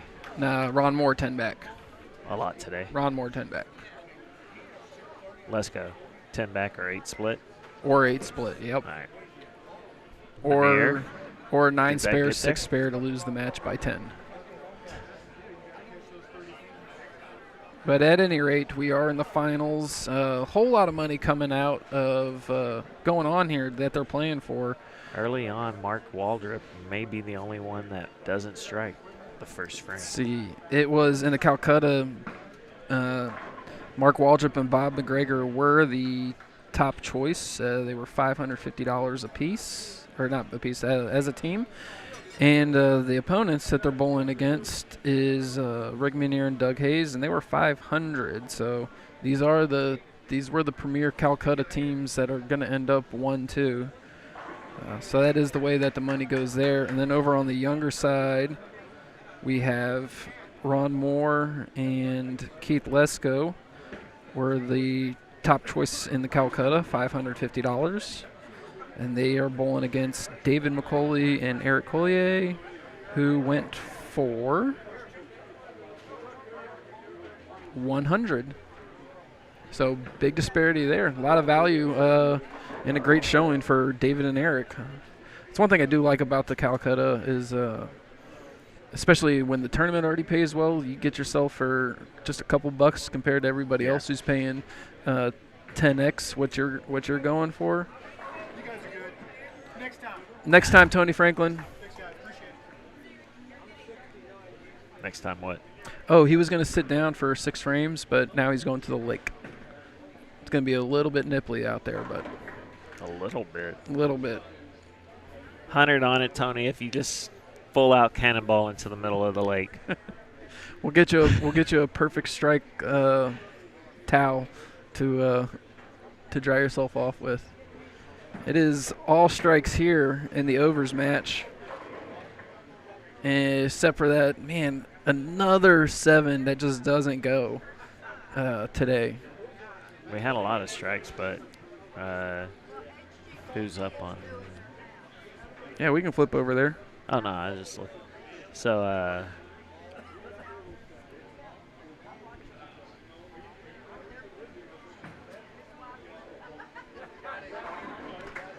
All right, Ron, Mr. 10 more. along with Keith Lesko, will I get 8 or strike? Oh, this could get ugly quick. It's already Two seeming opens. that way. Yeah, 2 opens versus Can't miss 10 pins. a triple and whatever Lesko does here. It's 8 or 10, nothing in between or lower. It's a pretty good shot. He's walking it. Yep. He felt it. Yep. So yeah, after 3 frames, it's gonna be. Oh man. Lesko is one of the more colorful dressers on the PBA 50 Tour. Yeah, it's already a 27-pin lead, but working on the doubles, add 40 more. So Yeah. holy moly, McCauley. You both Need some started help. off front 6. This is done. Yeah, and they're playing for a whole bunch of money. You start with the Team 300. This is done. Mark it in the books. But we do root for comebacks. All right, let's go over to the closer match here. There we are. And as you say that, we come up to a pocket 710. Yep. No such thing as a pocket 710. If you leave the 710, you miss the pocket. You hit the 1-3, you miss the pocket. Or the rack was bad. Or the rack was bad. I think with McGregor's ball speed, though, he's got a chance to make this thing bounce. Yeah, got it halfway. All right, Ron Moore back down in the younger match has continued striking.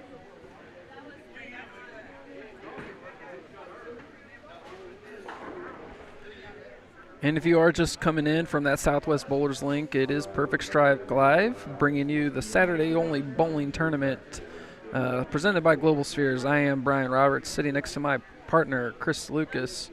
Over to my left is North Central Texas United States Bowling Congress Hall of Famer Pat Curry. He's having a drink with multi-Hall of Famer Jamie Brooks. They're watching this last match with us, and we are having a good time. Both of them bowled outstanding all day. So did Pat Curry. The $50 Calcutta team make it to tied for 3rd. That's just, let's go. I'm here for it. Would you like to speak with Pat? Oh, Pat wouldn't like to speak with me, so which is absurdly enough, as he asked me to introduce him to the Hall of Fame dinner. But no, he is head first in that Bloody Mary, much deserved Bloody Mary after that bowling today. Y'all did a tremendous job. Thanks. All right, hey, thank you, gentlemen. I will. Steve, are you coming next week? You gonna come out? Waxahachie? Are you sure that was your mic and not mine? What if you muted mine? Oh well. No, that was mine. All right. It is a 20-pin lead for Waldrip McGregor. All right, we got Lesko up, trying to get to the team front 10. The Collier team has responded by not missing since they both opened. They haven't. I mean, they strike out as 530. 530 is a pretty good score. Might not be But enough. if Lesko's going to keep walking them out the minute he releases them, it's over. And we already saw 530 lose earlier today. It was their 530. It was. Yeah. Okay. Yeah, exactly. That's why they pay you the big bucks. Oh, McGregor's got a 2-pin. Loud yell from Eric as he leaves a 10-pin down there in the corner. So that's 21 more pins that they won't be getting.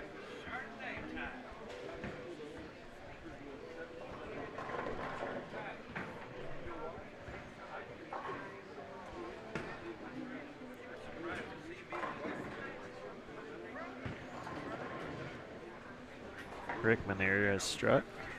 Mark Waldrip has got the front 3 down there. Yeah, a little bit slower pace for the seniors.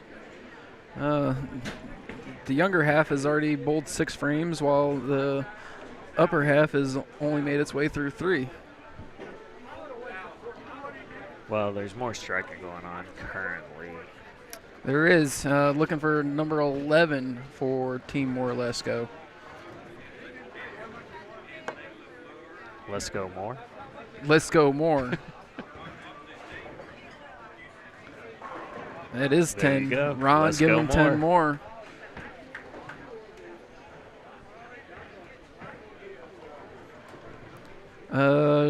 Can I get $1 on the don't? And I'm only betting on the don't because it's a team 300. Oh, yeah. Can I get $1 on the don't? Do you want Yeah. the do? I want the do. All right, I want my $1 back. So Well, we're even at the moment, so you okay, owe me so back I want the $1. I want Yeah. to get $1 then. Lesko's walking them out right now. Well, and Eric just missed another 10 pins, or Oh, you're just thinking left another he'll 10 relax pins. now a Yeah, little bit? super. Oh, no, he's walking it again. Oh, googly googly. All right, so we're gonna take you guys over to the closer match here. That one's already a that's a 78 pin deficit after 6. This one much closer through 4 frames. It is only 5 pins, it looks like. It'll be 7 if Mark Waldrip converts this 10. And their opponents both working on strikes, so they have the advantage, taking it to the sheet. Yes, because they don't have an open.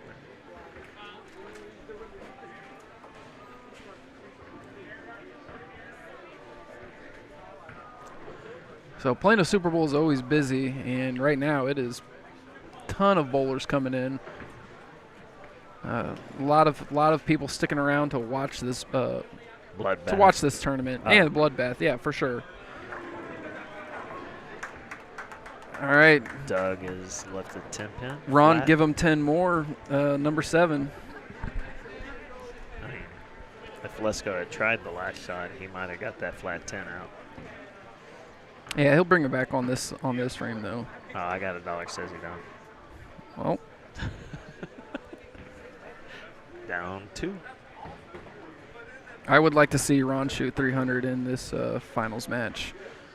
Yes. It would be. We didn't have one today. We did. We? Kurt Gengelbach. Oh, that's We right. missed it because we were too busy. We were watching 5 others. Yep. And it was only just a fraction off the cameras. We didn't have a good camera angle on them. Oh, he didn't walk that one. Yep, I'm Oh, up 2. Come on. I'm up 2. That should have been the flat 10. All right, we'll go back over there for every one of Ron Moore's frames.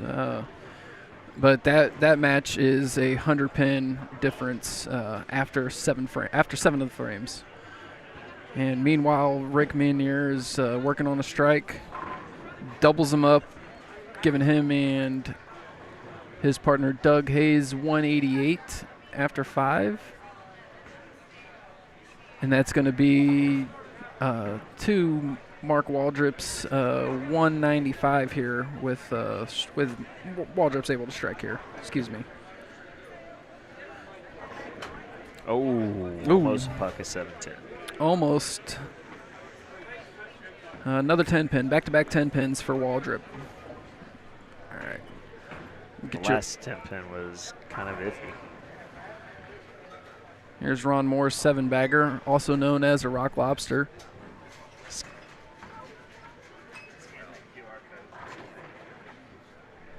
Yeah. Hey guys, I see that you got your headsets on and you're talking to people. Can I ask you a question real quick?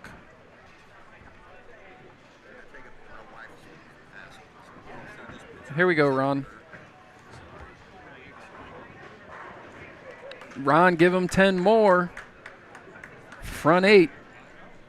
Making quick, easy work of their finals match.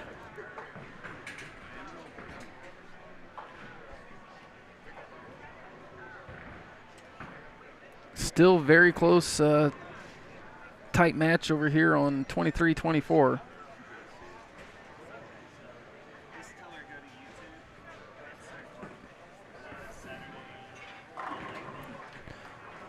Ten back again for Bob McGregor.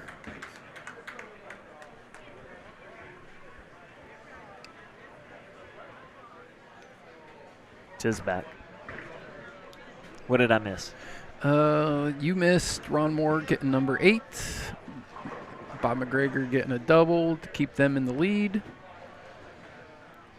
But Doug Hayes just got a strike of his own. And Meniere's on a double. And Meniere's on a double, so one more by him will that'll actually make it an even match within 10 pins either side.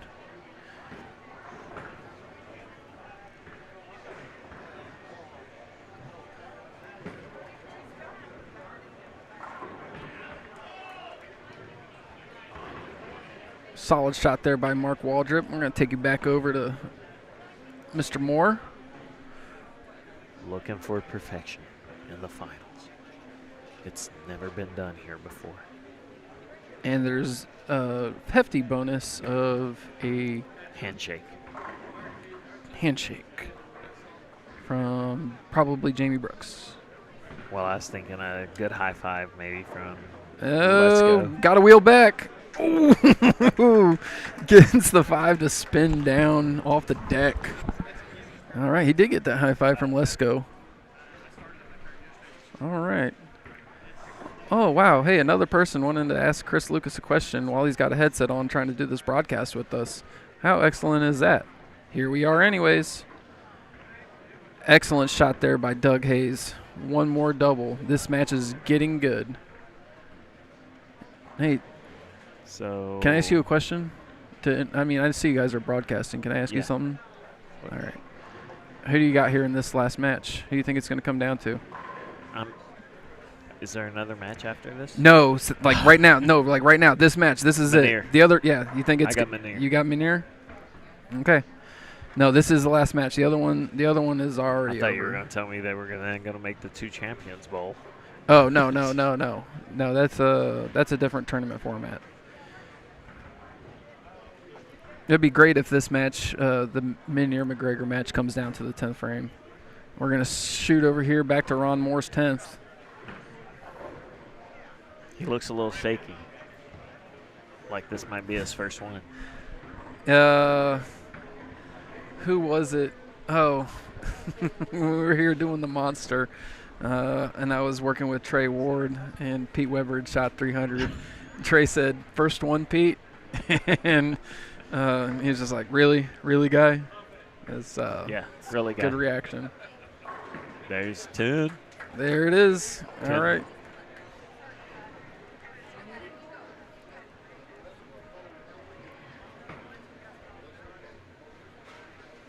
Ron Moore, of course, coming all the way from Las Vegas, Nevada to be here today. He was looking for some colder weather. It is colder right now in Fort Worth, Texas than it is in Helsinki, Finland. No way. Yeah. And Mr. Moore's got ice in his veins as he's looking to put together one more strike for 11 in a row. Bit inside. Oh, and there's that 9-pin.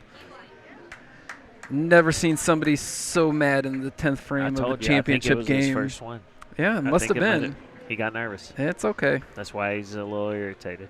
That's all right. It's going to be a great payday for them. I think it's $6,000 to first place Not a bad day in at their work. division. Plus the Calcutta for that division was paying out just over $1,000. So definitely made his trip from Las Vegas worth it. Also, local pro, local regional See, there's, player. handshakes. Yep. Local regional player. He Let's still go. gets some anyways. Gets some free money courtesy of Ron Moore. Oh, and Waldrip has left a 10-pin, leaving Meniere and Hayes Yep. in the lead. Strike here from Meniere, and they're in the lead. Anything less, and it's tied up. That's it. Thank you, guys. Y'all have a good one. And that is Meniere Hayes, 348. And a spare here would be Waldrip McGregor, 343. But the advantage is working on those doubles. Yeah. McGregor's ready to rock, though. He's going to double him up and put this pressure on Hayes. He wants his shot in first. Yeah, Meniere's been solid all day. So if there's going to be a 10-pin or single-pin tap, it's likely to come from Hayes. There, what is the split from McGregor? Was that the 7-10? That was the 7-10. Yep, that is the only blemish Open on their there. scorecard. Yep. So, I mean, Bob is rocking though. He's got 256 max score. His opponent has a 259 max score. They're not playing heads up for bonus pins or anything. It's just playing for a whole lot of cash, working together as a doubles team. We got about a crowd of, what do you say, about 40 people there watching. Maybe 30, 40 people between the sitters and the standers. So I think you need to stand up. There might be 150 people there. yeah, Yeah, it's a massive crowd here gathering. As word has come, this match is getting closer by the minute. And Waldrip is 245. Crumbling under the pressure right now. Just was not a good shot. He knows it. And you were right so far. Minier's got ball in hand. This is to put them up 30 pins. To finish them. Crushing souls. So after Taking nine dollar bills. After 9 frames, it's Minier and Hayes 408. Pickup here is going to be McGregor and Waldrip 390. So down 18 and also down 20. So down 38 overall. 10th frame coming at you. Perfect Strike Live. Thanks, guys, for hanging out all day. For those of you that were. I know the love of my life, Tina Taylor, was hanging out for a bit. I miss Tina. You did? I know she's still here. She's on there watching. My pal Mace Charton coming in. So McGregor it's Texas Standard Roofing over there with the Mace Charton. If you guys didn't know, now you know. And McGregor does strike. So Doug Hayes matches. And if you didn't know, Martin loves Beavers and Pat Curry. That's my favorite combination, to be honest with you. Here we go, Hayes. 10 from Hayes. They're looking to put a nail in the final nail in the coffin.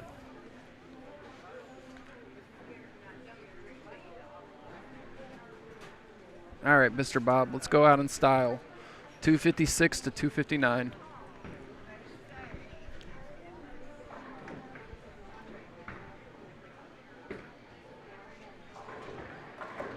Ten more for Mr. Bob. Excellent showing by Mr. Bob McGregor. He's going to shoot 256, and it was just 1-7-10 split in Bob. the 1-7-10 split in the third frame is. I mean, it's going to be huge in score difference. 12 pins they didn't get. It's a strike he didn't get either, so it's even more than that. And it is the difference in the match right now between these two.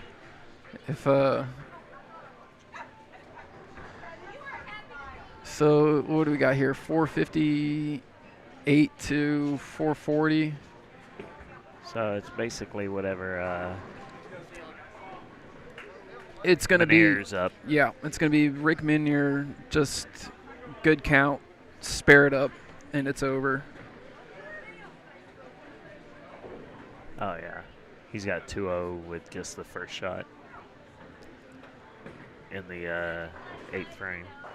Yeah, it's an 18-pin match after those two scores. And he might not even have to do anything depending on what Waldrip does. Correct. So let's see if Mark gives himself a chance. He does. He gets the first one. Trying to keep that chair alive. Keep it on the lane, stay behind the foul line for Rick Minier, and they will be the Saturday-only bowling tournament senior champions, the 140 and over group, with the 115 to 139 group champions being Ron Moore and Keith Lesko. They shot 486 in their final match. And their opponents did shoot 436, so it wasn't too far off. One of those guys shot 180. Oh, my God. Holy cow, guys. We got to do some quick maths here. It is 492. No, it's over. It's over. Their max is 490. Yeah, no, it's over. It didn't matter. it needed to be Greek church in order for it to matter. So okay. it's safe. Yep, he's safe. But it could have been good. All right. So thanks again for everybody that let's was see hanging if Manir out. can spare it real fast. And out we in appreciate style. it. Send us out in style, Rick. And like and subscribe. And whenever we do go live, you will get those email notifications that we're here bringing you paywall-free entertainment straight from Perfect Strike Live. See y'all next one. See y'all next time. Congratulations again to our champions. Our champions being Rick Minier, Doug Hayes in the overs, Ron Moore, Keith Lesko in the unders. Big shout-outs to Global Spheres Center, Storm Bowling Products, and Plano Super Bowl for having us. I've been Brian Roberts, and on behalf of Chris Lucas, thanks a ton. Slow roll, slow pay.